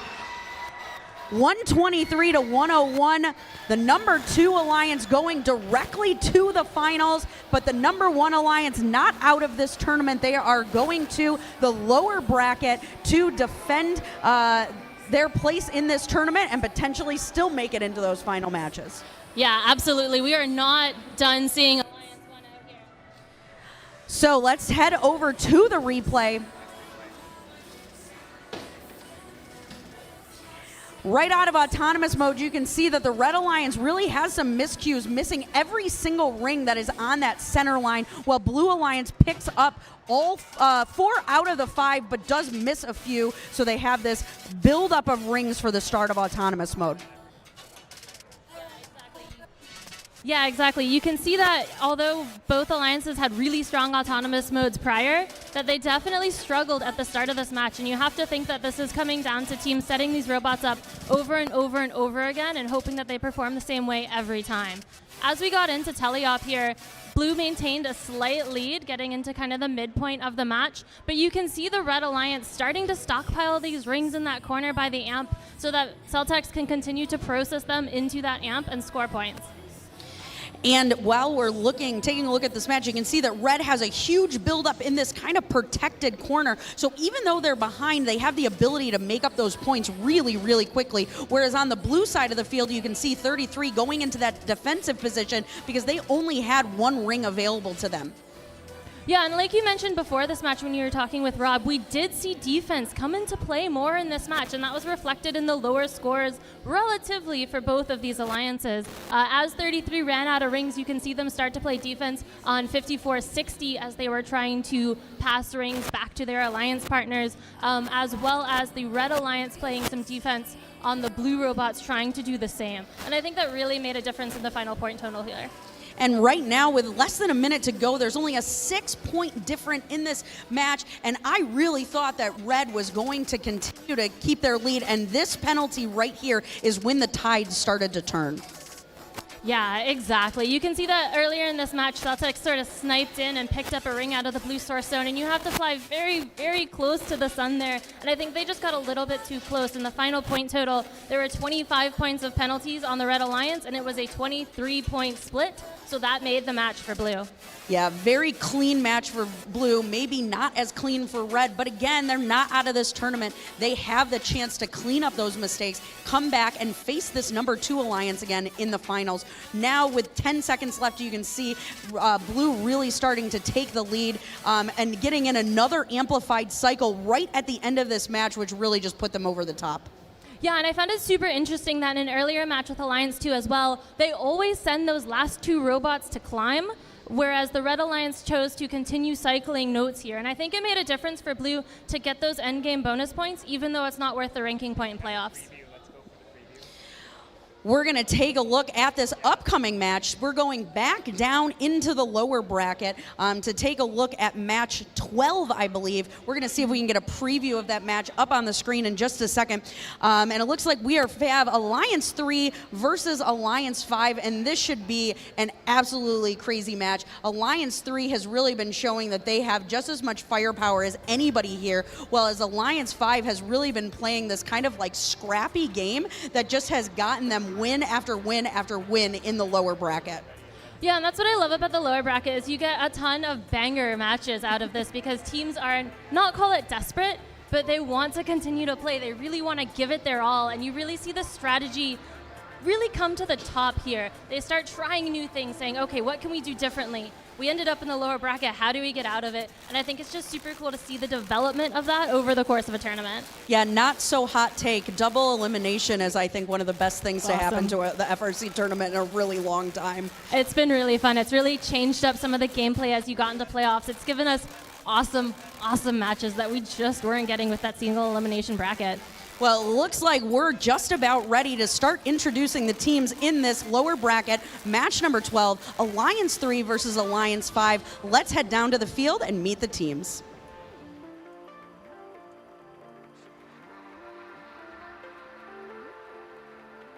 All right, meeting these teams. Over on the Red Alliance, we're going to start out with Team 3641.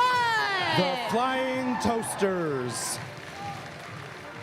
And we have their alliance partner, Team 1506. Metal Muscle. And their second alliance partner, we have Team 5712. Hemlock's Gray Matter. Starting out the Blue Alliance, we have Team 1076. Pie High Samurai. Next up, we have their alliance partner, Team 226. The Hammerheads. And finally, rounding off the Blue Alliance, we have Team 7769. The Crew.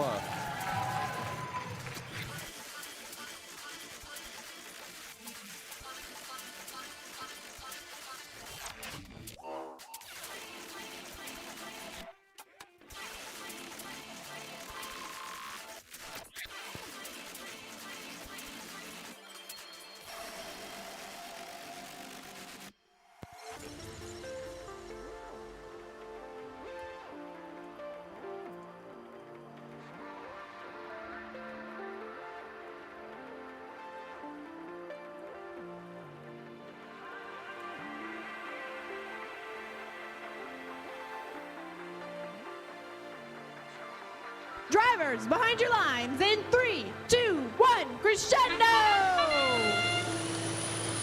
Round 4, match 12 here in the lower bracket. Winner of this match will face Alliance number 1 for the chance to go to the finals. Loser will be eliminated. No notes left on the center line as we leave Autonomous. Blue with a slight lead, 36-31. However, that's just one amplified speaker shot away from a tie.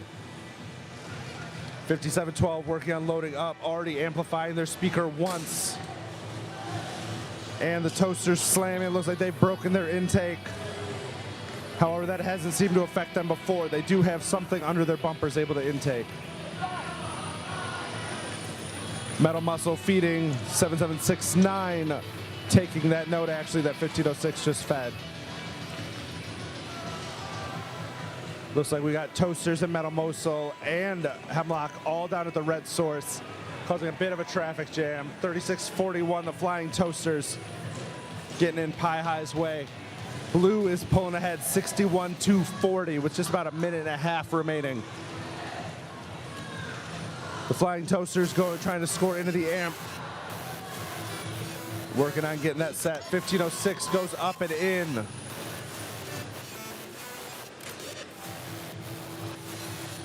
.226 continuing to feed down to Pie High Samurai, who shoot into an amplified speaker.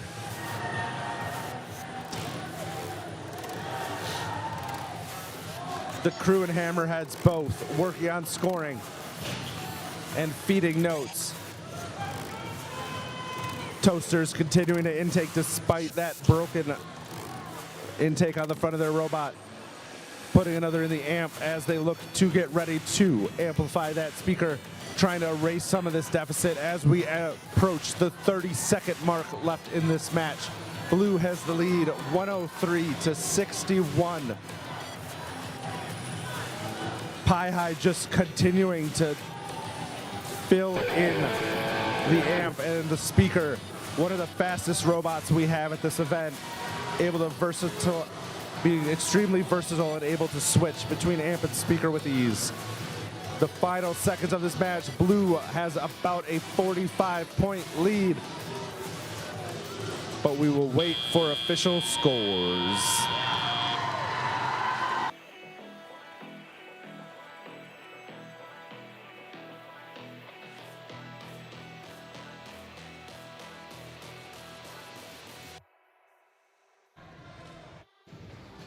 Welcome back, Rob. That match was a pretty good match to come back to. Blue Alliance really just carrying it the entire time. Yeah, certainly some good action to walk back into. It looked kind of close, but when you look at the scores, it was dominating. Yeah, Blue Alliance just very quickly kind of came out. Autonomous Mode was pretty close. Red Alliance had a few slip-ups right in the beginning of the match, and Blue Alliance just took advantage of every single one and just continued to run up that score for basically 2 minutes and 15 seconds. We are still waiting for a final score, but once we get that, we're going to go into the replay to watch exactly what happened.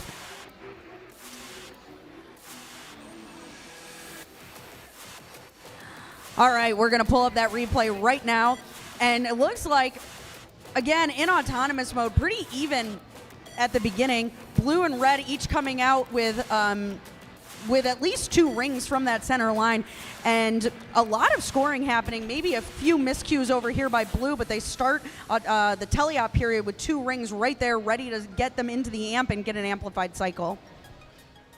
Yeah, it looked like everything was pretty neck and neck at the start.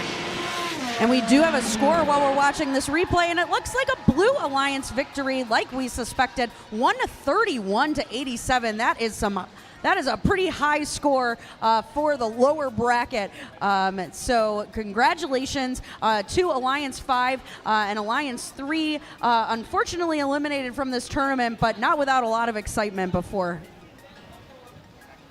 We're going to head back to the replay to continue watching the rest of this match. So again, Alliance 3, separated by 1 point with a little less than 2 seconds, or with a little bit less than 2 minutes left in the match.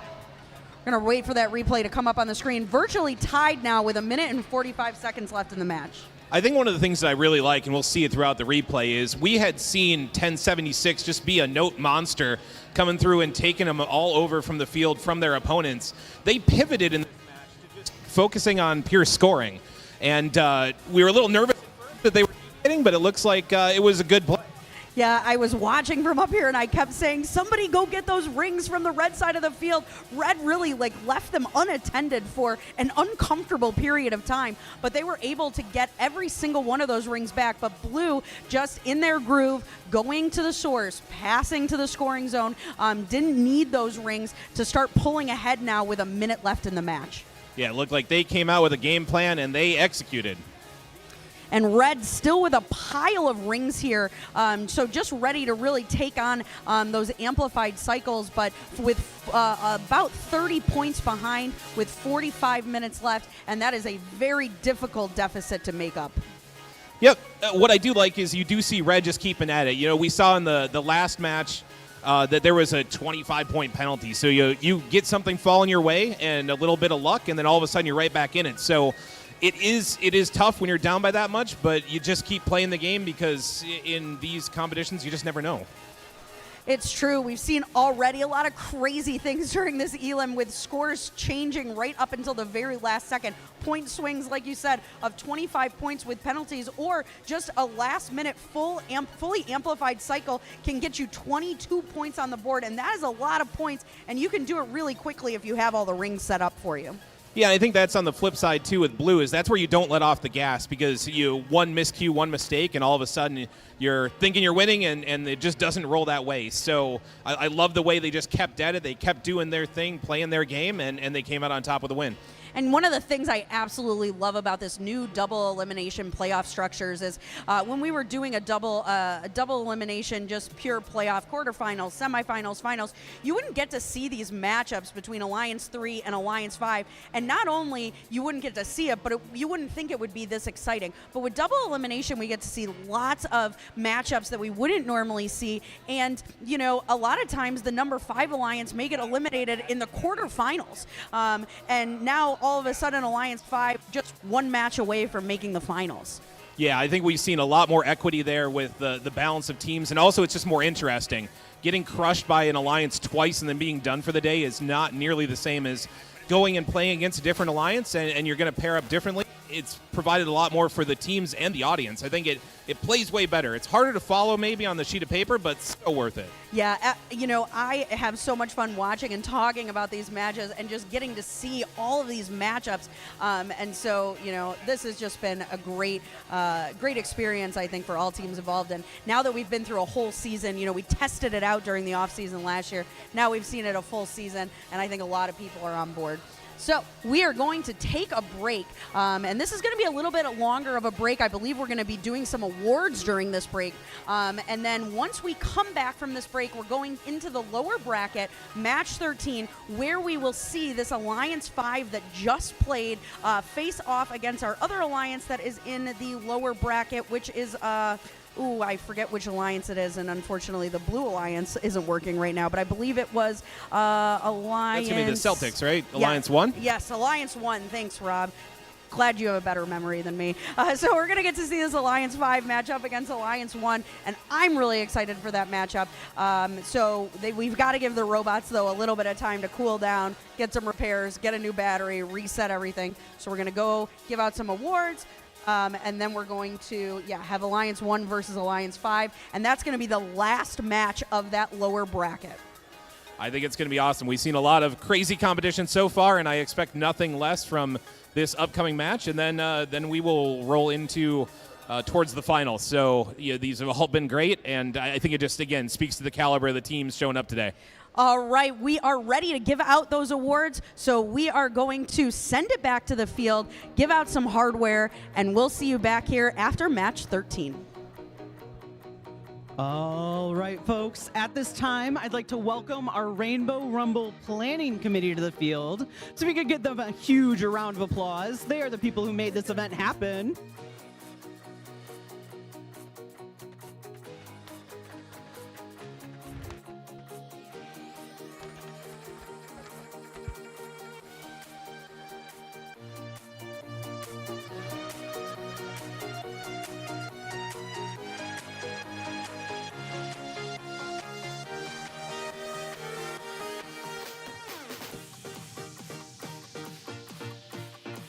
We all have to face the camera first.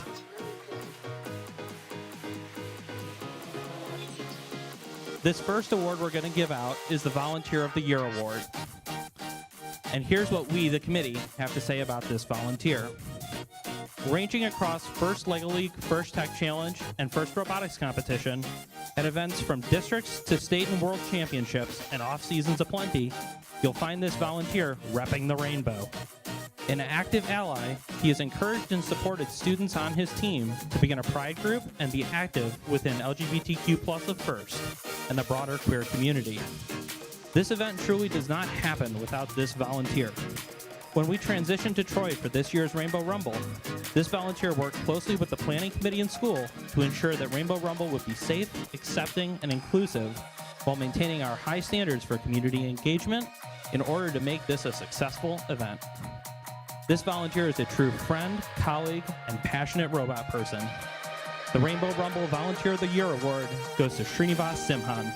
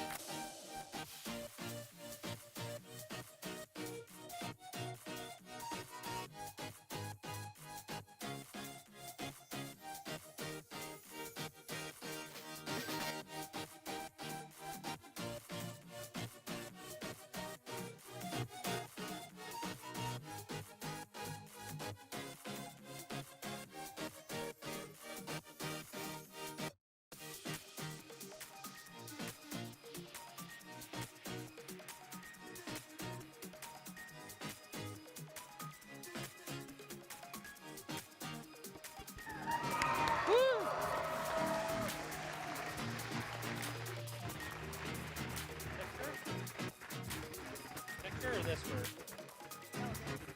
Here, I'll go next to you on the left.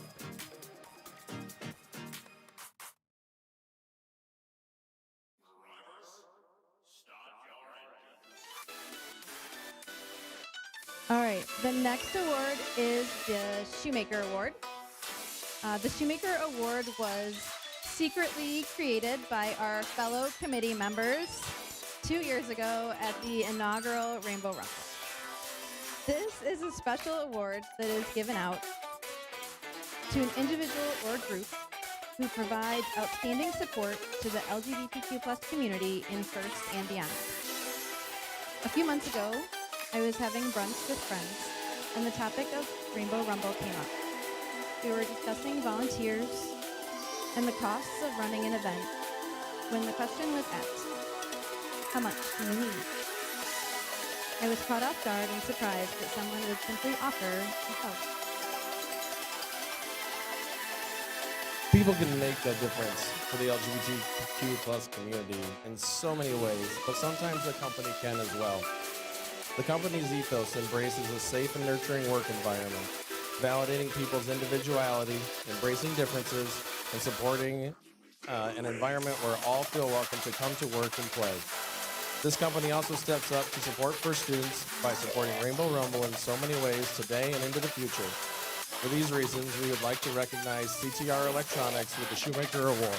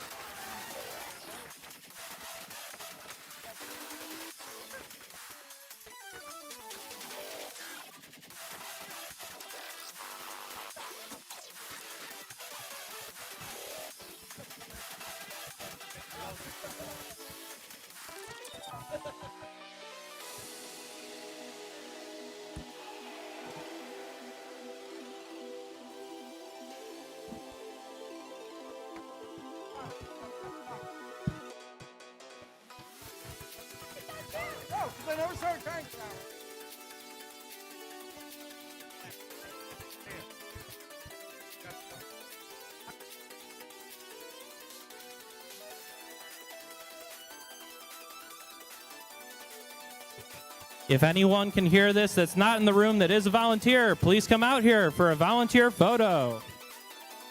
Volunteers and judges.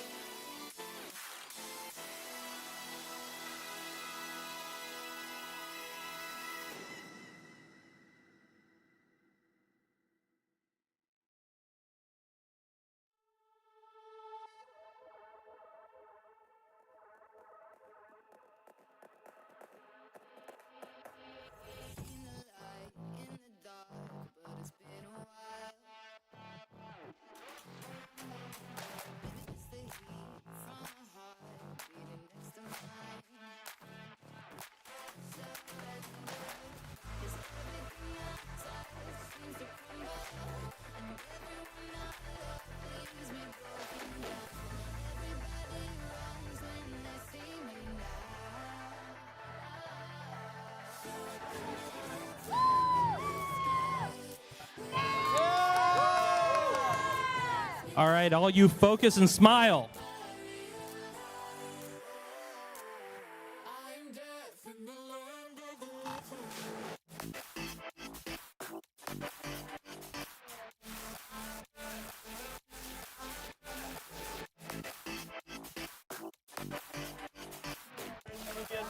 Thank you all.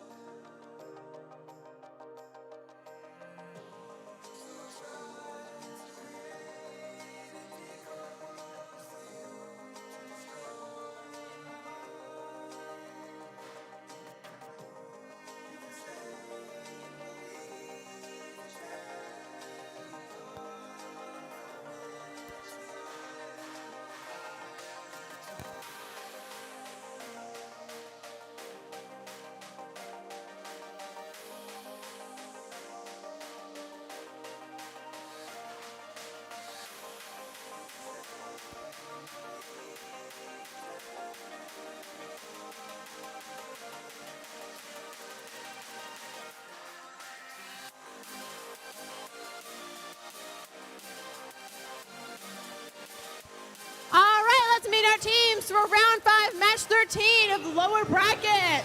Over here on the Red Alliance, we have team 6078. The Robo Rams. Next up, we have their alliance partner, team 5460. Strike Zone. And all the way from Canada, we have team 5406.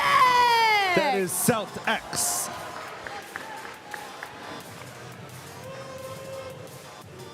Over on this alliance, we have team 1076. Pie High Samurai. Next up, we have their alliance partner, team 226. The Hammerheads. Finally, we have their third alliance partner, team 7769. The Crew.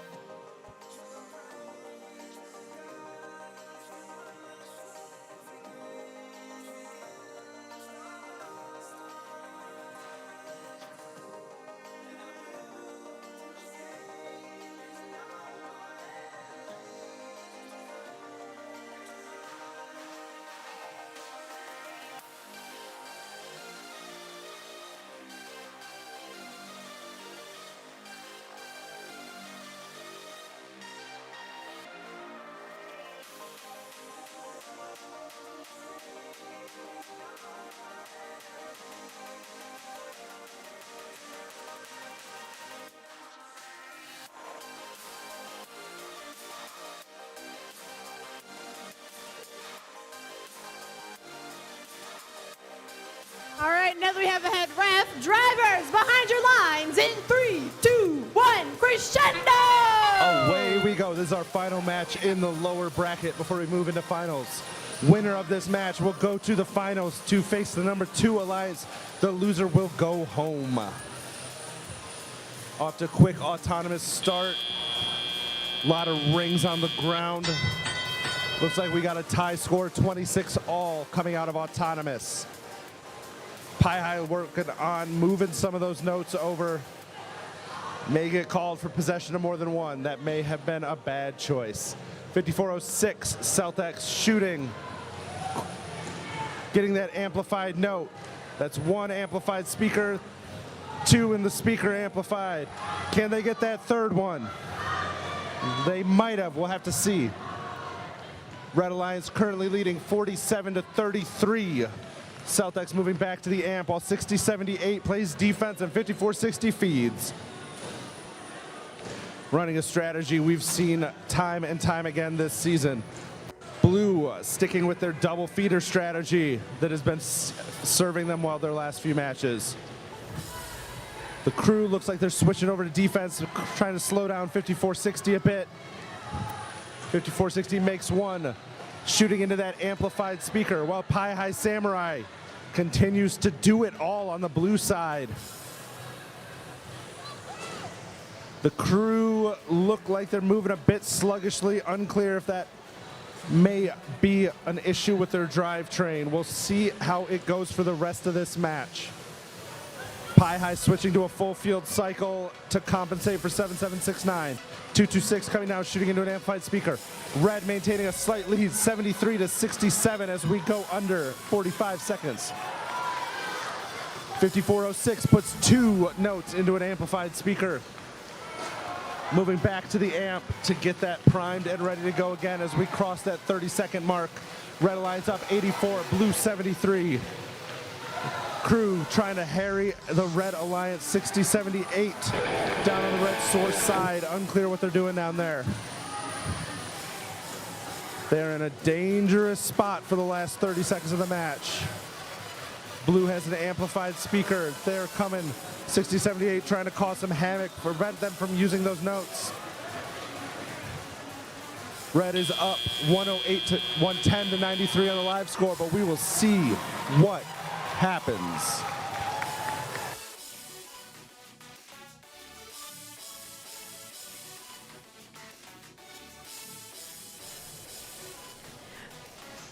Well, that was an interesting match. It really looked like it was going to go either way, and then things just kind of slowed down a little bit. Blue Alliance looked like they went down a robot. They were trying to play defense. That was 77-69, the crew, and they were doing a pretty decent job, but it looked like their robot just wasn't at full capacity, and so it was just hard to keep up with the Red Alliance. Yeah, hard to tell what happened there, but we did see them slow down in the middle. They did pivot as an alliance, and you saw a little bit less volleying, a little more back and forth. They did a good job holding their own, and I think the match is under review because of what looked like a pretty late penalty that could swing the match. So at 7 points, it's still anyone's game, I think. Yeah, for sure. And, you know, the match coming out of Autonomous was tied, which was crazy because the Blue Alliance actually got almost every single ring off of that center line, but unfortunately couldn't capitalize on actually scoring them. So Red Alliance looked like they were losing the Auton battle, but ended up literally tied outside. I think it was 26-26 coming out of Auton. So they took what should have been a huge advantage and kind of neutralized it for themselves. So still waiting on scores from that match, and again, could be anybody's game. And remember that a win in this match comes with a ticket to the finals. Yep, you're either in the finals or you're heading to the pits. So we will see how that ends up. We're going to take a look at the replay for this match. And again, you see that match under review sticker there at the top. Oh, no, a minute and 35 seconds left in the match. 10 points separating these alliances. And if you look, Red, again, has so many rings. And both blue robots that were on that side of the field trying to steal those rings that Red had hoped to get from themselves. And I thought Red did a nice job playing defense. So if you need to score, you can't just be dedicated. But it's a bump, it's a spin. Every time you make a run, you slow them down. And it looked like they executed that really, really nicely throughout the match. And right now, again, it looks like this robot right here, that's the crew, 77-69, really just trying to do whatever they can to support their alliance and doing a great job, even though it looks like they're having a little bit of problems controlling their robot. So you said earlier that both blue robots kind of switched strategy, and you can see now both of them are cycling the field instead of relying on that pass and front robot strategy. Yeah, hard to tell what the issue is. Hard to tell what the issue is there. We can see they're still able to move, but not at the speeds we're used to. So kind of limp along. And, you know, they're going to do their best with that. You see them make their way to try and potentially hang at the end, but not able to add a lot to the alliance for a decent amount of the match. And now with 20 seconds left, Red Alliance is amplified and 20 points ahead. And they're going to make sure that the Blue Alliance doesn't capitalize on that flood of rings that coming in at the end of the match. But, you know, there's only one protected zone right here for scoring, and it's right up against this truss. Blue Alliance not really taking advantage of that. And so Red was really able to disrupt that scoring at the end. And we just saw that potential penalty at the end. There was contact as the hang was occurring. Again, that's what they're reviewing, but that could be a big swing. We saw 7 points per the unofficial scores, and that could take us in a different direction for who's moving on to the finals. Yeah, and unfortunately in that end game, you really can't do anything on that side of the field, and it not only counts as if they determine that it was a penalty, it not only counts as a penalty, but it does count as a hang for the other alliance. Yeah, so it's a big swing, and it's tough because you're all the way on the other side of the field trying to see through everything. And it's the heat of the moment. You got a little bit of time to get back, and accidents happen. But you put yourself in a risky situation, and sometimes it pays off, and sometimes it doesn't. And we're going to let someone else make the tough call on what happened here. Yeah, that's why I sit up here, and I am not down in one of those striped shirts because I definitely don't want this to be my call. Yeah, been there. Not on the ref side, but definitely on the technical side, and it is a lot more comfortable up here. Well, we're still waiting on scores in that match. And, you know, after this match, again, we said we are going to be moving on to the finals. So the winner of this match does punch their ticket to the best 2 out of 3 matches. So kind of back to that old style format where basically the winner of this match regains a life. They can lose another match and still win the tournament. So it's best 2 out of 3. All right, it looks like we do have scores down there on the field.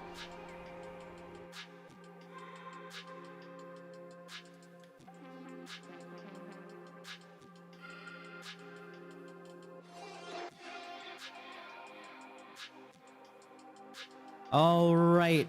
Quick announcement from the field. We have a yellow card assessed in that last match against 1076 for G409, egregious possession of more than one game element. And with that, we are going to take a look at our scores momentarily.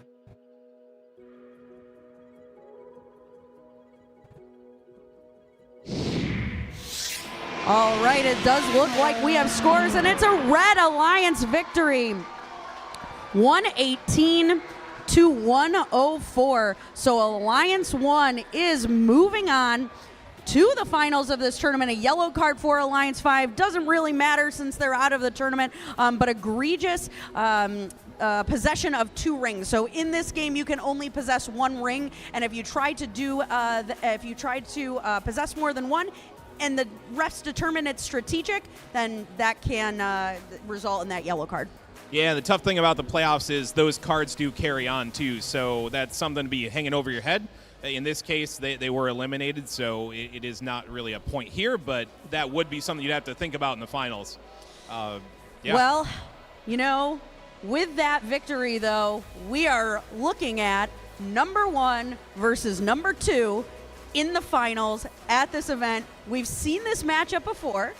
Alliance 2 did come out on top and stayed in the upper bracket for the entire tournament. Alliance 1, you know, snuck down into the lower bracket but came all the way back up, and now they get to play a best 2 out of 3 series. And these 2 alliances have shown throughout this afternoon that they have what it takes to put up big points, and they have what it takes to match each other's score. So it's going to be really interesting to see how these matches play out. Yeah, the first one was super close, and now they've had a look at each other and their strategy, or at least what their strategy was. We'll see that evolve.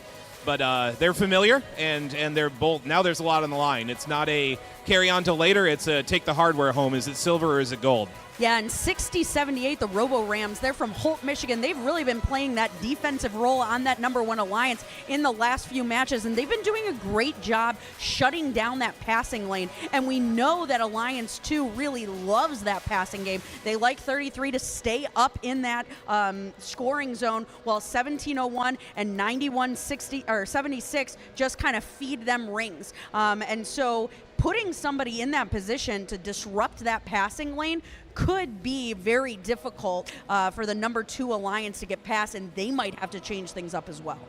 Yeah, it's one of the interesting nuances here with the 4-team alliances. So there's no backup robot. You don't have to play your 4th robot, but you can play him whenever you want. So there's a team that both alliances haven't seen heads up, and do you do something crazy there and just wing it out? Because the first time these guys went together heads up, it was really close. So it's going to come down to some nuanced strategy, someone getting something right, someone getting something wrong. It's going to be fantastic. Yeah, and you know, all of these teams this weekend, especially 5406, 5460, 33 and 1701, that was the alliance captain and the first pick of both the number 1 and the number 2 alliance. They have been the top 4 scoring robots here really all weekend. They've been so impressive. Some of them are using the same drive teams that they used during the season, but some of them are using new drivers and rotating people through. And so it's been really interesting to see all of them still kind of rise to that level, because they all had great regular seasons as well. Yeah, absolutely. It takes a lot to get here. And again, the off season is hard because you've put the robot through a lot. So it probably has been repaired or modified a bit between here and there. That's the other cool thing, is you could tear it down and start all over. I don't know that any of these have done that. I think they ended up being pretty happy with what they had in the regular season, but I've definitely seen it where you tear down to the chassis and start a reboot. So yeah, and that's what the off seasons is for, so we can have more fun playing more robots and potentially, you know, changing things up. So we're taking a break now between this match and the first match of the finals. Again, it's going to be a little bit of a longer break, but we do have some awards to give out, so we are going to send it back to the field. You'll see us again after the first finals match, and I can't wait to see it. Let's head down, give out some more hardware. All right, thank you so much. We have some very exciting awards to give away today because they come with cash money. Before we announce the winners of the Rainbow Rumble Scholarship, we'd like to recognize the generous sponsors that provided them. These scholarships were provided by Aptiv, Andy Mark, Mason Community Robotics, the Backley Dolezal family, and the Malinak family. So please give a hand to our generous sponsors.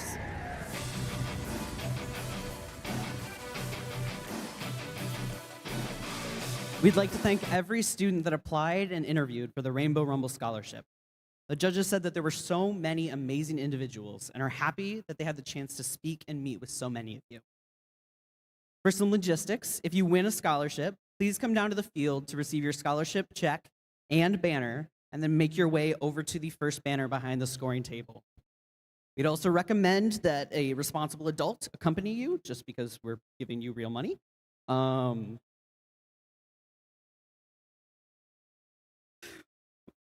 Robot Mom made me say it. All right, now for our winners in no particular order.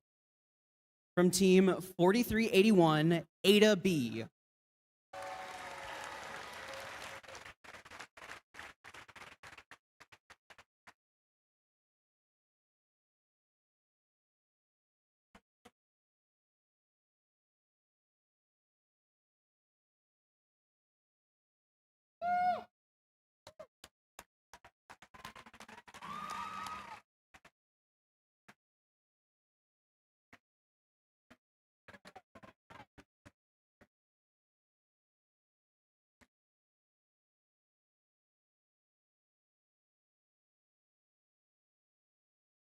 All right, from team 5712, Anna R.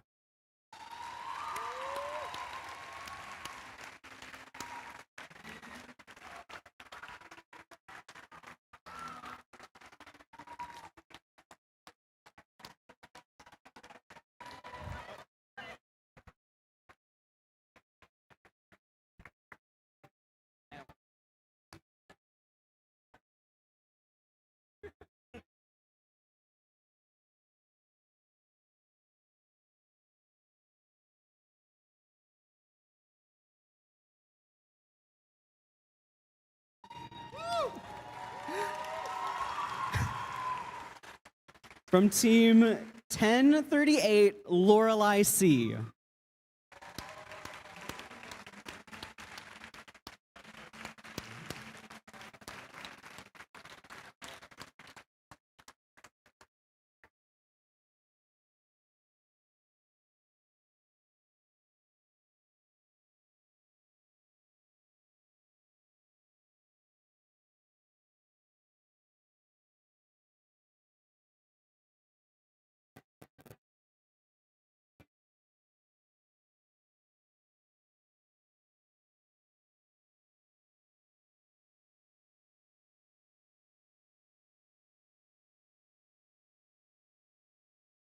Let's hear for Lorelei.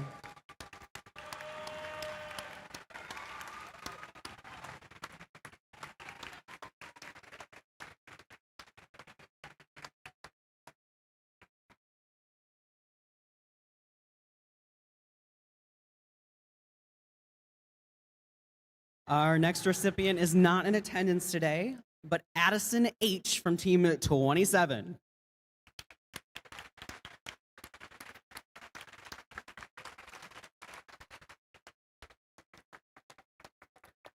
Our next recipient from team 5641 is Emma D.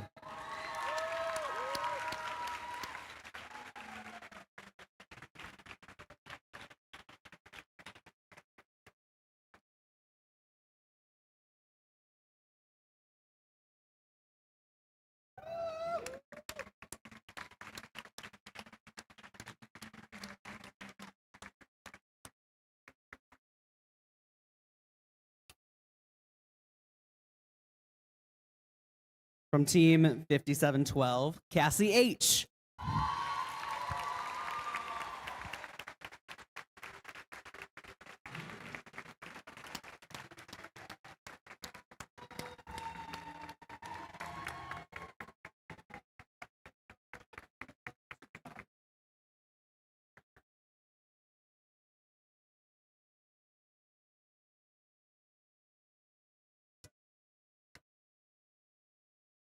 From team 302, JTL.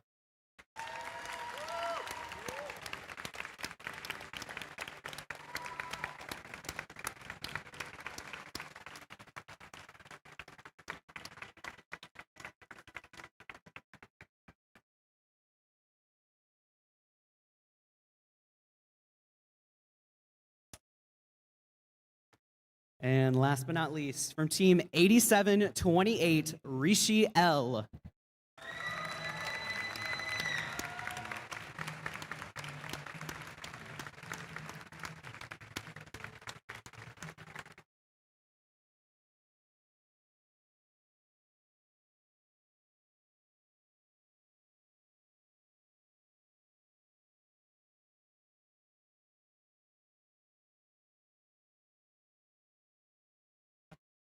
One more huge round of congratulations to all of our scholarship winners. And thank you again to our sponsors. We're going to get our robots on the field for the next match, and then we'll be back for some more awards in just a little bit. Thank you.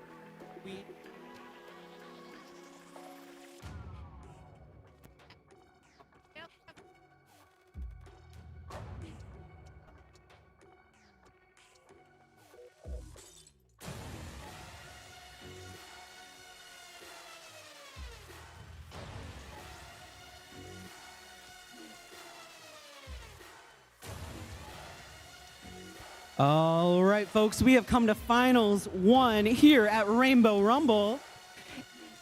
In keeping with first tradition, we are going to invite our final 2 alliances onto the field for the traditional handshake. So, as I announce your team number, I'm going to have you come stand out on the field. Starting with our Red Alliance captain, 33, the Killer Bees.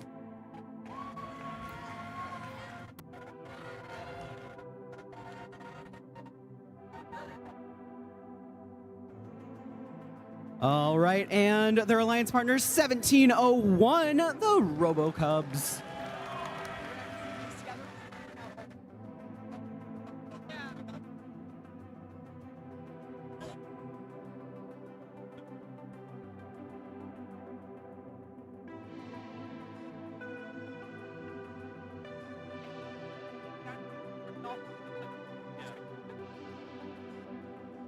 We've got their alliance partners, 7211 Hollywood.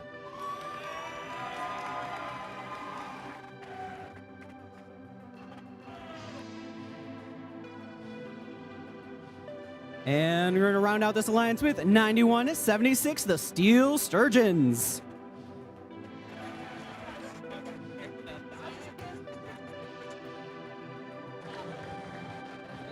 All right, now we're going to meet our Blue Alliance for the handshake. Starting off with our Alliance captains, Team 5406, Celtics.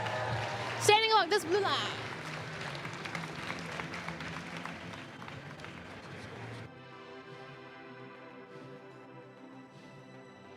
Next up, we have their alliance partner, 5460, Strike Zone.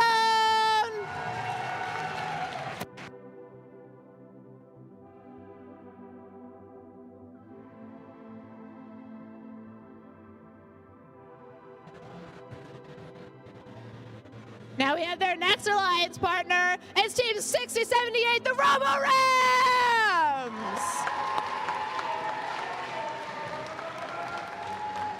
And finally, we have their 4th alliance partner, Team 7197, the Mountie Megabots.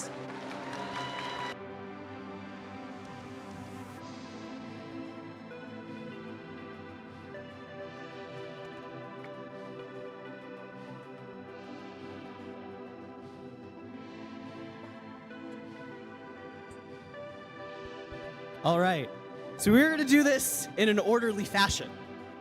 A revolutionary, I know. So you're going to start with the captain of our Red Alliance and the captain of our Blue Alliance. Which is over here. And you're going to come meet here on the fields. You'll shake hands, and you'll go this way. Yay! And back out that way.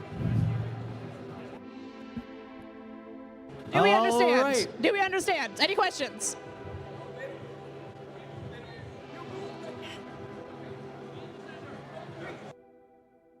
Three, two, one.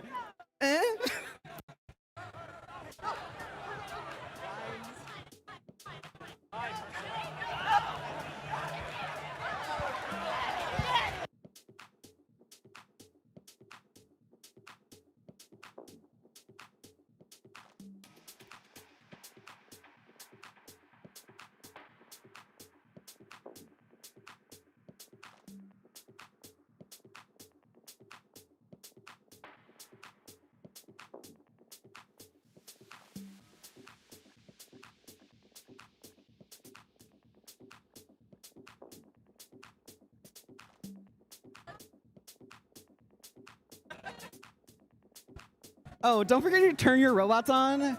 They work better that way.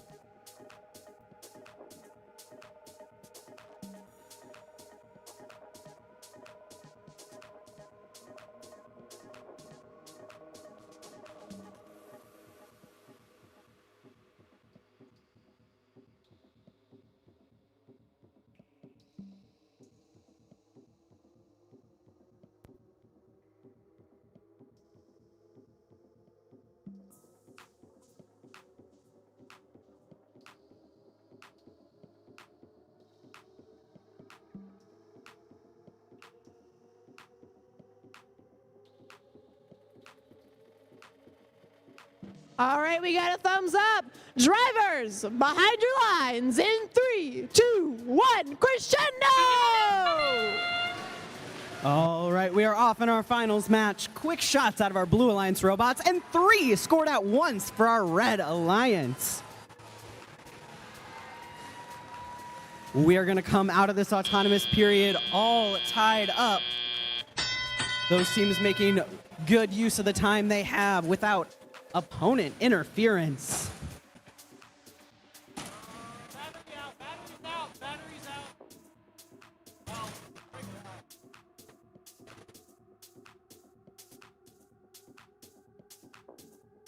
Our Red Alliance starts to pull ahead, 33, making short cycles from the corner to the amp.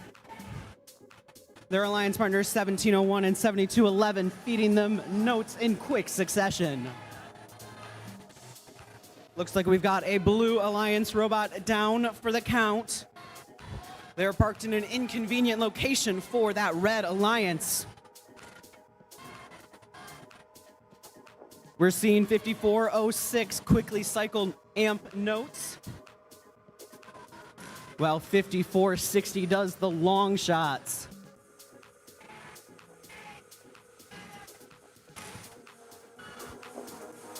Just over a minute left to play, and our 2 alliances remain neck and neck.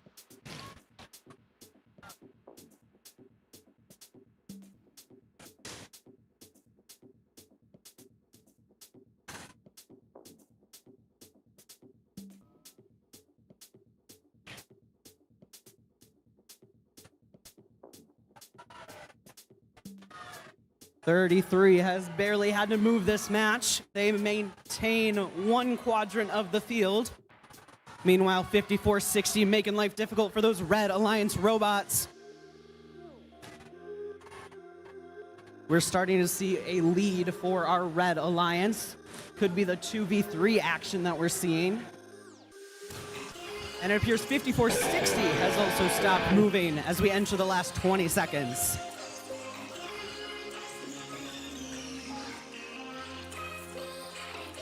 None of our robots going to climb in the last 10 seconds. Only offensive scoring.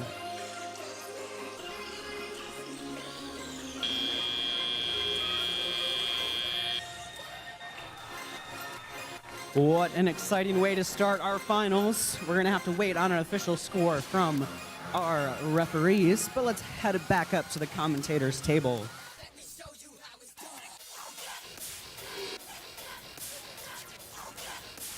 Well, that was an exciting first match of the finals, and I want to welcome Rob to the desk with me. What did you see in that match?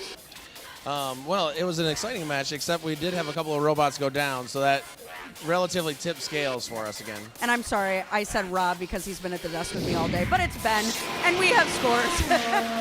So Red wins the first match, 122 to 94. Alliance 2 taking finals 1, like you said. 2 of the Blue robots going down at certain points in that match, which makes it really hard to continue to stay ahead. But that match was pretty close until that happened. We're going to go to the replay and take a look at some of the parts of the match that were pretty exciting.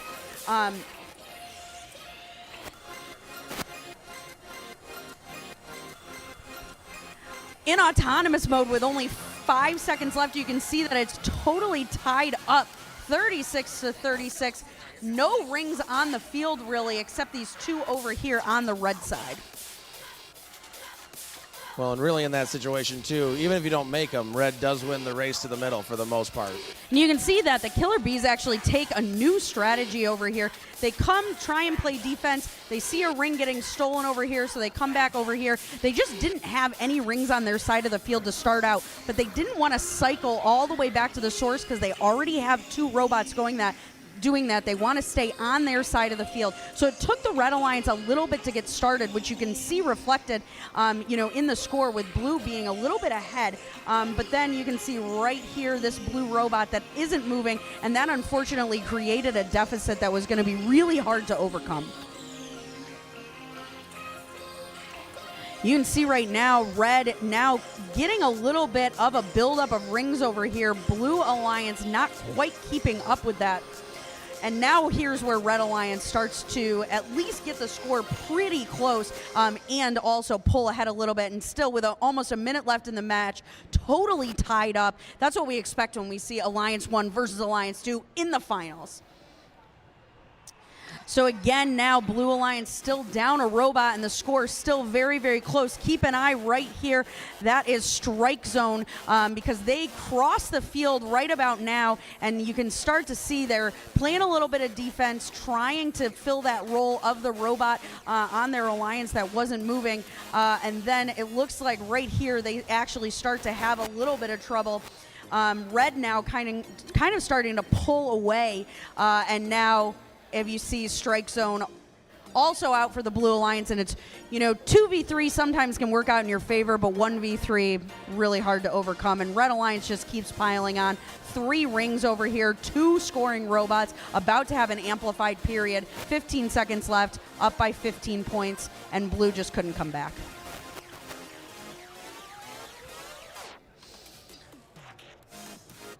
Celtics were really trying to carry this alliance by themselves too. They got all these rings over here. They're not giving up, but it just was a little bit too much firepower from the Red Alliance and not quite enough when the Blue Alliance was down 2 robots for a big portion of the match.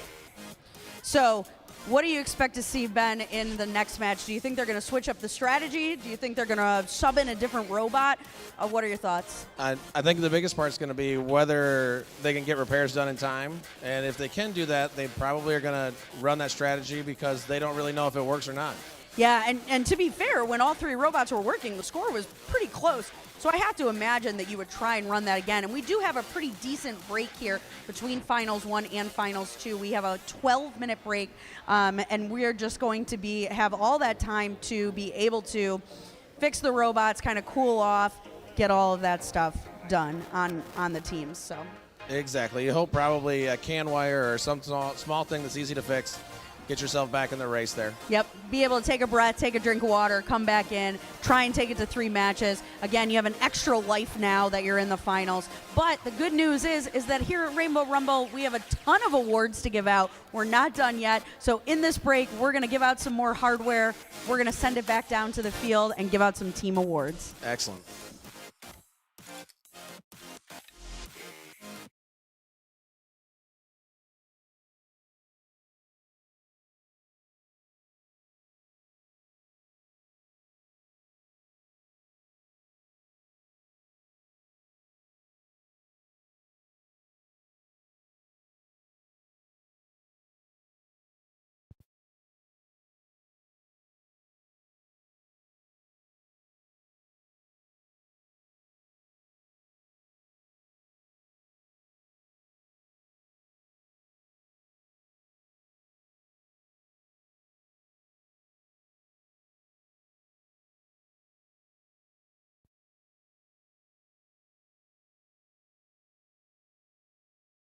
All right, we have some amazing and unique awards to give away during this break in the finals matches. We have some awards that are a bit different than the awards you're used to, so please pay close attention. Our very first award is Learn by Leading. The Learn by Leading Award celebrates a team who can effectively demonstrate to the judges how they have learned to be better leaders in their community by mentoring community involvement and active engagement in the world around them. This team's dedication to promoting STEM education, fostering collaboration, and serving their community has made a significant impact. With a strong pack leading the way, they've taught FLL and FTC camps and given showcases at the Mexican Consult, demonstrating outstanding leadership with their Latino community. Winning the Learn by Leading Award, congratulations to Team 5577, the Kinematic Wolves!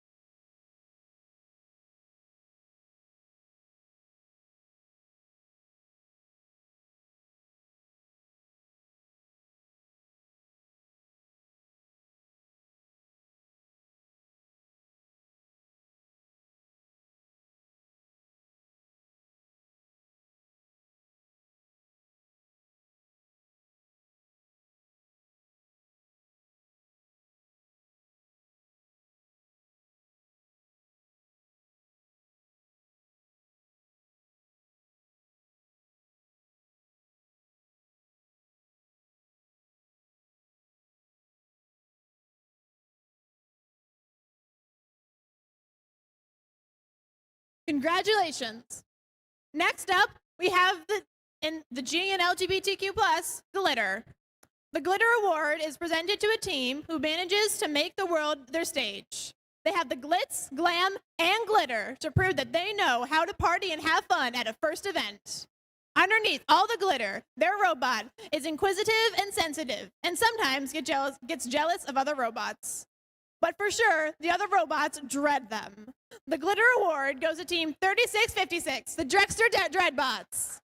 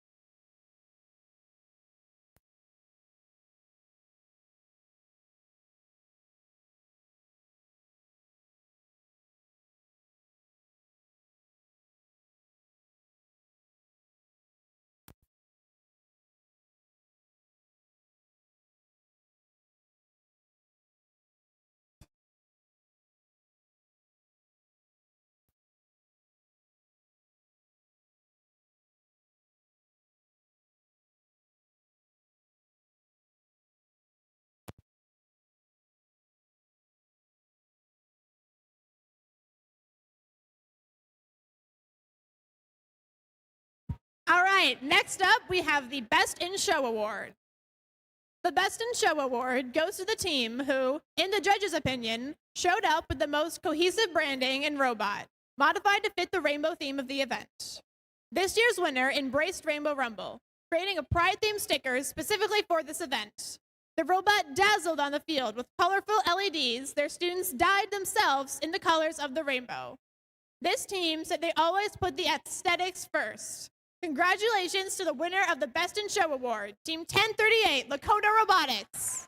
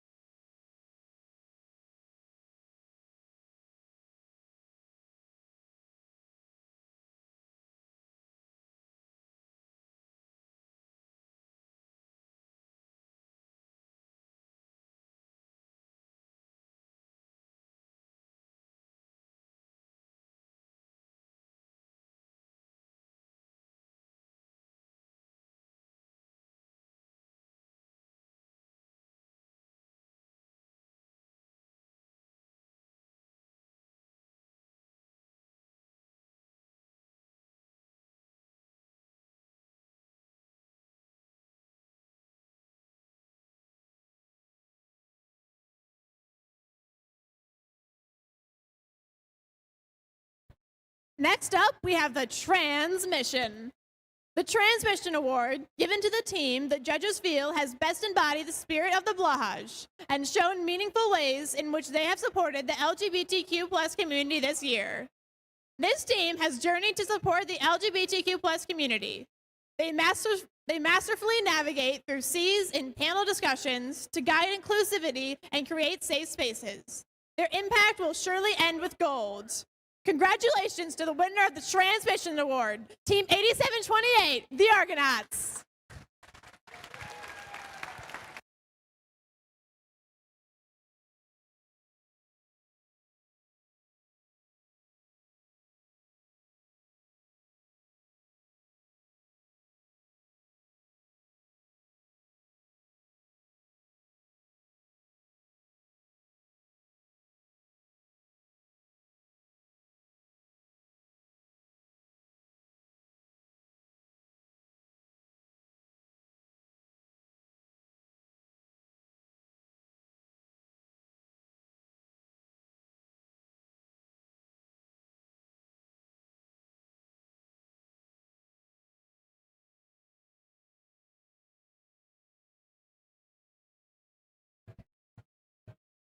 The next award is simply named the Q Award. The Q Award goes to the team the judges feel best asks questions of their mentors and puts the answers to use in the design of their robot. Huddling together to review designs with students and mentors from all subteams, this team gets the best of their flock. Between this and their prototyping, they narrow in on their designs, solutions like birds of prey. The Q Award goes to Team 2834 Bionic Blackhawks.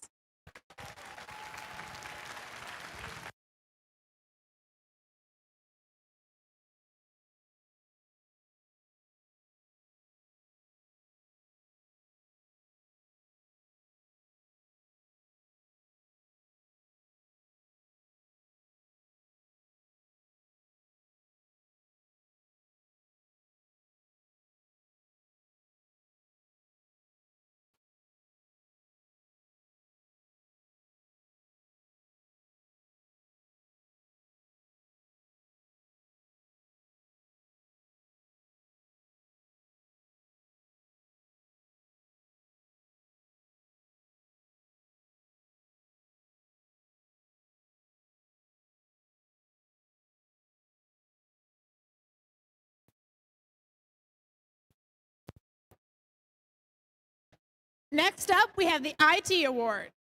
The IT Award goes to the team that definitely has members of their chosen family calling them daily for tech support. This is the team you want to visit if your robot is having an issue and you need some help. Their FLL summer camps, their FTC qualifier, and FRC kickoff events form links in their community support structure. The team certainly has members of the first family calling them for help flexing their mental muscle on the regular. Congratulations to the winner of the IT Award, Team 1506, Metal Muscle.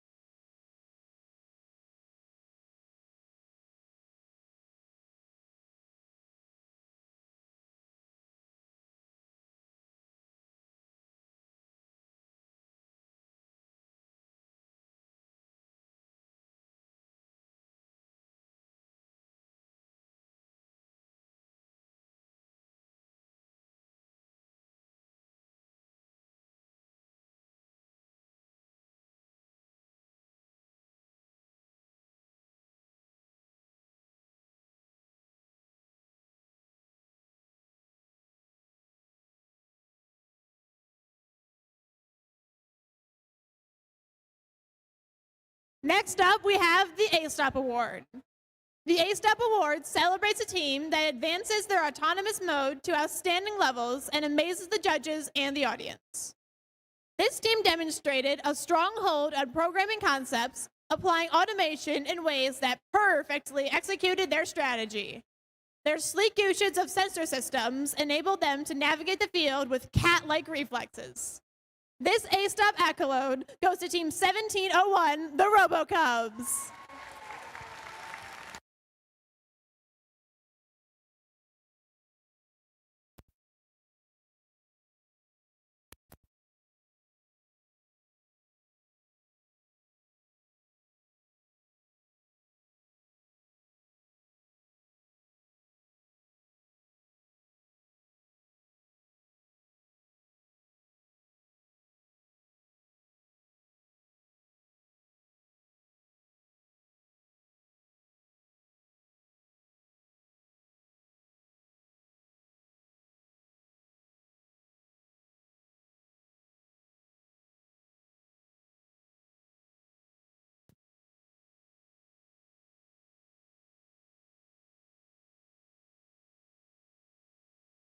All right, time for our last award of this portion of the event. The Plus Award. The Positivity Award goes to the team that shows how their positive attitude can make changes in both their school and local communities. This team is a beacon of positivity for all those that they come in contact with. From their community lunch and learns, to the parades they partake in, the meals they provide, and their constant push for inclusion in the face of adversity. They truly light up everyone's hearts and brains. Congratulations to Team 5712, Hemlock's Gray Matter.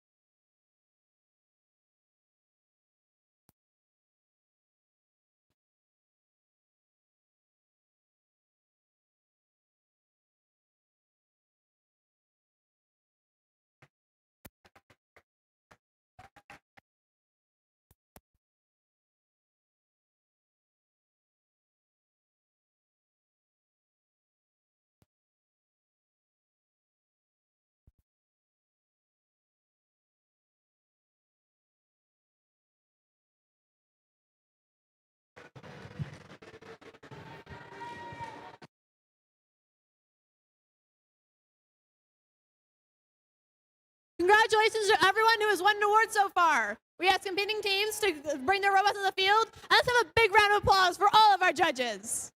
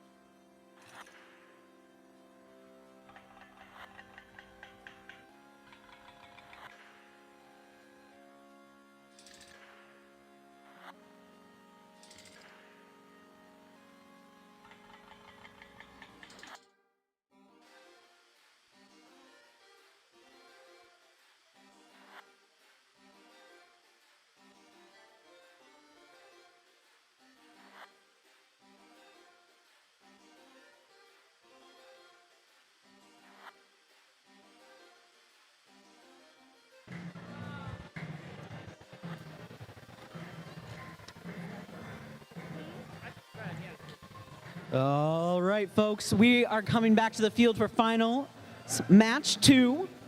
The first time these alliances faced off, the Red Alliance was victorious, so they're looking for a win to claim the title of Rainbow Rumble champions. Our Blue Alliance is looking to push us to a rubber match and fight for their tournament hopes. Let's meet our team, starting with 7211. Hollywood!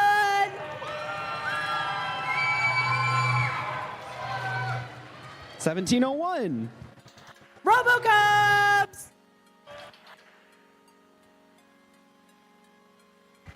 And 33. The Killer Bees!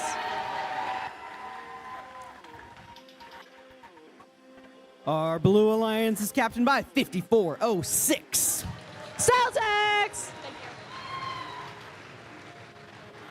They are defending champions of Rainbow Rumble. We got 5460. Strike Zone!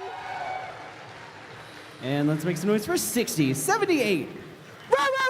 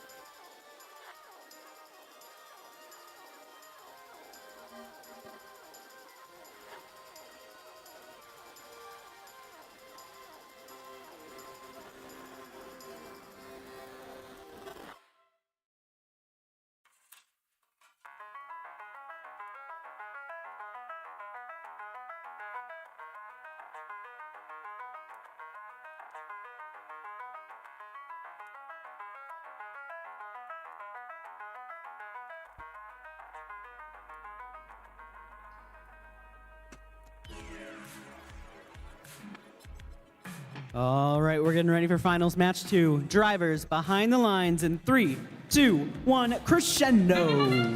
Starting off this second finals match, the Blue Alliance are quick to score 3 whole notes into the speaker, with the Red Alliance not far behind, immediately matching them. We have a 4th note scored into the speaker by Team 6078, as the A stop is hit by Team Hollywood, as the RoboCup score last note into the speaker as the autonomous period comes to an end. Robots quick to fly across the field. Blue Alliance and Red Alliance both already at their respective human player stations. We got the Killer Bees scoring into the speaker as their alliance partner feeds them some notes.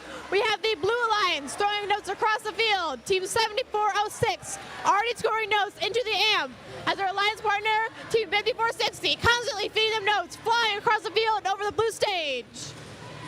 We have Team 6078 playing some good defense against the Red Alliance, preventing them from feeding some more notes to the Killer Bees, scoring some quick shots into the Red Alliance speaker.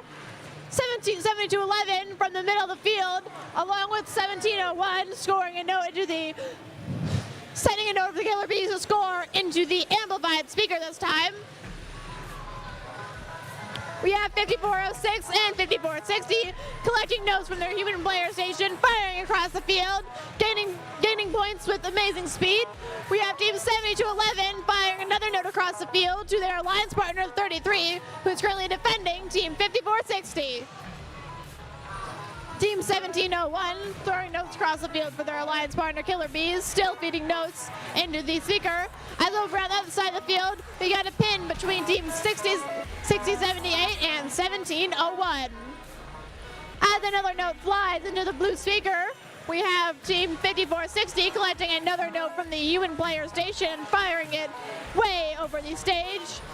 We have Team 6078 playing some more good defense against the Red Alliance, Team 7211, making it quite difficult for them to go to their human player station, but they managed to grab a note and are already on the red side of the field, lining up to shoot at the Red Alliance speaker, as their alliance partner, Team 1701, scores to the amp, amplifying that. As Team 6078 makes their way back over to their side of the field for this last 15 seconds of the match, they get blocked by the RoboCubs, Team 1701, lining up for a final shot into the red speaker. And with that 2 seconds left in the match, that is the end of our second finals match of the day.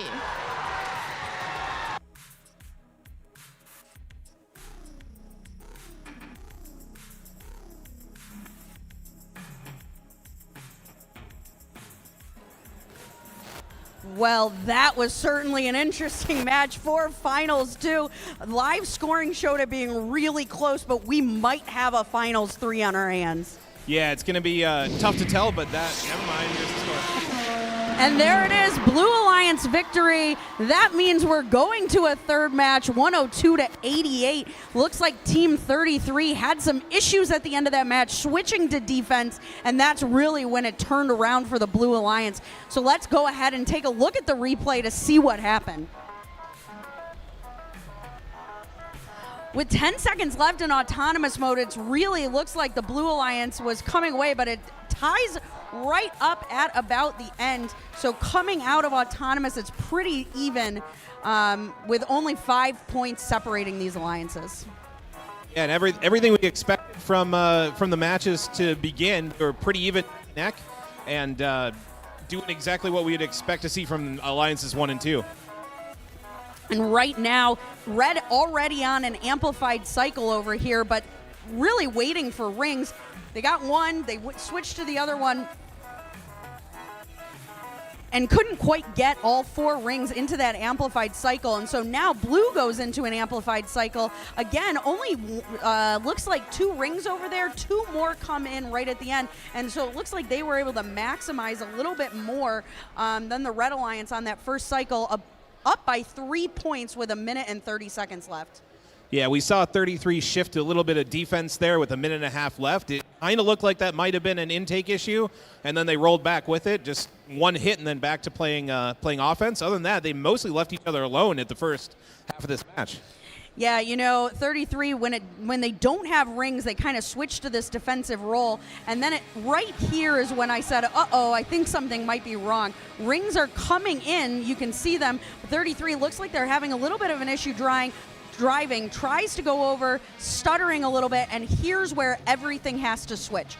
So now, if they can't score, the other two robots on the Red Alliance really have to switch from passing. And so 33 does a great job coming over here, starting to play defense on that blue passing robot, but it took a little bit longer for those red robots to react and come over into the red scoring zone. Yeah, you see him do exactly what you want. Okay, offense isn't working. I'm the defensive bot now. But like you said, there was a little bit of a delay in getting that switch to happen with their partners. There's a lot to communicate when the plan goes awry. We saw those struggles for blue in Final 1, and just wasn't quite enough here in Final 2 for red. This was a really sneaky move. While 33 was keeping that blue defender, they let their partner come in and steal that ring. Wasn't quite enough, but the match was still really close, and they had all these rings over here. They just had a little bit too many robots in the way to kind of capitalize on all those rings right at the end of the match. I mean, the great thing about that is we all get to watch another match here at Rainbow Rumble. Absolutely, yeah. We saw a little misfortune for blue, then we saw a little bit for red, and in the end, the opposing alliances were able to capitalize on that and take the win. So we're going to go to a third. What more can you ask from a playoff bracket to go to have 1 and 2 facing each other in the finals and going to 3 matches? That's how close these teams are, and they're playing at, the best level they've played really at this competition in the playoffs. And we had a feeling it would turn out this way. We saw them earlier in the playoffs, and they put on some really fantastic competition. It was a little bit of a upsetting turn in the first match where it wasn't exactly what you want. No one wants to win like that, and definitely no one wants to lose like that. So, we're going to see it all out on the line there on the third match here. Yeah, we said it earlier in the day, but the best match to watch is one with 6 working robots. We haven't really gotten to see that in the finals yet, so maybe Finals 3 is where that magic happens. But that number 1 alliance, again, is made up of Team 5406 Celtex, and they are our international team here at Rainbow Rumble from Hamilton, Ontario, part of the Ontario district district system. And every other team on the field in these finals is part of the FIM district. That's first in Michigan. And on that number 1 alliance, Team 5460 Strike Zone, Team 7197 Mountie Megabots, and Team 6078, who has been playing, was the 4th pick of that alliance, but has been playing most of the matches, and that's that Robo Rams team. 7197 and 6078 picked back-to-back since we do that Serpentine 1 through 8, 8 through 1, 1 through 8, 8 through 1, and so they do get picked pretty close to each other. On that number 2 alliance, Team 33, the Killer Bees from Auburn Hills, paired with 1701 RoboCubs, 9176, the Steel Surgeons, who have one of my favorite logos here at this tournament, and Team 7211 Hollywood from Holly, Michigan. So, aptly named team there. Yeah, and I know Michigan's got a super strong showing, but always great to see our friends come from out of town. As one of the FDAs that's been lucky enough to spend some time in the Ontario district, a fantastic group of teams, volunteers, and just all around some amazing memories there. I know we've got volunteers from that district here this weekend as well. You saw April talking earlier. They're all around just doing their thing, and like I said, great memories going to visit those guys, so I always love going back. Shameless plug, if you don't have anything going on for the Labor Day weekend, CNE, the Canadian National Expo in Toronto, will have a field and teams competing. It's as laid back as you can imagine, and if you're not just sold on robots, there is a building that is just food. So those two together got to push you over the top. So been there a couple years, and just an awesome time if you're looking for more robots to end out the summer.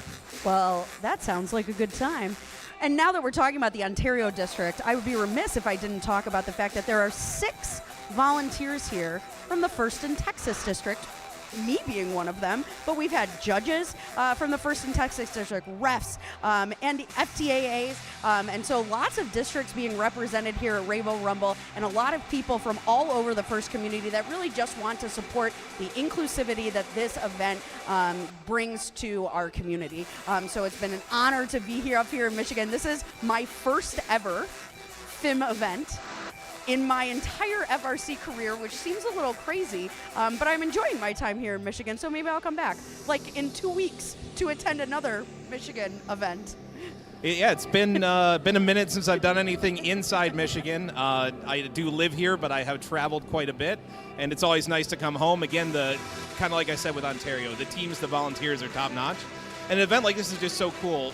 One, because of what it does to show how important this community is, and at the same time, there are parts of it that just feel so normal. I see all of my teams and friends, and you just realize how much this community matters to FIRST as a whole, because they're truly embedded in all corners of what makes FIRST amazing. So, yeah, just love being here. Yeah, you know, along with being on the desk up here for the finals matches, I got to judge this weekend, so I got to talk to all sorts of teams. And one of the things that really stuck out to me is I talked to a lot of teams that said, oh, you know, we practice with, you know, XYZ team every day, and we're always in their practice spaces. And that is such a cool community within this FIM district. I can drive an hour in every direction and not hit an FRC team. And so we don't get to have those relationships with teams like the teams do here in the FIM district. So it's been fun to learn about this community and just be able to talk to everybody and see how close everyone is. And it really shows on the field too, because these teams, you know, work so well together because they've seen each other so often during the season.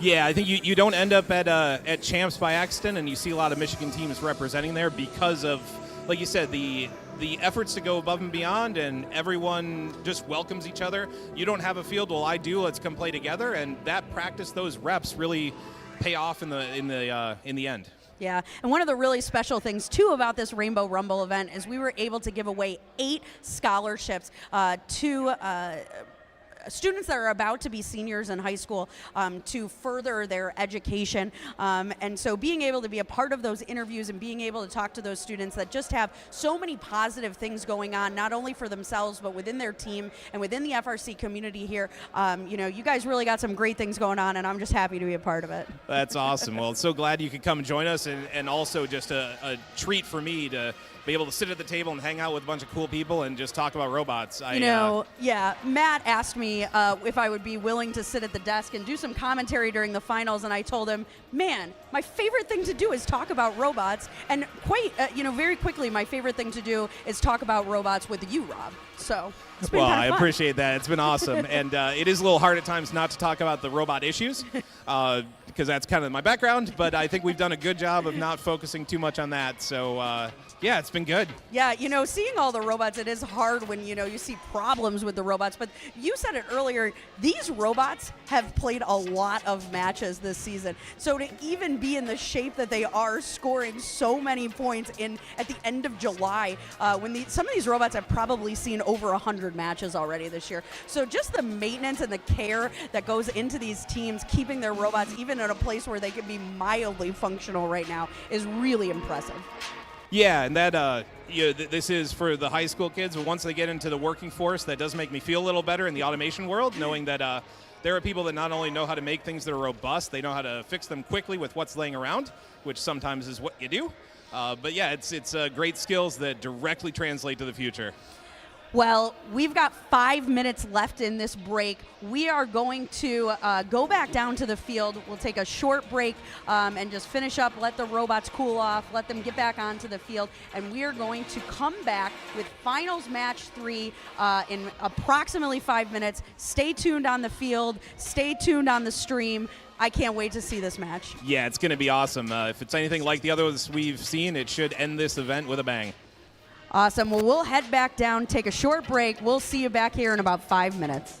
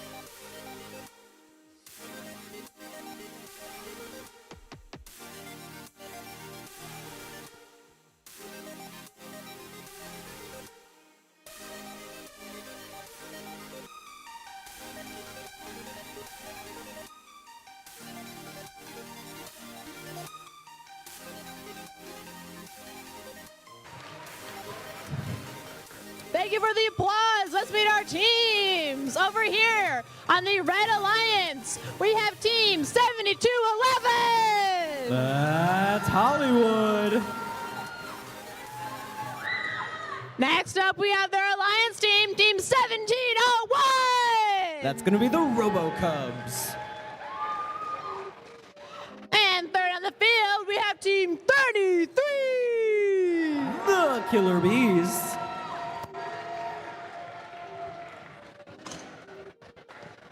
Over on this side of the field, we got the first team of the Blue Alliance, the Alliance captain, we know 5406. That's Celtics. Next up, we have their Alliance partners, Team 5460. Strike Zone.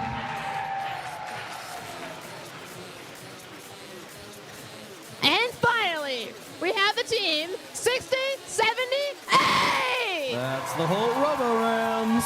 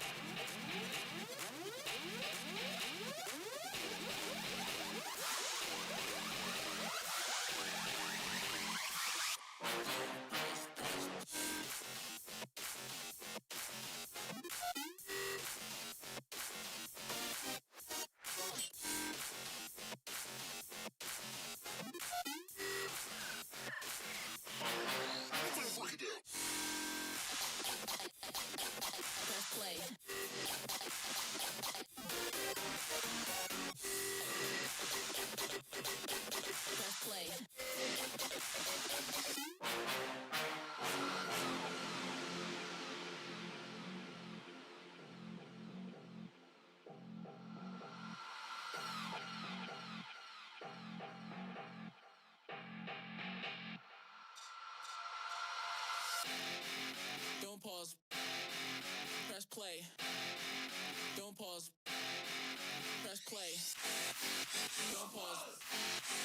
Press play. Don't pause. Don't pause. Press play.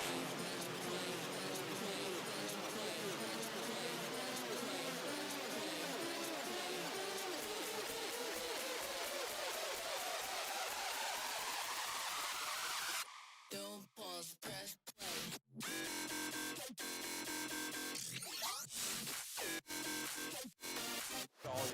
Drivers behind your lines in 3, 2, 1, crescendo! It all comes down to this. Quick shots out of both of our alliances. Our Blue Alliance focusing on that midline, trying to gain the advantage in this autonomous period. We're going to come out of autonomous with some high scores. 31 for each alliance. Now we see our teams switch back to their teleop strategy. 33 is going to play that corner game again. 60-78, the Holt Robo Rams playing defense on our Red Alliance robots, trying to make their cycles more difficult and starve that 33 machine. We've got a amplification for the Red Alliance. Each of those notes is going to be worth extra points. 54-60, making quick work of another short cycle. They make it to the midline and send a note flying for their Canadian captains. These scores keep flipping back and forth as notes are scored by each of these alliances. Blue Alliance leads 65-55. 72-11 looking to close the gap as they deliver notes to their alliance captain.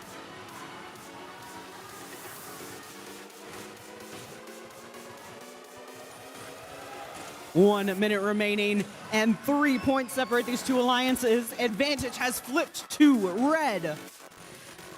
54-06 looking to close the gap with another quick score. So much of crescendo comes down to timing and what these teams can do when the speaker is amplified. 33 coming to tussle with the Holt Robo-Rams. Heavy collisions between friend and foe alike as we come down to our final seconds. 88 to 87, 20 seconds left to play. We're seeing notes reintroduced to the field by our human players. It's a feeding frenzy on either side. It's gonna be too close to call. Red pulling ahead.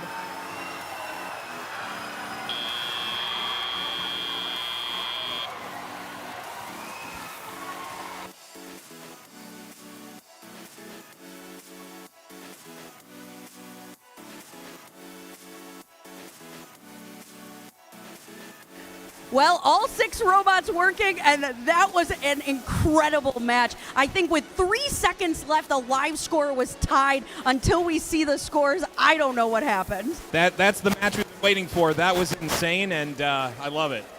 Yeah, I can't wait to see who wins. Great job to both alliances. It was back and forth. The amplified cycles were happening at the exact same time for both alliances. While we're waiting for the score, let's take a look at the replay real quick.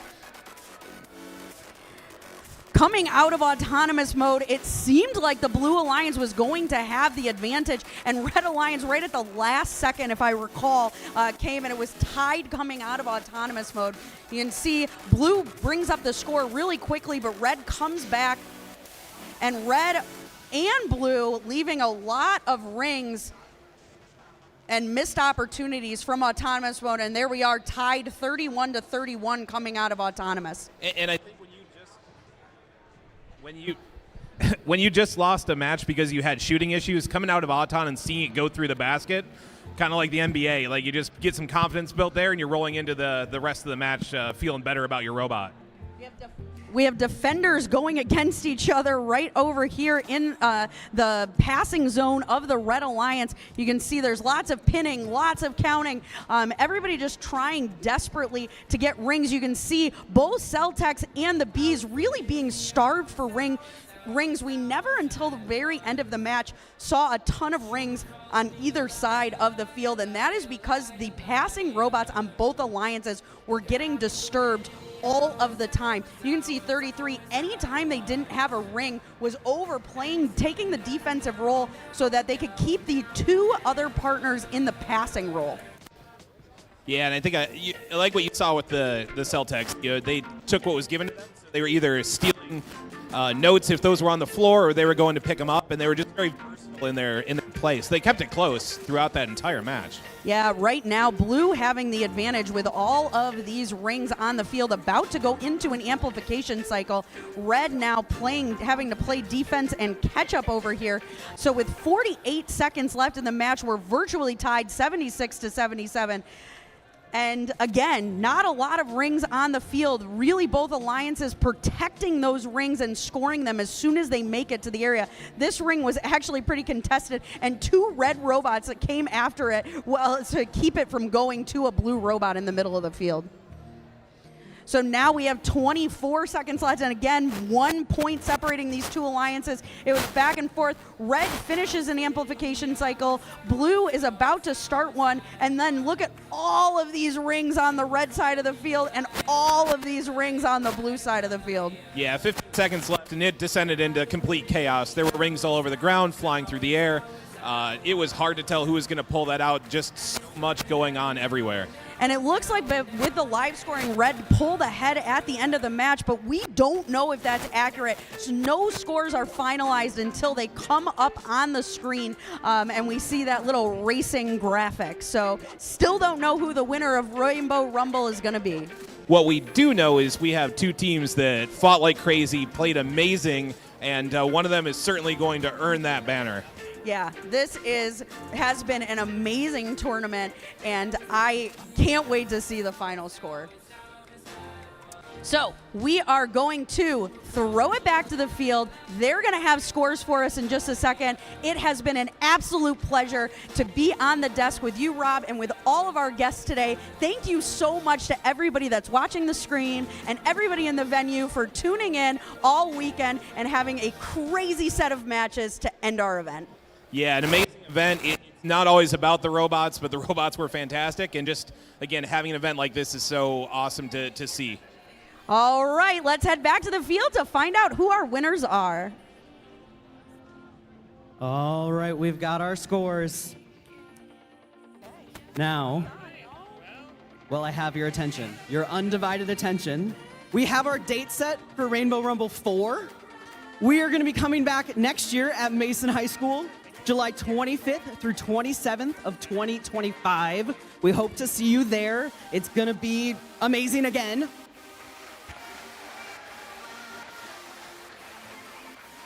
And now to see who our defending champions will be, let's look at our scores. We've got a Red Alliance victory, 119 to 117.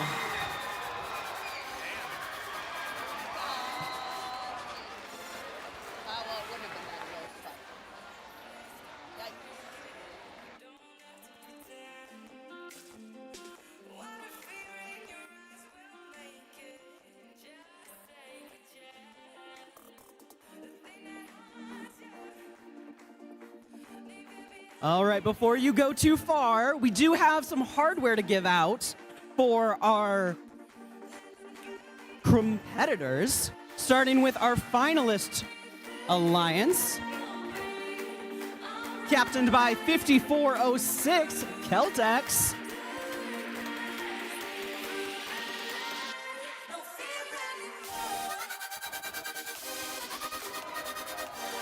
Hey teams, don't run away. We have stuff to give you. Come back.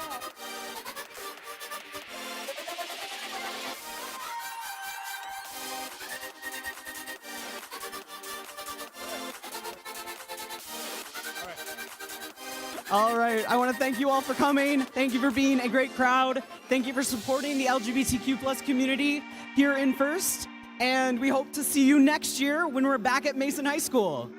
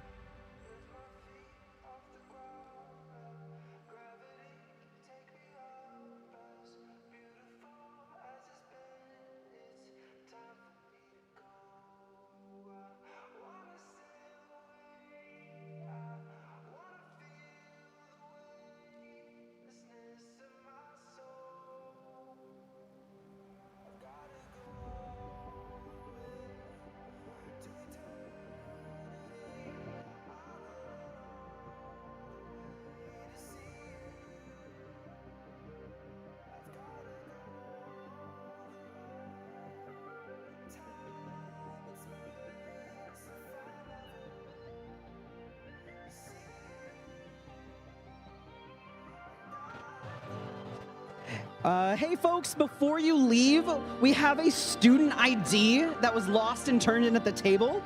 They're a student at Ann Arbor Open School, and their name is Zachary. So if that sounds like you or one of your students or somebody you know, a Zach from Ann Arbor Open School.